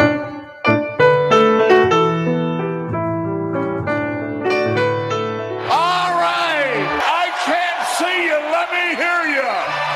1, 2, 3. We out to the ball. We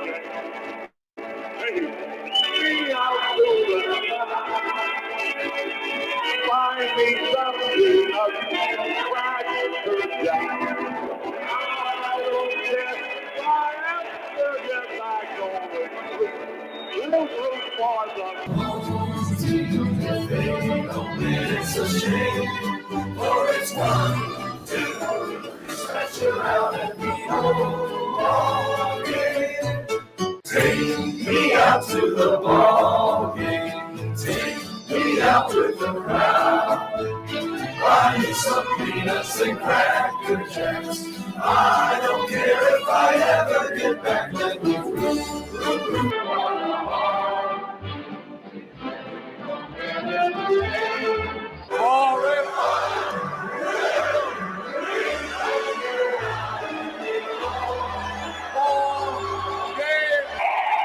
You sound better tonight.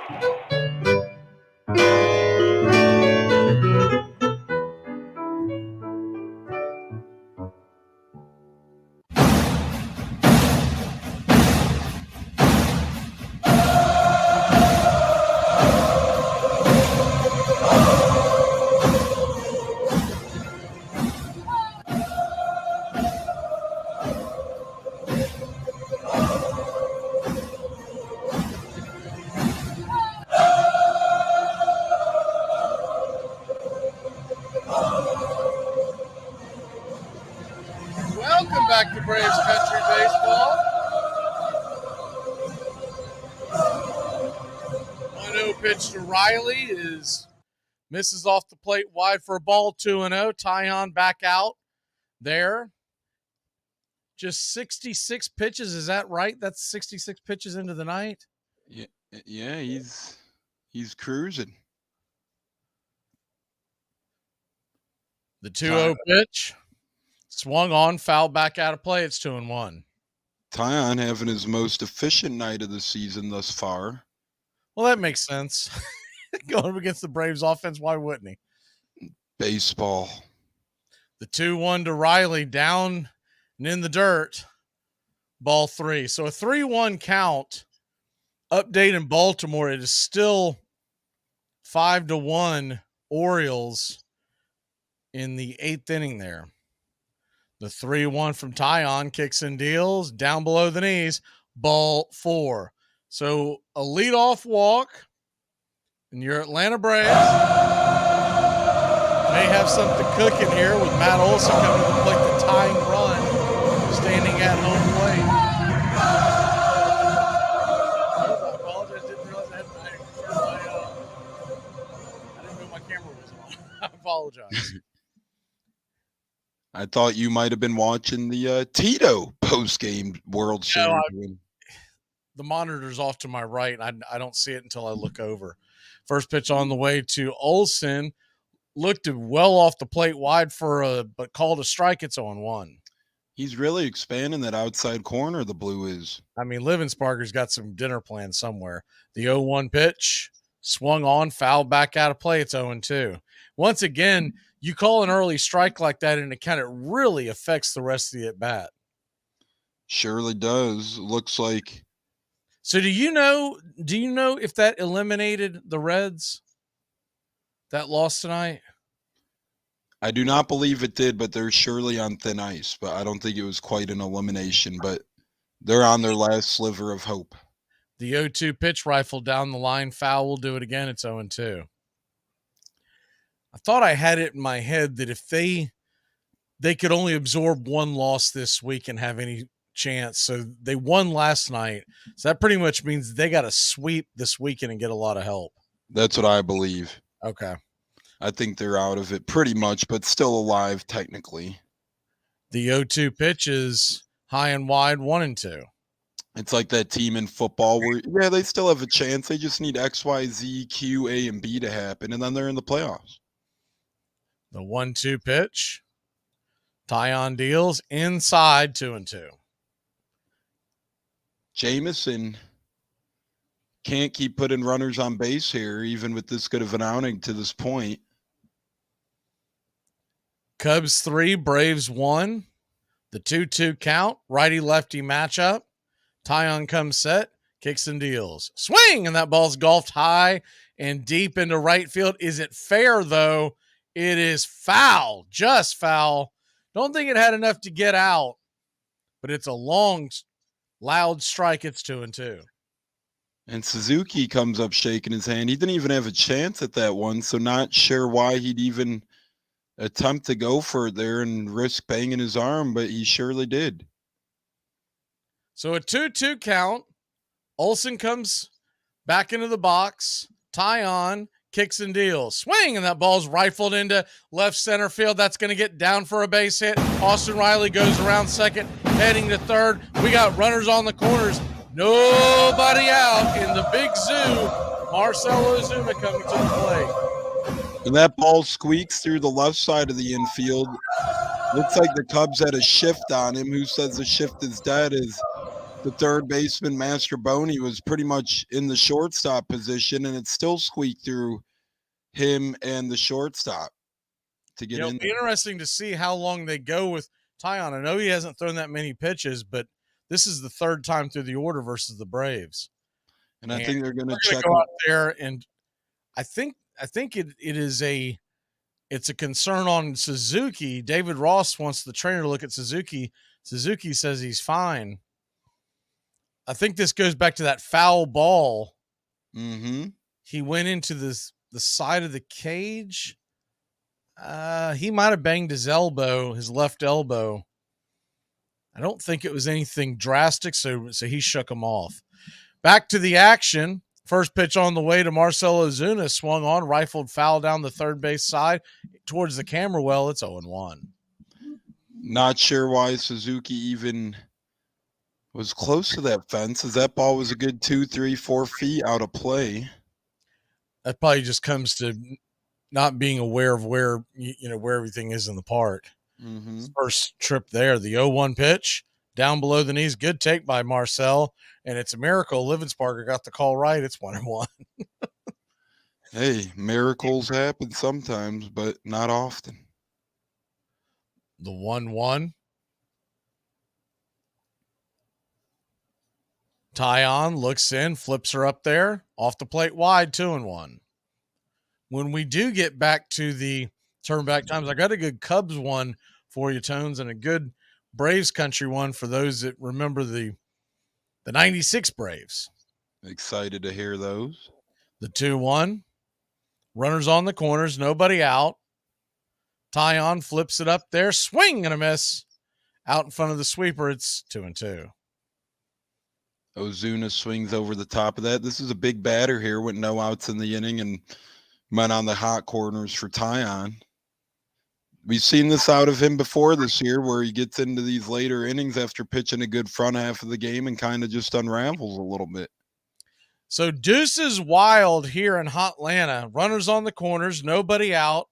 A 2-2 pitch, 2 on. Braves trail by 2. Ozuna getting set. Tyon gives it towards the plate, way outside, wide, ball 3. Full count now. Tyon keeps getting into more and more trouble here. I got to figure, I haven't peered into that Cubs bullpen, but you got to figure this might be his last batter with the left-handed bat of Michael Harris standing on deck. A full count. Tyon steps off the rubber for a second. While he does that, on this date in 1914, Nap LaHoy joins Cap Anson and Honus Wagner, the only major leaguer to record 3,000 career hits when he doubles off of Marty McHale, finishing with 3,243 hits in 1916. The 3-2 pitch to Ozuna, swung on, dribbled over to second, and it's going to be an error. It's a bad throw by Nico Horner. Run will score. Matt Olson slides into second safely. A high throw. Dansby Swanson would have had to been Kareem Abdul-Jabbar to make that play. You got 2 on, nobody out. Braves trail by 1. As this Cubs team continues to implode here, later on against the Braves, we seen yesterday let up a 6-run lead. Today they're up 3-0, and the Braves are on the comeback trail again as Horner had a routine double play ball with a slow runner and just a terrible shovel toss. I'm not even sure how that happens. Yeah, it was going to be close, and that is going to do it for Tyon to no fault of his own.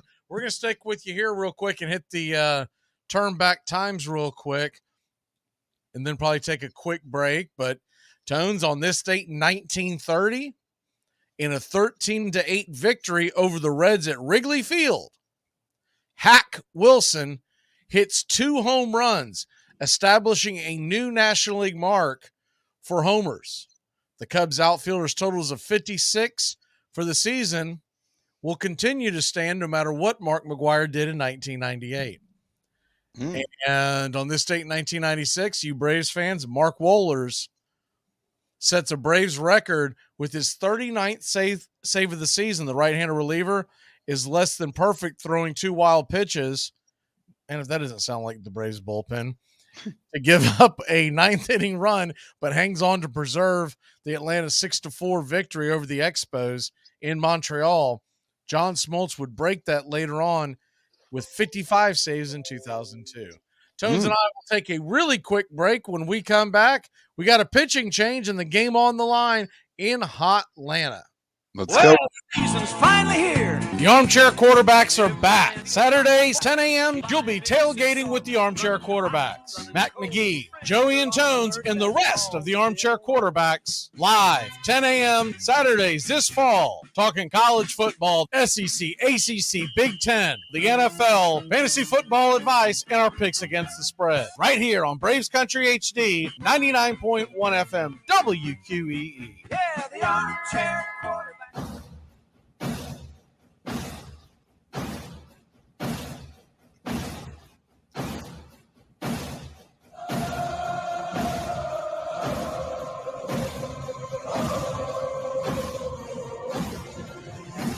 Welcome back to Braves Country. Well, we're going to go back to the well again. Drew Smiley, who the Braves saw last night, of course, the old Atlanta Brave, who helped the Braves get to that 2021 World Series.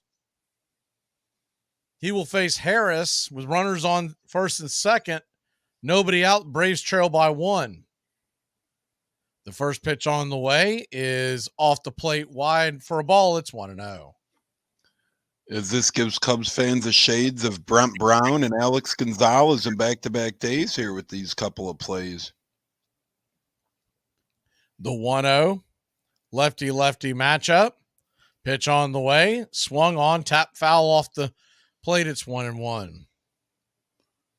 And it looks like they're continuing to keep an eye on Suzuki, who keeps flexing that arm out there in right field. Okay, so Kerry, our resident Reds fan, says that they are not out of the race yet, the Cincinnati Reds. The 1-1 pitch to Michael, swung on, dribbled over towards first in no man's land, but making the play is Candelario. The runners move up, second and third, 1 out. You do get the force play at first, but honestly, that is a very productive out. Yeah, and you could tell Nico Horner is just a little bit rattled right now as he almost collides with Smiley over there at first when Smiley's attempting to cover the bag. Yeah, that could have been a disaster. Not just for the play. That could have been a heck of an injury on both sides. Yeah, not quite sure what Horner was thinking there. Is you got to let the pitcher cover that one when he's running towards the bag. So Sean Murphy will come to the plate. Sean Murphy is 0 for 2, lefty-righty matchup. The first pitch on the way to Murphy is fastball right there for a strike. It's 0-1. Murphy 0-2 so far on the night. Smiley with 4 pitches here through a batter plus. The 0-1 pitch.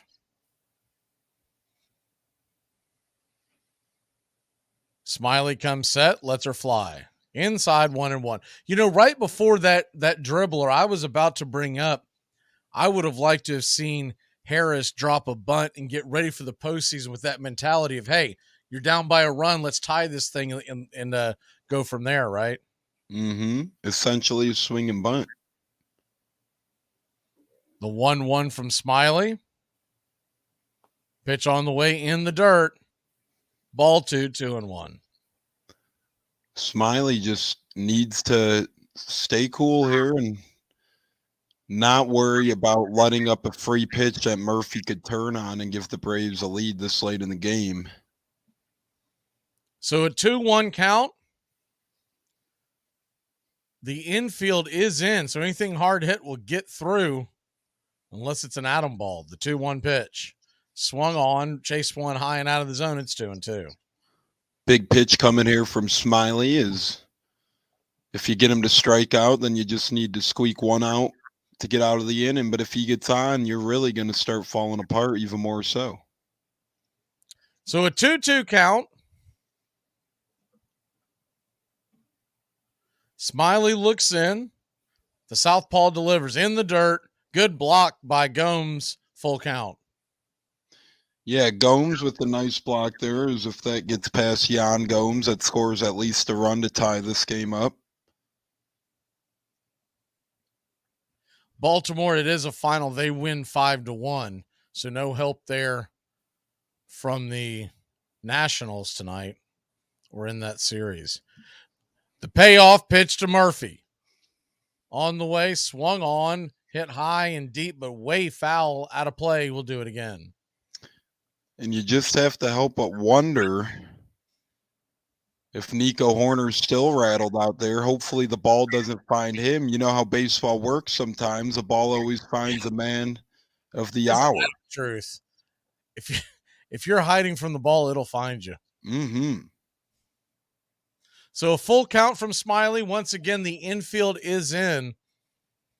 It's a touch back on the left side, but all in all, they're in. The 3-2 pitch. Swing and a miss, strike 3. Murphy needed to make any kind of contact, get the ball out of the infield, and he did not come through. There's now 2 away. Looked like Murphy was expecting something a little off speed there, as he's a little late on that fastball. Good inward movement from Smiley, and now suddenly we got the biggest at-bat of the game presented to us with the pinch hitter, Kevin Pillar. So coming off the bench is Pillar. Of course, Pillar got things going last night with the solo shot. See if he can do some more magic here. He's had some good at-bats this week. Mm-hmm. The first pitch on the way to KP is down and away for a ball. It's 1-0. Standing on deck is Orlando Arcia. Ronald Acuna Jr. is in the hole. The Braves got a nice little veteran seasoned outfield, that's for sure. Smiley looks in. The 1-0 to Pillar. Kicks and fires. Swung on, pops it up, reached for that one. That's a can of corn. Who wants it? Candelario will grab it, and that'll end the inning. But not before the Atlanta Braves pull within 1. We'll be back in a flash here on Braves Country Baseball. Let's ride. I wanted to see where that was going. The steroids, if we would have just would have left it alone, dude, we would have had guys the size of McGuire playing second base by now. You know, it would have been awesome. And because they were so roided up, there would have been no defense anyway, so you wouldn't have to worry about these shifts. You know, they'd barely be able to move. It would have been awesome. They should have just left the game alone. But no, we got to worry about everybody's kidney failure and, you know, all that kind of stuff. I feel like that's none of my business. Armchair. But I told Pete, like, hey, we'll get you 3 at-bats. He goes, no, I want them all. I'm like, okay, I'll get you all the at-bats, but I'm going to pick you up for defense in the 9th. He goes, no. And he was telling me a story about how he didn't make the U.S. team as a 17-year-old, and it bothered him. And he's never forgotten it. So he's like, if I ever get a chance to put this back on, you're going to have to rip me off the field. And I'm like, Pete, it's an exhibition game. The Joyce kid from the Angels is throwing a $103. The last thing I need is you getting one in the ribs right here before we go get after this thing. He's like, I got it.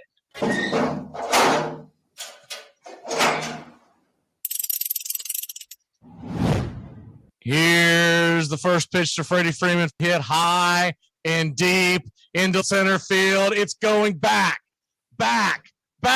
Zip, boom, bam, it's gone. Rama-lama, ding dong. The Braves lead it 5-4. Freddie Freeman comes through in a big way. He takes Josh Hader deep. The Atlanta Braves lead it 5-4 on the bat of Freddie Freeman. The crowd is going bananas.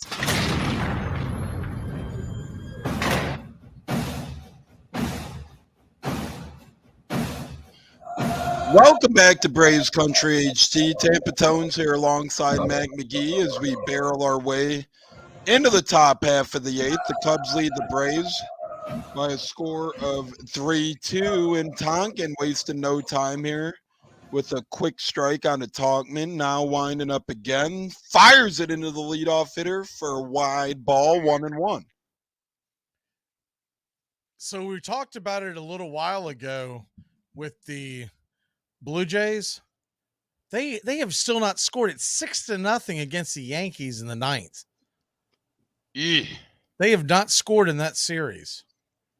Now, Garrett Cole was on the mound tonight, but still, you're out there trying to make a playoff push. That's not the way to do it.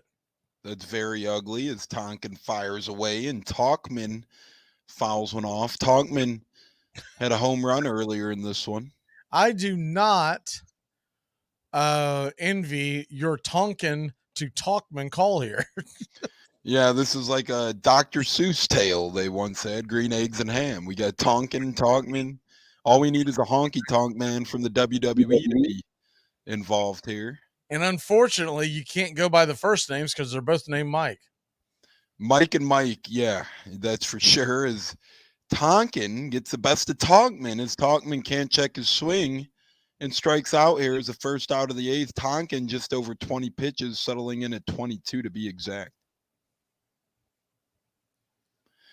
Talkman, home run earlier, strikes out there, and that'll bring up Nico Horner. Hopefully Horner has shooken the cobwebs out of him on the offensive side of things, and Tonkin fires away, and Nico looks like he's trying to hit that one all the way back to Wrigley Field. It's 0-1. It's that nasty slider of Tonkin. He can absolutely, when he's on, he's nasty. He really is. He had a couple of bumps in the road recently, but all in all, he has been a very unheralded hero out of that bullpen this season. As he fires away, and Nico falls behind now 0-2. So Horner 0 for 3 on the night, falling behind 0-2 here, really looking to do something for the Cubs. They're in the sixth. Miami and the Mets are tied at 2. The Mets trying to help the Cubs out a little bit as Tonkin fires, ball 1-2. The Dodgers lead the Rockies 1-0. That game is in the third. As Tonkin fires one away here, just off the outside corner, evens the count 2-2 to Nico. Tonkin gets the ball back, fires it back in, inside half of the plate. Nico just gets a piece of a foul, flutters behind the catcher, way out of play. Count remains 2-2. Tonkin, pretty quick worker here on the mound. He gets the ball, doesn't walk around much, and just attacks the plate just like he does here. Nico hits a routine grounder on the ground. Riley charges in a little bit. Easily thrown out at first is Horner. 2 outs in the eighth. So I've got the Braves and the Cubs monitors going, and above that, off to the side, I've got 2 games. I'm waiting for the Seattle game to start, and I've got the Dodgers on in the background, and I don't know which is more nauseating. The Seattle, for whatever reason, they're interviewing Megan Rapinoe, and the Rockies are wearing those what do they call them? They're City Connects that look a lot like they look like Skull cans. I'm not sure which one's more repulsive. I kept looking back and forth, going, "Good Lord, which way do I look?" Exactly. His Hap now makes his way to the plate. Swings over this one. 1-1 count to Ian Happ as Tonkin's wasted no time. Gets the ball, fires it back in, well off the plate now. 2-1 to Happ. Tonkin, if he can have himself another shutdown inning here, that would be huge for this team. And he's at 31 pitches now. As Happ fouls one down the line. Pilar giving it a run. Pilar might have room, but he just runs out over there as that was a deep foul ball, and the count remains at 2-2 here. Yeah, not a lot of foul territory down those lines in the corner, which Suzuki found out the hard way. But yeah, that was just. You hope he's okay there as Happ is lumbering around, barreling around, toeing the sand, waiting for Tonkin to get on the bump. Now Tonkin does, so Ian makes a walk across the dirt towards the plate, and here we go. 2-2, 2 outs, top of the eighth. Tonkin fires away. Happ barrels one down the left field line. That one's in there for a base knock as the mini shift was on Ian, and he takes advantage of that. Yeah, he just did an old-fashioned hit them where they ain't. Braves defense was playing them to pull. I don't have as big an issue with that when there's no runners on. I hate when they get into the deep shift when you got runners in scoring position because it's like you're just giving a run away. I even didn't like it last inning when the Braves just had one on first and the Cubs did his. Bellinger approaches the plate here, 1-0 count as a Tonkin threw a ball, and now Belly calls for time, and Blue's going to give Belly time, so Tonkin steps off.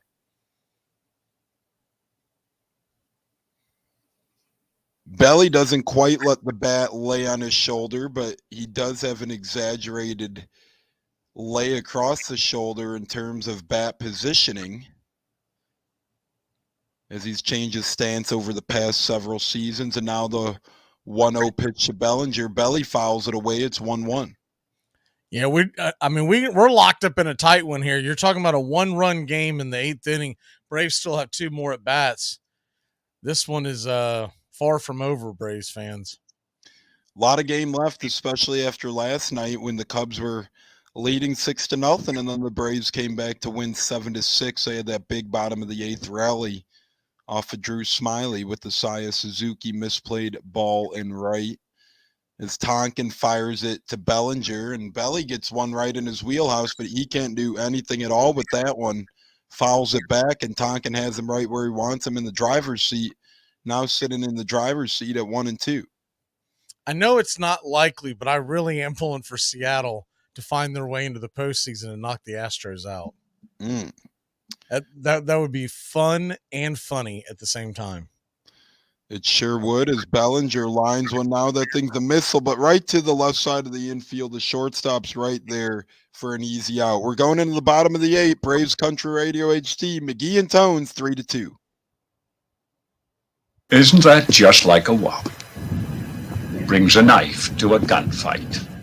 We live in a world now that welcomes and nurtures the screwball in all of us. Hey, time to get a little nutty. Treat yourself to Screwball Peanut Butter Whiskey, a smooth flavor that combines 2 of America's favorites, peanut butter and American whiskey. So no more social awkwardness. Time to embrace who you truly are. Get out there and make friends. And be sure it starts with Screwball Peanut Butter Whiskey. It's available nearly everywhere. Learn more at screwballwhiskey.com. Please enjoy responsibly. Cause he's the armchair quarterback. He's full of beer and he's full of snacks. The all-American man. My number 3 that I can't go cheap on, cereal. Oh, yeah. There's a couple of kinds that you can do, but if you're talking about, like, don't ever try to do the generic Frosted Flakes. Yeah. Oh, it's like soggy before you even pour the milk on it. It's before you even open the bag. It's soggy. You're like, how'd that happen? It came with its own liquid. Armchair.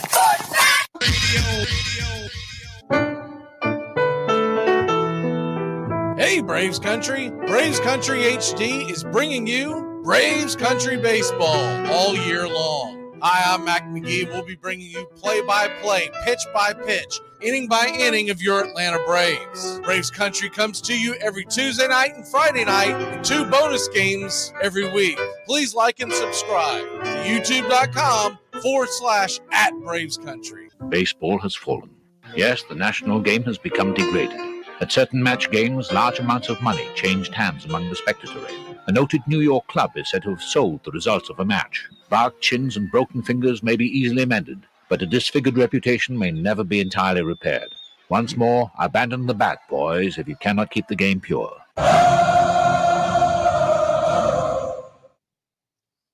Welcome back to Braves Country Baseball. We're heading to the bottom of the 8th inning.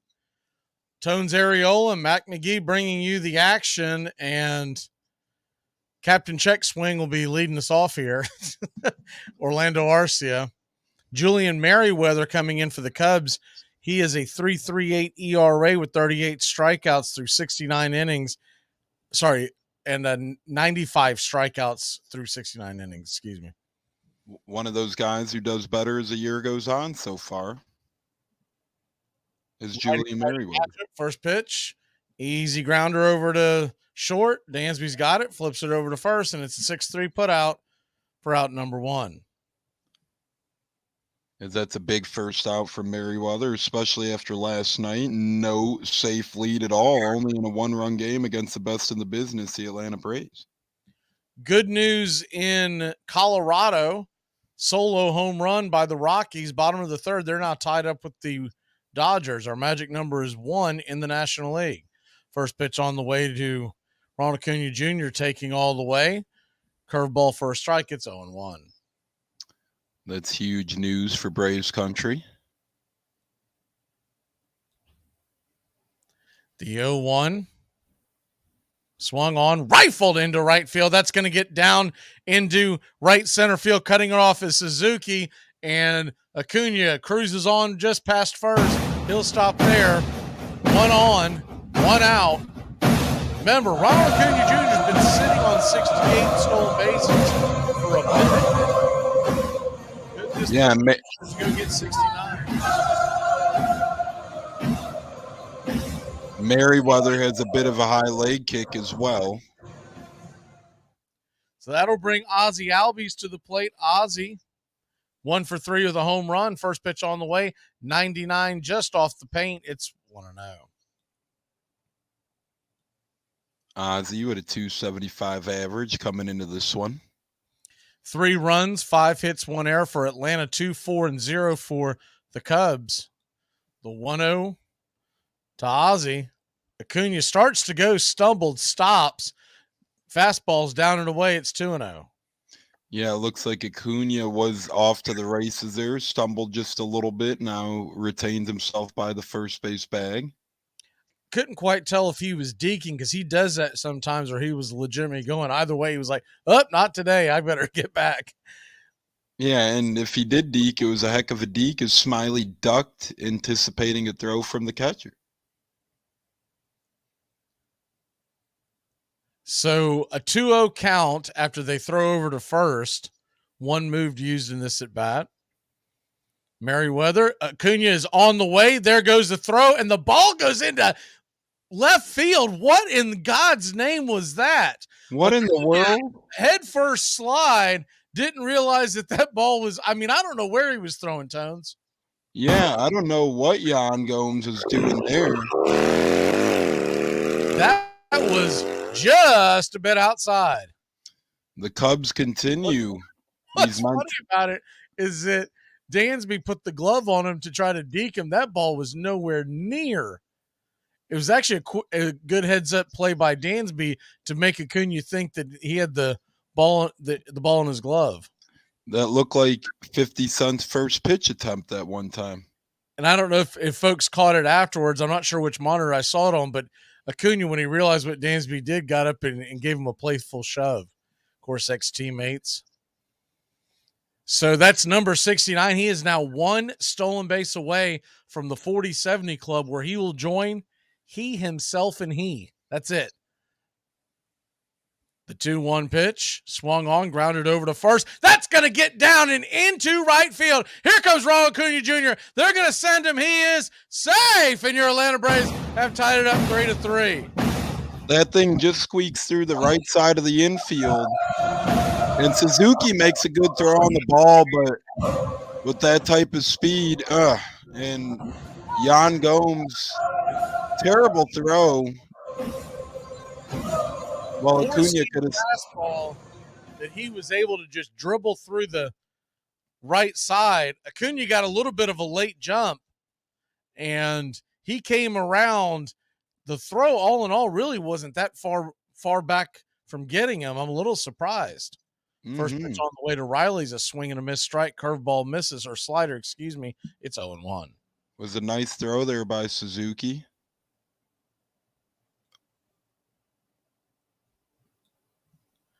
The 0-1, righty-righty matchup. Down and away, 1-1. If the Cubs end up losing this one, it will be back-to-back collapses late in the game here for Chicago. You got a 1-1 count to Riley. Ozzie stands on first. 1 down in a tie ball game in Atlanta, Georgia. The pitch on the way. Swung on, foul back out of play. It's 1-2. Ozzie was on the move. Yeah, and Ozzie, going back to that at-bat, just does a nice job of not trying to do too much, picking a hole, and really just barreling the ball into the outfield knowingly you got a really fast runner on second. Well done. So you got a 1-2 count. Riley takes his timeout. Merriweather, the flamethrower, right-hander, stares in at Gomes, lifts his glove, comes set and delivers. Good take by Riley. Tried to get him to chase that slider down and away. 2-2. Yeah, Riley, nice job of laying off. The 2-2. Merriweather, his 12th pitch of the inning, turns around, tries to get Ozzie catching him with his hand in the cookie jar, but he got back in time. Philadelphia beat Pittsburgh, though that game is non-consequential now. They clinched last night, and they will be the 4 seed. The 2-2 pitch. Down and away, ball 3. So Riley has seen that slider a few times and is now, after swinging at the first one, laying off it. You got a full count to Riley. The last thing Merriweather wants to do is walk Riley with Matt Olson standing on deck. 3-2. Kicks and deals. Caught looking, strike 3, and it is going to be a strike him out, throw him out, as Ozzie is caught stealing at second. We will be back in a flash. Big play by Gomes when we come back. That reminds me, I dreamed about your sister yesterday. My sister? Yeah. What do you mean dream? What kind of dream? A sex dream. Oh, that's my sister we're talking about. You're having sex with my sister in reality. But that's my wife. I got a contract with the priest. You're having premarital sex dreams. Here are some baseball facts you might not have known. Future Hall of Famer Albert Pujols pitched in a game for the first time in his career. His pitching debut came in his 2,988th career game, which breaks the old record by over 500 games. Adam Wainwright and Yadier Molina, together they broke the record for most wins by a battery in MLB history with 203 wins together. Braves Country today. We're talking Southern sports. We go live 3 to 5 weekdays right here on WQEE. Braves Country today. Southern sports talk with the voice of Braves Country baseball, Mac Magee. Joined every day from sports analysts from all over Braves Country, talking college football, the NFL, Major League Baseball, and what's trending in the world of sports. Braves Country today. We go live 3 to 5 weekdays right here on WQEE. The greatest competitions, I think, in sports is the pitcher and the hitter. Now, I'm going to hit this ball. See, right now, I'm going to be better than you. And this pitcher's saying the same thing. I'm going to be better than you at this particular moment. This is in a pressure situation. So, and you are competing. And it's nobody can help you. Nobody can block for you in this. You got to do it on your own. You're listening to Braves Country Baseball on Braves Country HD. Please like and subscribe today. YouTube.com/@Braves Country. Welcome back to Braves Country Baseball. We've got the Atlanta Braves. Here we go. There's Tones. Tones, take it away. Welcome back, everybody, to Braves Country Baseball, and I'm Tampa Tones sitting alongside Mac Magee as we're making our way into the top half of the ninth as Big Kirby Yates is taking over on the bump for the Braves as the Braves are able to tie this one in the bottom half of the eighth. Haven't seen him in a few days. Tones, what are those jerseys that you have framed in the background, the 24 and the 45? Those are Rudy from Notre Dame and Moore, the Hall of Fame running back from the Baltimore Colts. Okay. As first pitch from Kirby fired in there for a strike. It's 0-1. Suzuki 0 for 2 with the walk in the second. Man, the Braves got to keep him off the base paths. As Suzuki now looks at one high and inside, 1-1. It looks like he ended up being okay from minor collision with the wall and right. That pitch was nowhere near the zone. Kirby's got to get it together. Yeah, as Kirby looks to fire another one here and fires it in. Suzuki rolls it over right back to Kirby. Kirby gets off the mound nicely over to first. Plenty of time. Retires Suzuki for the first out. I know we got some guys that throw some sliders and, you're going to get some weak contact, but I don't remember a game where both sides have hit so many comebackers to the mound. And after the first couple innings, seemed like we were going to get a slew of home runs, but that didn't end up happening to this point yet as Yates fires one to Dansby Swanson. Swanson fouls it down the third base line. It's 0-1. Dansby Swanson. Is he pretty much setting that in that 6 hole in your lineup? Of late, he has been over the past 4 weeks or so, seemingly, at least the past handful of weeks, as Kirby fires another one away, and Swanson can't do anything with that one. It's 0-2 now to Dansby, the former Brave. Now, why is that? Has he been struggling, or other guys just gotten hot and they slowed him down, or what? I think a little bit of both, but really the emergence of Suzuki's bat bumped a couple of guys down, but Dansby hasn't necessarily been tearing the cover off the ball either. As a pitch comes to Swanson and he once again fouls it away, the count will stay 0-2. I tell you, if I'm David Ross, going to get the most bang for the buck, I know it sounds odd, but I would have Dansby in that 2-hole, and good Lord. As Yates plunks him. Kirby Yates, what the hell are you doing, son?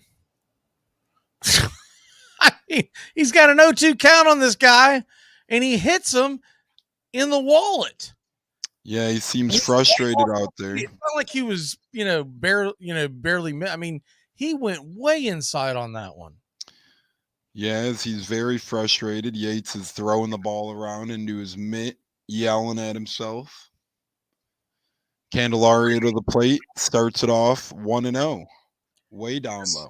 When you see Yates do that, he normally unravels. So we'll see if he can get it together here. But anyways, what I was going to say about Dansby, believe it or not, I think they would be best off with Bellinger in the 3-hole and Dansby in the 2-hole, because Dansby hits well when there's a good bat right in front of him. I agree with that. I think I was crying for that myself, so I agree with you. And nothing against Talkman, but not the greatest of sticks in the leadoff hole, as he most oftentimes is. As Candelario and Yates are staring each other down. Yates fires it into Candelario. He looks at one. The runner's off. Dansby's into second with a steal, putting himself into scoring position with just one out. That is a terrible job by Yates there. He was bouncing back and forth. Yates has to be able to see that. I mean, he bounced back and forth between over there at first base before he took off. You've got to throw over there. You got to cool his jets. You surely do. That is a terrible job by Yates. Yeah, now Yates. If he scores on a single, this is all on Yates. Yates throws one low now and just misses his own low. Candelario's up 2-1 in the count now. As Yates gets the ball back, digging into his mitt. The former closer fires it in, misses well inside now, and it's quickly 3-1 here to the Candyman, Jmar Candelario. These are the outings by Yates that gives everybody pause when they talk about Kirby Yates being in the back of the bullpen in the postseason. He'll have an outing like this once every 4 or 5 outings where he's just all over the damn place. As Yates on 3-1, looking to reel it in. It misses well off the plate, well outside. That's ball 4 to Jmar Candelario. The Cubs are suddenly threatening here with Candyman at first, Dansby in second. 1 out, top of the 9th, 3-3 matchup. They're going to pinch run, the rookie Pete Crow Armstrong for Jmar Candelario.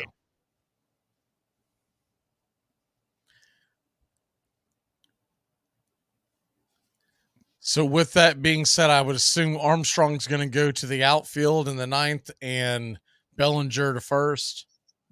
Yes, I would imagine that Belly will end up at first, and exactly Pete Crow will be taken over out there.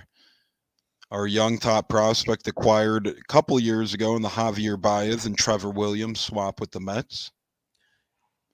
So right here, he's got to be looking with Gomes, the catcher.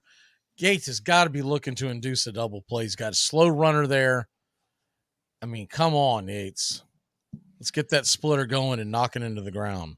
As Yates now fires away on 0-0 and misses on the outside corner, well off the plate yet again. It's 1-0. It's 2-2 in New York, top of the 7th, and the Marlins are threatening with 2 outs. They have the bases loaded. As Yates fires it in on Yan Gomes. That one is in there for a strike. Yan couldn't do anything with it. 1-1. Dodgers and Colorado are still knotted up at 1 and heading to the bottom of the 4th. A win by Colorado would clinch the NL for the Braves. As Jan Gomes plucks one into right field on a duck snort. That's a base hit. That gets down. Around Dansby to third. Dansby coming home. Dansby scores. The Cubs take the lead. Jan Gomes single. 4-3 here in Atlanta. Yeah, that was just a fister that he was able to get over the infield, and just enough. If the Braves are playing that defense honestly, Ozzie Albies would have been able to drift back and catch that one, but they were playing Gomes to pull, and there was no shot. Update in New York, Jake Berger gets tossed from that game as he strikes out with the bases loaded. Berger ejected for the Marlins.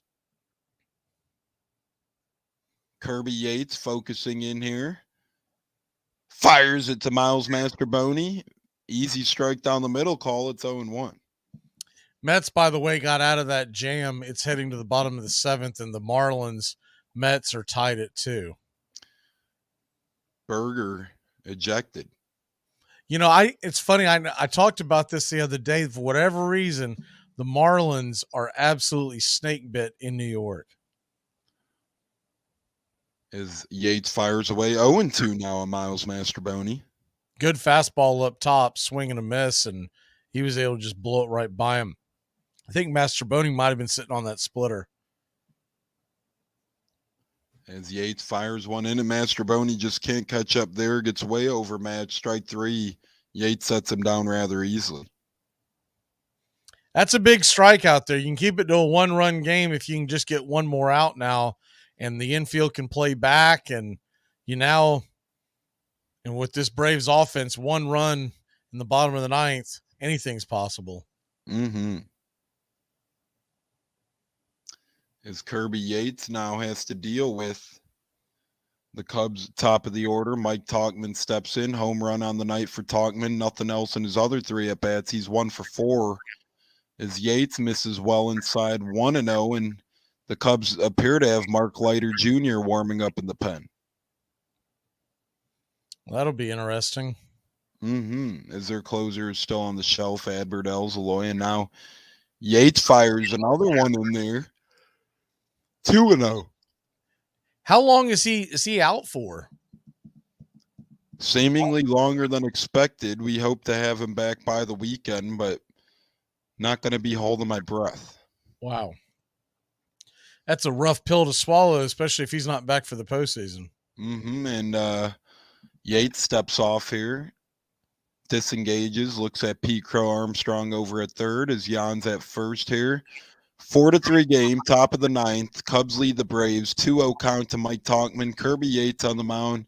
Men at the hot corners with 2 down. Yates fires. Yates delivers. Tauchman fouls it back. Goes down to 1 knee, but he's all right. He's just messing around, and it's 2-1. Looked like Tauchman thought he had one to play with there, but couldn't do anything with it. Little frustration there from the leadoff man. As he barrels his way back into the plate, kicks the dirt around a little bit, looks up at Kirby. Kirby says, game on. Kirby fires away. Tauchman fouls away yet again. 2-2. So now Kirby's just got to get that one more strike, keep the Braves in this thing. Big difference between having to go in and get 2 runs as opposed to 1 in the 9th. And McGee and the Mets Marlins with Berger ejection. As we'll get to it here in a minute, as Yates fires.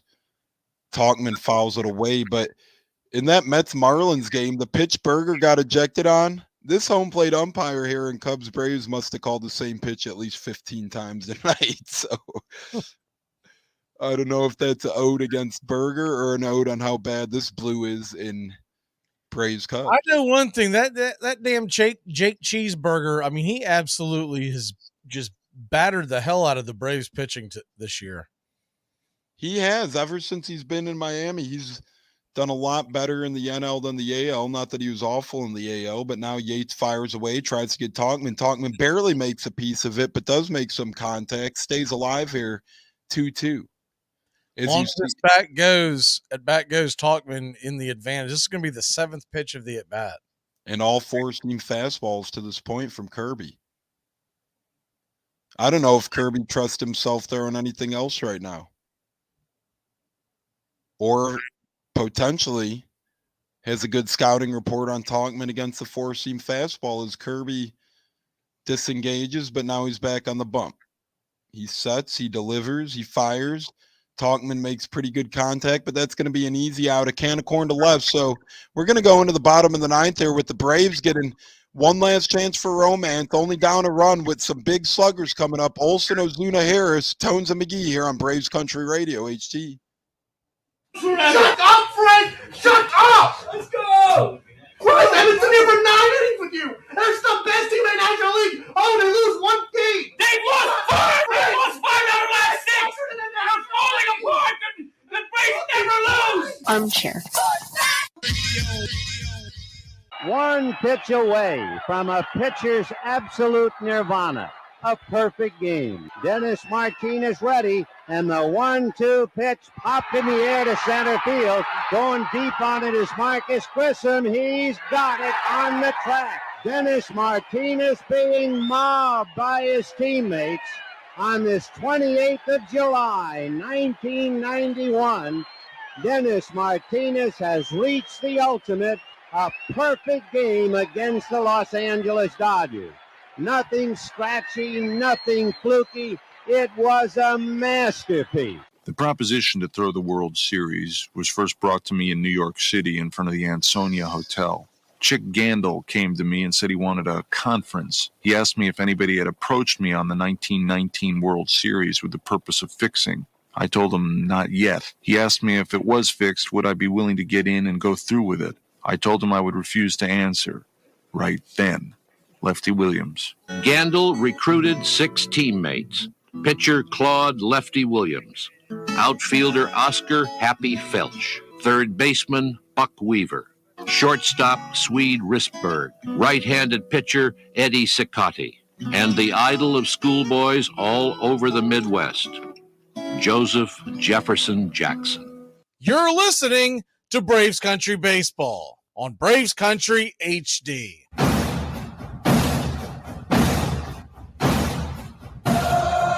Welcome back to Braves Country Baseball. PJ, did you ask a question about robo-umps? I didn't see it. If you could fire it back in there. Sometimes when that chat is going fast, I have a hard time seeing it. Mm-hmm. It's like swimming in an ocean when the waves are coming. You keep swimming, but the comments keep coming. It's hard to... Mark Leiter Jr. is coming into the game. 63 innings, 3.41 ERA, 77 strikeouts, 23 walks. And Matt Olson represents the tying run. So you can't have a better one in there than this righty-lefty matchup. Sure, Leiter's saying thanks a lot. My first appearance here, and I'm facing this guy. First pitch on the way. Swing and a miss. 92 right there at the knees. It's 0-1.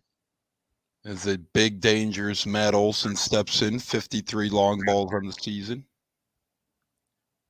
The 0-1 to Olson. Righty-lefty matchup. Kicks and deals. Swing and pops it up. Underneath it, can of corn. Easily playable. Second baseman grabs it. Horner, and there's one away. Horner trying to show himself some redemption, but Rubble does make a good point. If the game comes down to a run, remember that umpire gaffe in inning number 2 when there was I can't wait to hear the I'm sure they're going to interview Snicker, and I'm going to get that audio for everybody for the pregame show tomorrow. I can't wait to hear the explanation he was given, because it made 0 sense. Mm-hmm. Marcell Ozuna comes to the plate. The first pitch to Marcell is off the plate wide for a ball. It's 1-0.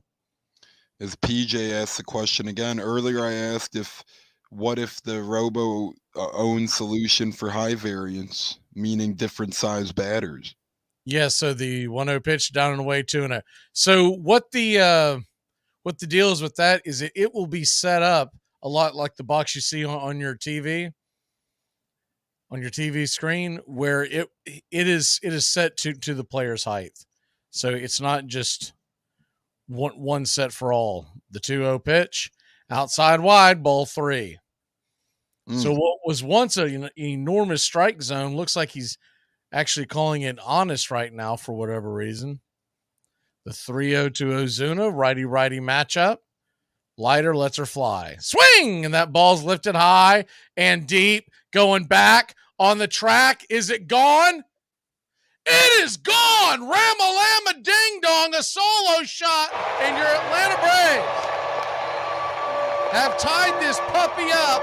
It's 4-4. We trail no more. Let's go, Braves. Yeah, that was a no-doubter off the bat of Ozuna.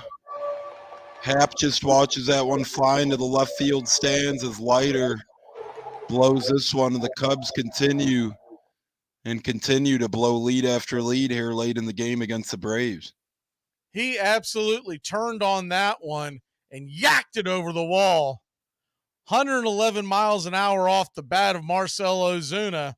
And he's getting high fives galore in the dugout. Your Braves lead it. Or sorry, have tied it up 4-4. It feels like a lead after the way our pitching has been responding this evening. Mm-hmm.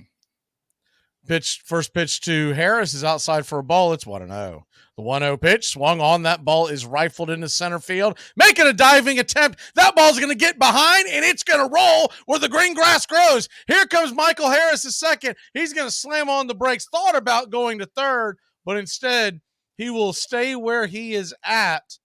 And your Atlanta Braves have the winning run 180 feet away with one away. And that's just... I'll tell you what, Jones, if that ball has any juice on it, that's going to roll the wall. Yeah, that's just a rookie being inexperienced there.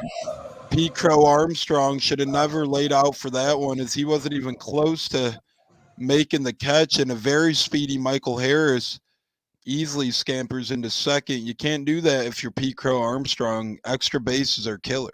Yeah, that's a bad one. They are going to take they're going to make a pitching change. Leiter is out. We'll see who comes in.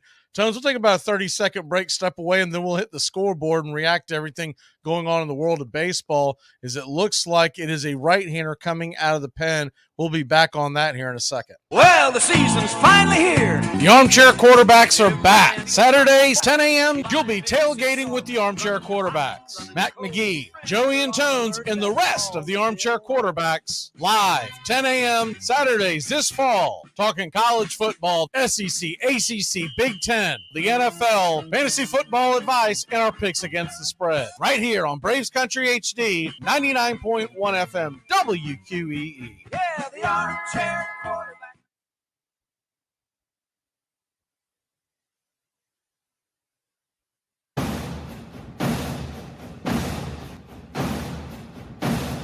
Welcome back to Braves Country Baseball. Your Atlanta Braves, 180 feet away from getting the best record in the National League, so we would still need one more win or a Baltimore loss if that were to happen. By the way, LA has taken a 3-1 lead, and they have the bases loaded, top of the fifth in Colorado, so don't expect any help from that. Yeah, and the Marlins just ran into a bad out. They had a routine fly ball to center, Jazz Chisholm on first. He tries to tag and run to second, and he gets doubled up as that game's tied. No one wants this last wild card spot, it seems. It's a hot potato.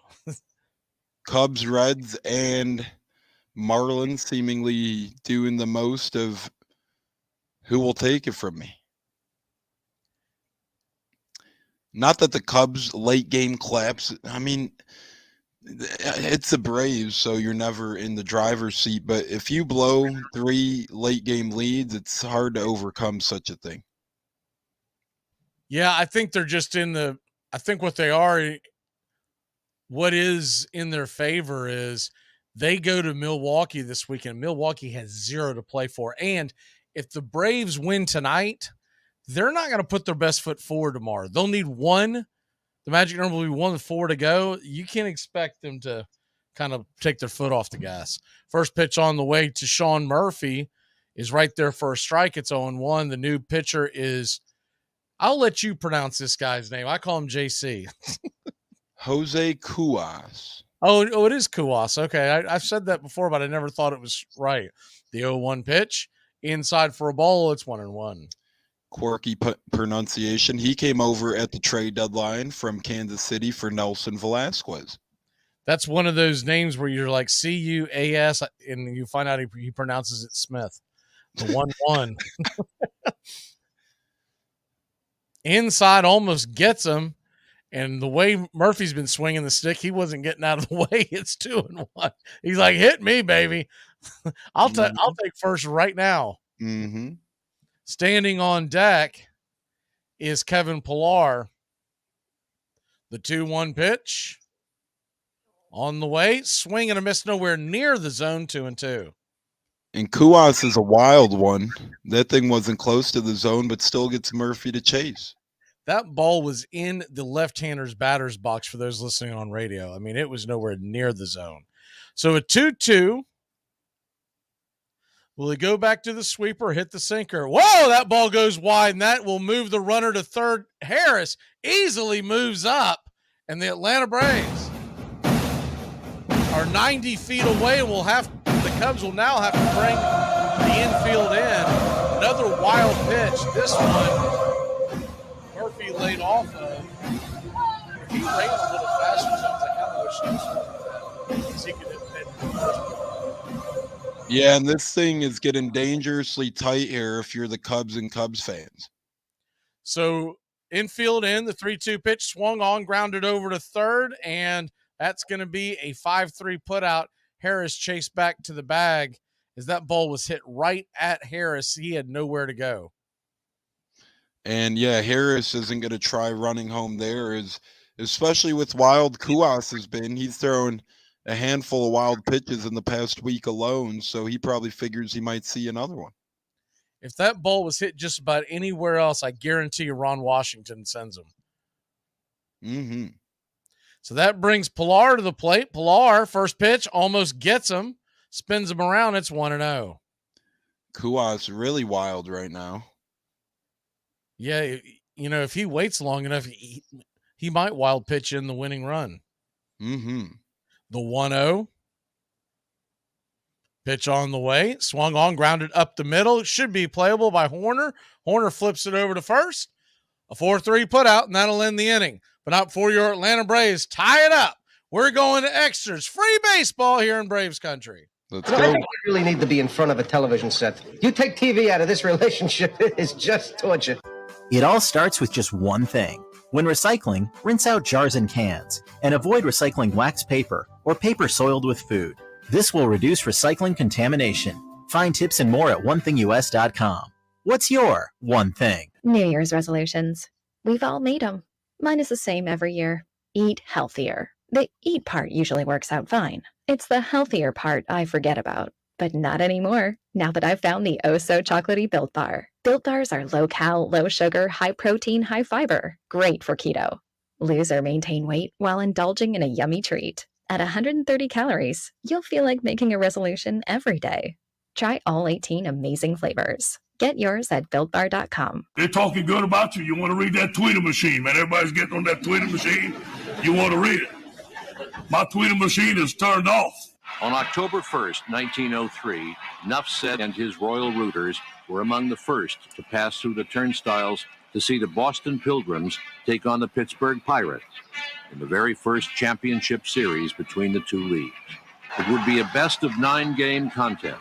Realizing that this was a golden opportunity to prove the superiority of his new league, Van Johnson ordered the Boston owner to beat Pittsburgh. Pittsburgh had been favored to win, but Boston was aided by a series of disasters that undercut the Pirates. One pitcher had been injured. Their star shortstop, Honus Wagner, was playing hurt. And just as the series got underway, Ed Doheny, another pitcher, suffered a mental breakdown and was sent to an asylum.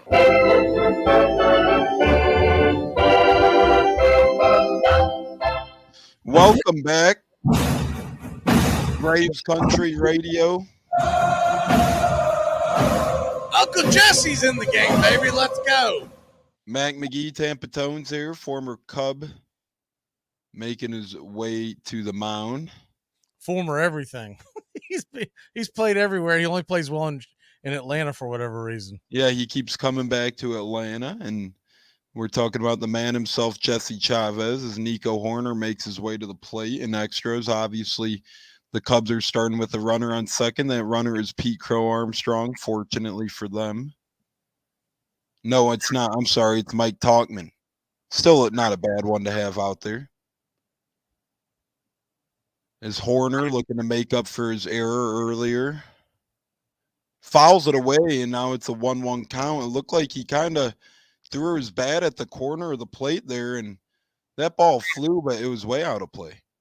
Yeah, I think he was hoping to just notch one down the line, maybe even a seeing eye single, but with Tauchman standing on second, it's not going to take much to get him to score.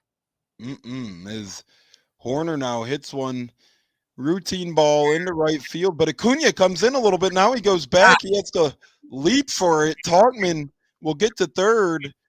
That ball must have played a couple tricks on Acuna, as it does help Tauchman advance to third, although he probably likely would have anyhow. 1 out here in the top of the 10th.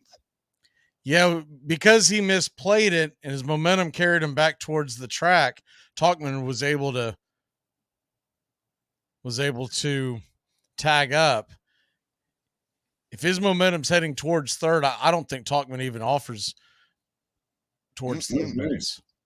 No, I don't know if he'd have reason to, but here he is now at third with Ian Happ fouling one off for 0-1 as Jesse Chavez comes back, fires it away. It's running inside, almost hits Ian. Now it's a 1-1 count. Jesse, not a big strikeout pitcher. Of course, the Braves got the infield in, so it's kind of a tricky situation here. You'd love a strikeout or a pop out. Mm-hmm. He doesn't have that strikeout stuff. It's kind of a, if we get to the postseason, this would be a dangerous call. But what he does do is he throws strikes, and that's what you like about Jesse. As he throws another one and Happ fouls it off. Now it's quickly 1-2 here on Ian Happ. As Jesse fires another one away now, well outside and low. 2-2.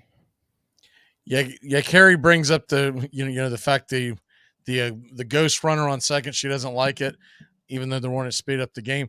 In the middle of June, you don't mind it, but when you talk about how important these games are now, you kind of get a different perspective, right? Correct. And 2-2 count. Happ hits one into medium center field. Harris and Acuna almost collide. Harris gets away with the catch. Tauchman's going to score easily on that one to give the Cubs a 5-4 lead here in the top of the 10th. Yeah, it really didn't matter who caught that ball. Tauchman was going to score. And Acuna, I mean, that is Harris's ball. He's calling him off. I'm assuming Acuna hears him. I don't know what's going on, why he didn't, but that would have been a hell of a collision. That's the last thing we need right before October. That could have been disastrous. And Happ's a quick runner as well, so he would have made his way around the bases. But here's Cody Bellinger quickly 0-2 as Bellinger files one away. Yeah, I'm not nearly as worried about that as I am losing those two or either one. Mm-hmm. We need to bubble wrap this team and get it to October 7th. As Jesse Chavez fires it inside. And where was that? Looked like it caught the inside corner. The ump's going to say not so fast. The count is 1-2. This guy with a Grand Canyon of a strike zone is now pinching folks. Yeah, it's really something. The inconsistencies are what gets me personally. Obviously, bad strike zones are one thing, but if you're inconsistent, that's a whole nother variable. At least if you're consistent, the guys can try and learn the zone a little bit. But Chavez fires one in there now, and Bellinger's just going to poke that thing into left field. That's a base hit as that falls right in front of the Braves left fielder, Kevin Pillar. 2 outs, man on first now for Seiya Suzuki. The good news about that ghost runner rule, it does not pertain in the postseason. So this is just a regular season rule. I understand why people don't like it, but I also understand why they had to put it in play, because you didn't want to wreck a bullpen in the middle of April over a 19-inning affair. Mm-hmm. Absolutely. And it's not like only one team gets the ghost runner. You both get them, so, take care of your business. Absolutely. As now it's an 0-1 count to Saya Suzuki, and Chavez fires it in there. And now it's quickly an 0-2 count here now to S squared. Saya has fallen in trouble here rather quick, as Chavez is going to remain working quickly here. He's fallen into a pretty good rhythm, pretty good routine.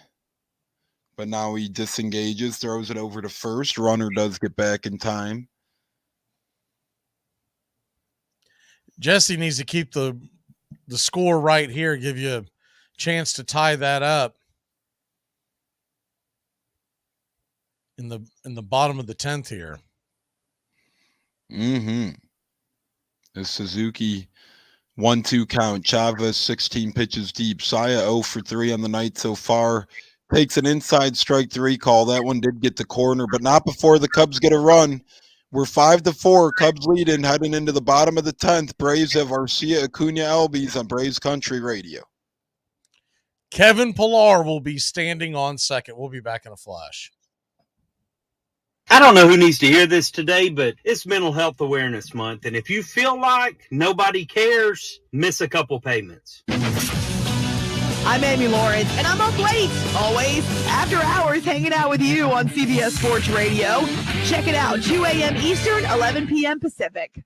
You're telling me that you believe that Christ comes back to life every Sunday in the form of a bowl of crackers, and then you proceed to just eat the man. And I still maintain that if Deion Sanders would have played baseball his entire career, he would have been one of the greatest leadoff hitters to ever play the game, because he was raw. He didn't even know what he was doing. He wanted to hit homers. He was so fast. He didn't even learn how to bunt yet. And he had such a capacity to change a game.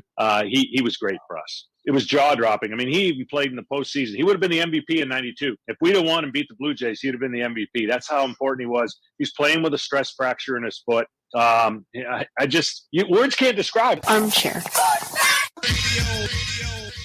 I was listening to a guy talk today, and he was like, a woman that loves you will stick by you no matter how many times you cheat on them. And I was like, sounds like you're talking about your mama, because that ain't me. I think in the past that certainly Brooklyn's character was defined by the Brooklyn Dodgers. And even just the name Dodgers coming from these trolley cars that everybody had to dodge. The idea that Brooklyn felt a stepchild to New York City, and that somehow the Dodgers, the bums, were stepchilds too, that were going to show the hotty-toddy New Yorkers that we were really better than them, defined who Brooklyn was. And even in Long Island, where I grew up, I felt that sense of Brooklyn, and it was all part of the Dodgers. I don't know that that exists today in the same way, that you define who you are through your team and through your city. And I think it's a loss. It means that people are more fragmented. They've got themselves and a few friends, but they don't have that group sense unless there's a win. But that's not the same. That's not what this was all about when I was growing up. We hardly ever won, and it didn't matter.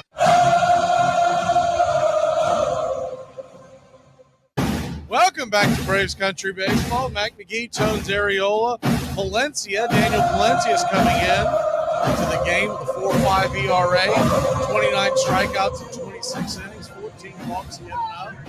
Kevin Pillar standing on second as the ghost runner, and Orlando Arcia has a chance to amend for his 0 for 3, 2 ground outs and a flyout.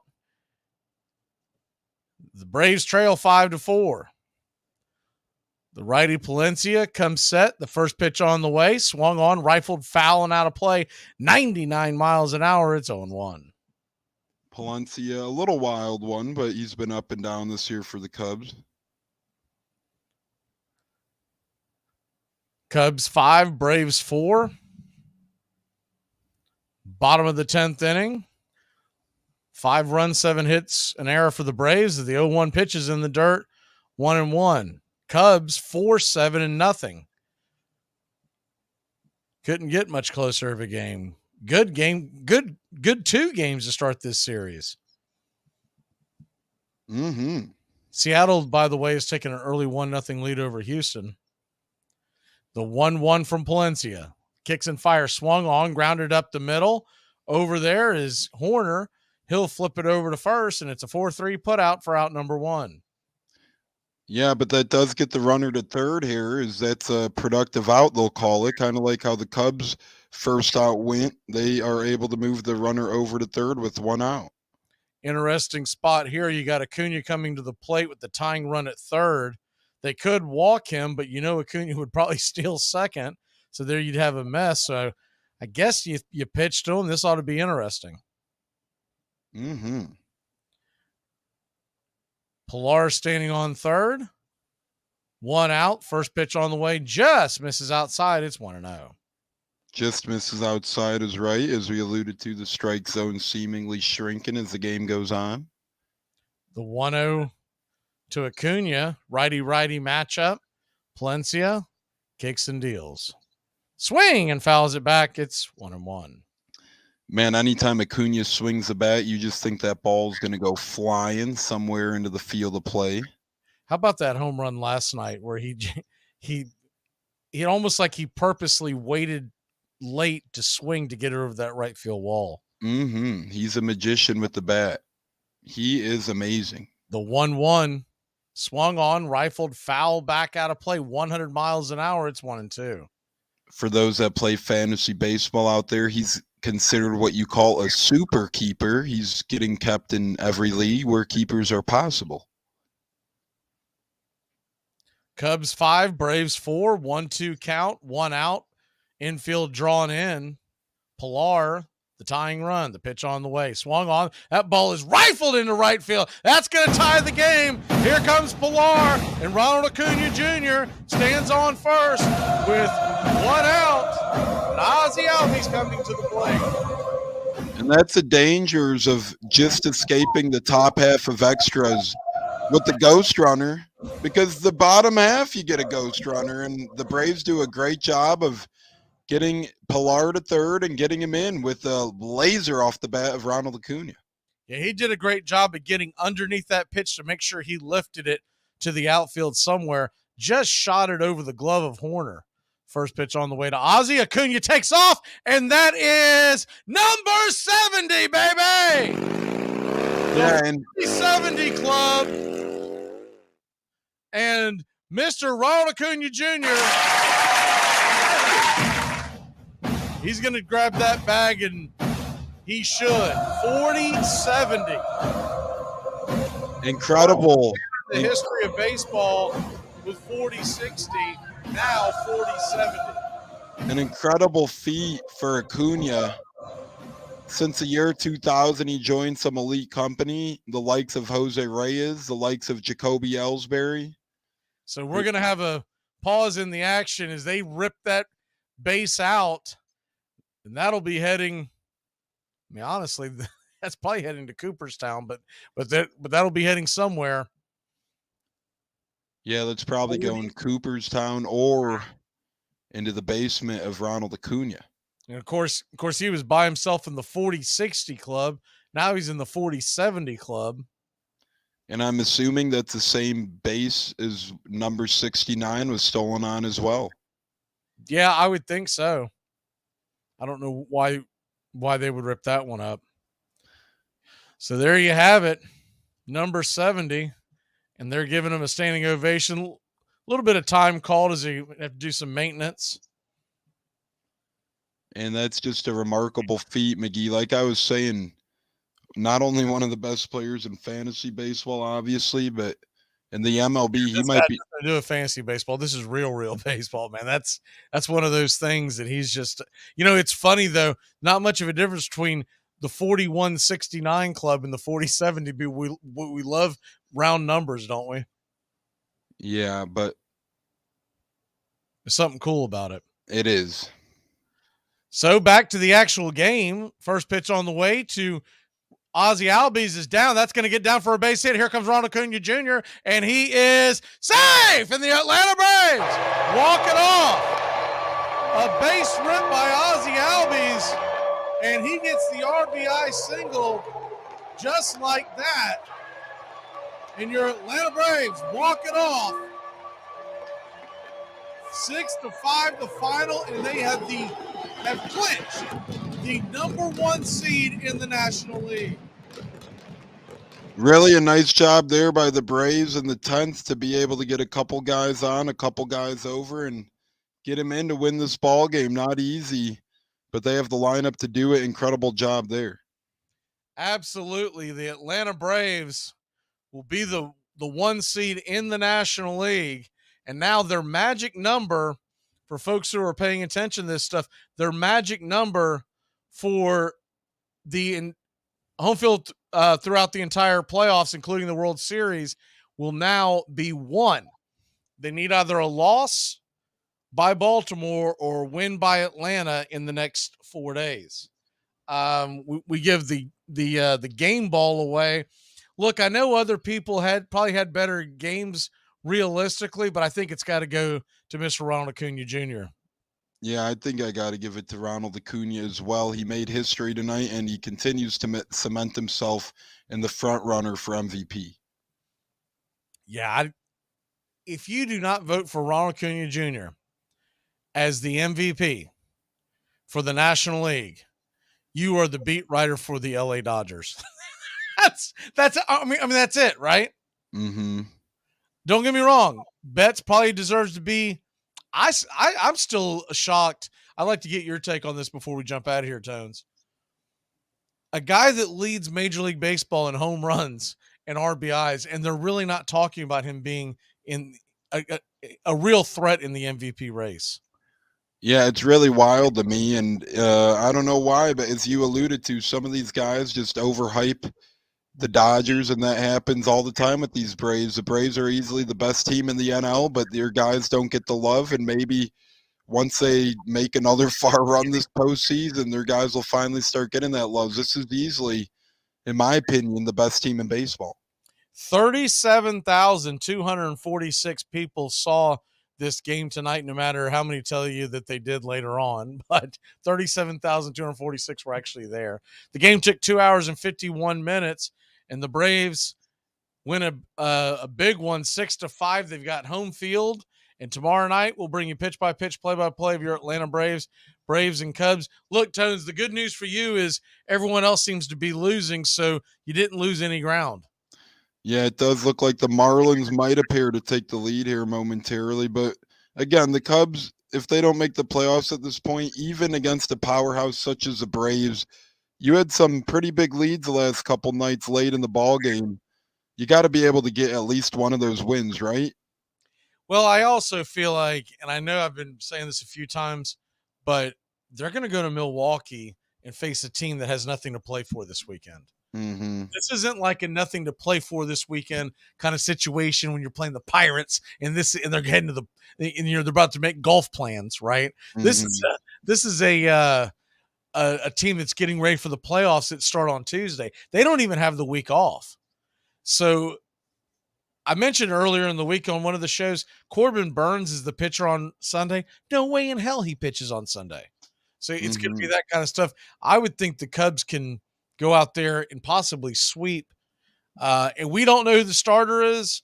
I'm assuming it's going to be a version of a bullpen game, but we may get one of those young arms.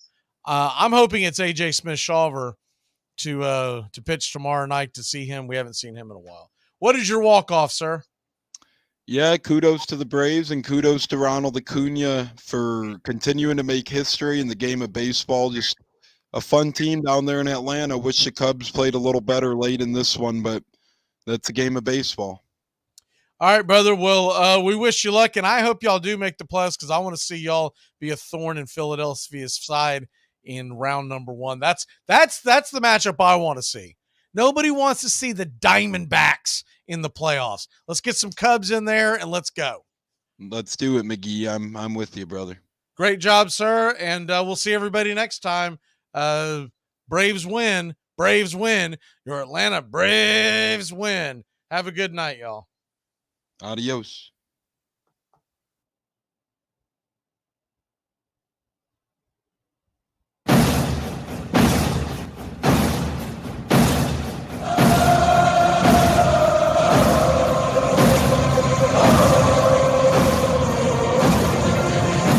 Do do do do do. Goodbye, sweetheart, well, it's time to go. We're back tomorrow with another show. Well, unless we're fired, we'll talk to you then. Goodbye, sweetheart, goodbye. Goodbye. Guys and gals, it's time to go. We'll see you on the next show. Same back time, same back channel. Thanks for listening to Braves Country Baseball. With Mac Magee, we're proud to bring you year number 3. Braves Country Baseball comes your way Tuesdays and Friday nights and 2 more bonus games for a total of 4 games a week. You can also catch Braves Country, our daily sports talk show. We go live 3 to 5, 99.1 FM WQEE, Metro Atlanta. Other CBS, ESPN, and independent affiliates nationwide, and simulcast on youtube.com/@BravesCountry. Find Braves Country HD today wherever you stream. Your first choice for Southern sports and the deepest bench in sports talk. Something of the 5th of September. Something of the 5th of September. She said a lot that I can't remember. Something of the 5th. Can I get another cigarette, please? Can I get another cigarette, please? Yeah, I know I live to regret it. Just give me another cigarette, please. Can I get another cigarette, please?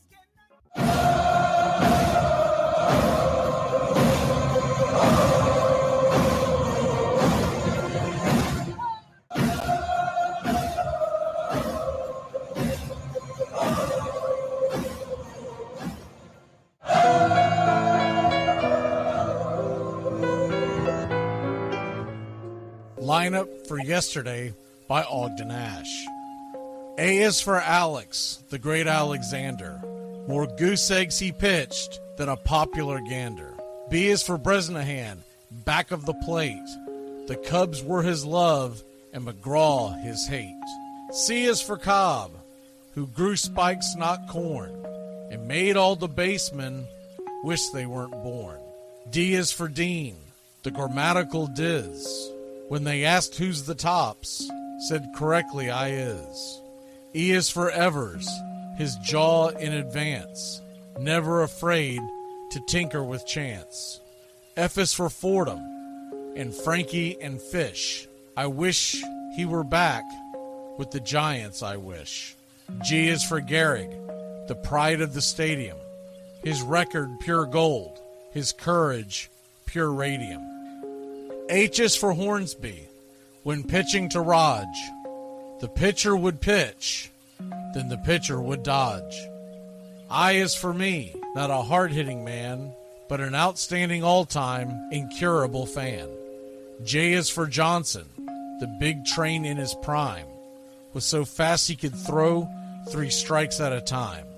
K is for Keeler, as fresh as green paint, the fastest and mostest to hit where they ain't. L is for LaHoy, whom Clevelanders love, Napoleon himself with glue in his glove. M is for Matty, who carried a charm in the form of an extra brain in his arm. N is for Newsom, Bobo's favorite Ken. You ask how he's here, he talked himself in. O is for Ott, of the restless right foot. When he leaned on the pellet stay put. P is for Plank, the arm of the A's. When he tangled with Matty, games lasted for days. Q is for Don Quixote, Cornelius Mack. Neither Yankees nor years can halt his attack. R is for Ruth, to tell you the truth. There's no more to be said, just R is for Ruth. S is for Speaker, swift center field tender. When the ball saw him coming, it yelled, I surrender. T is for Terry, the giant from Memphis, whose 400 average you can't overemphasize. U would be Ubel if Carl wore a Cockney, but we say Hubble in baseball like football in Rockney. V is for Vance, the Dodgers' very own Dazzy. None of his rivals could throw as fast as he. W, Wagner, the bow-legged beauty, short, closed to all traffic with Honus on duty. X is the first of two X's in Fox, who was right behind Ruth with his powerful socks. Y is for Young, the magnificent sigh. People battled against him, but I never knew why. Z is for Zenith, the summit of fame. These men are up there. These men are the game. Lineup for yesterday, Ogden Nash, January 1949, Sport Magazine.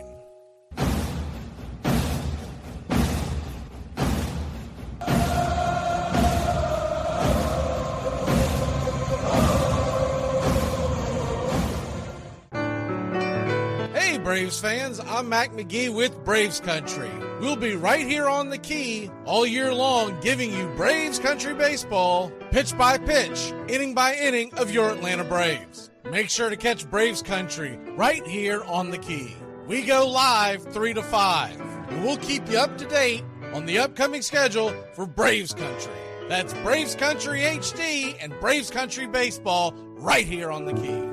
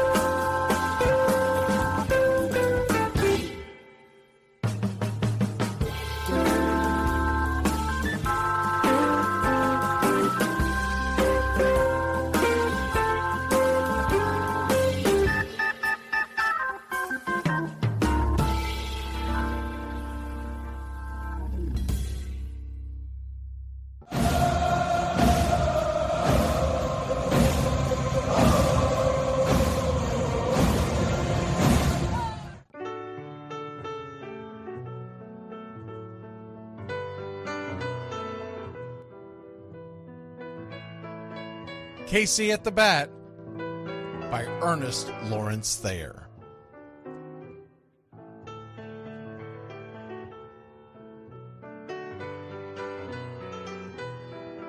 The outlook wasn't brilliant for the Mudville Nine that day.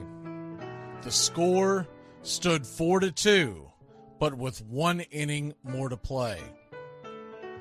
And when Cooney died at first, and Barrows did the same, a pall-like silence fell upon the patrons of the game. A straggling few got up to go in deep despair. The rest clung to the hope which springs eternal in the human breast. They thought, if only Casey could but get a whack at that, we'd put up even money now with Casey at the bat. But Flynn preceded Casey, as did Jimmy Blake, and the former was a hoodoo, while the latter was a cake. So upon that stricken multitude, grim, melancholy sat, for there seemed but little chance of Casey getting to the bat. But Flynn let drive a single, to the wonderment of all, and Blake, the much despised, tore the cover off the ball. And when the dust had lifted, and men saw what had occurred, there was Jimmy safe at second, and Flynn a hugging third. Then from 5,000 throats and more rose a lusty yell. It rumbled through the valley, it rattled in the dell. It pounded on the mountain and recoiled upon the flat, for Casey, mighty Casey, was advancing to the bat. There was ease in Casey's manner as he stepped into his place. There was pride in Casey's bearing, and a smile lit Casey's face. And when responding to the cheers, he lightly doffed his hat. No stranger in the crowd could doubt 'twas Casey at the bat. 10,000 eyes were on him as he rubbed his hands with dirt. 5,000 tongues applauded when he wiped them on his shirt. Then while the writhing pitcher ground the ball into his hip, defiance flashed in Casey's eye, a sneer cooled Casey's lip. And now the leather-covered sphere came hurtling through the air, and Casey stood a-watching it in a haughty grandeur there. Closed by the sturdy batsman, the ball unheeded sped. "That ain't my style," said Casey. "Strike one," the umpire said. From the benches black with people, there went up a muffled roar, like the beating of a storm waves on a stern and distant shore. "Kill him! Kill the umpire!" shouted someone on the stand, and it's likely they'd have killed him had not Casey raised his hand. With a smile of Christian charity, great Casey's visage shone. He stilled the rising tumult, he bade the game go on. He signaled to the pitcher, and once more the dun sphere flew. But Casey ignored it, and the umpire said, "Strike two!" "Fraud!" cried the maddened thousands, and echoed answered, "Fraud!" But one scornful look from Casey, and the audience was awed. They saw his face grow stern and cold. They saw his muscles strain, and they knew that Casey wouldn't let that ball go by again. The sneer is from Casey's lip. His teeth are clenched in hate. He pounds with cruel violence his bat upon the plate. And now the pitcher holds the ball, and now he lets it go, and now the air is shattered by the force of Casey's blow. Oh, somewhere in the favored land, the sun is shining bright. The band is playing somewhere, and somewhere hearts are light. And somewhere men are laughing, and somewhere children shout. But there is no joy in Mudville. Mighty Casey has struck out. Casey at the Bat, Ernest Lawrence Thayer, published June 3rd, 1888. San Francisco Examiner.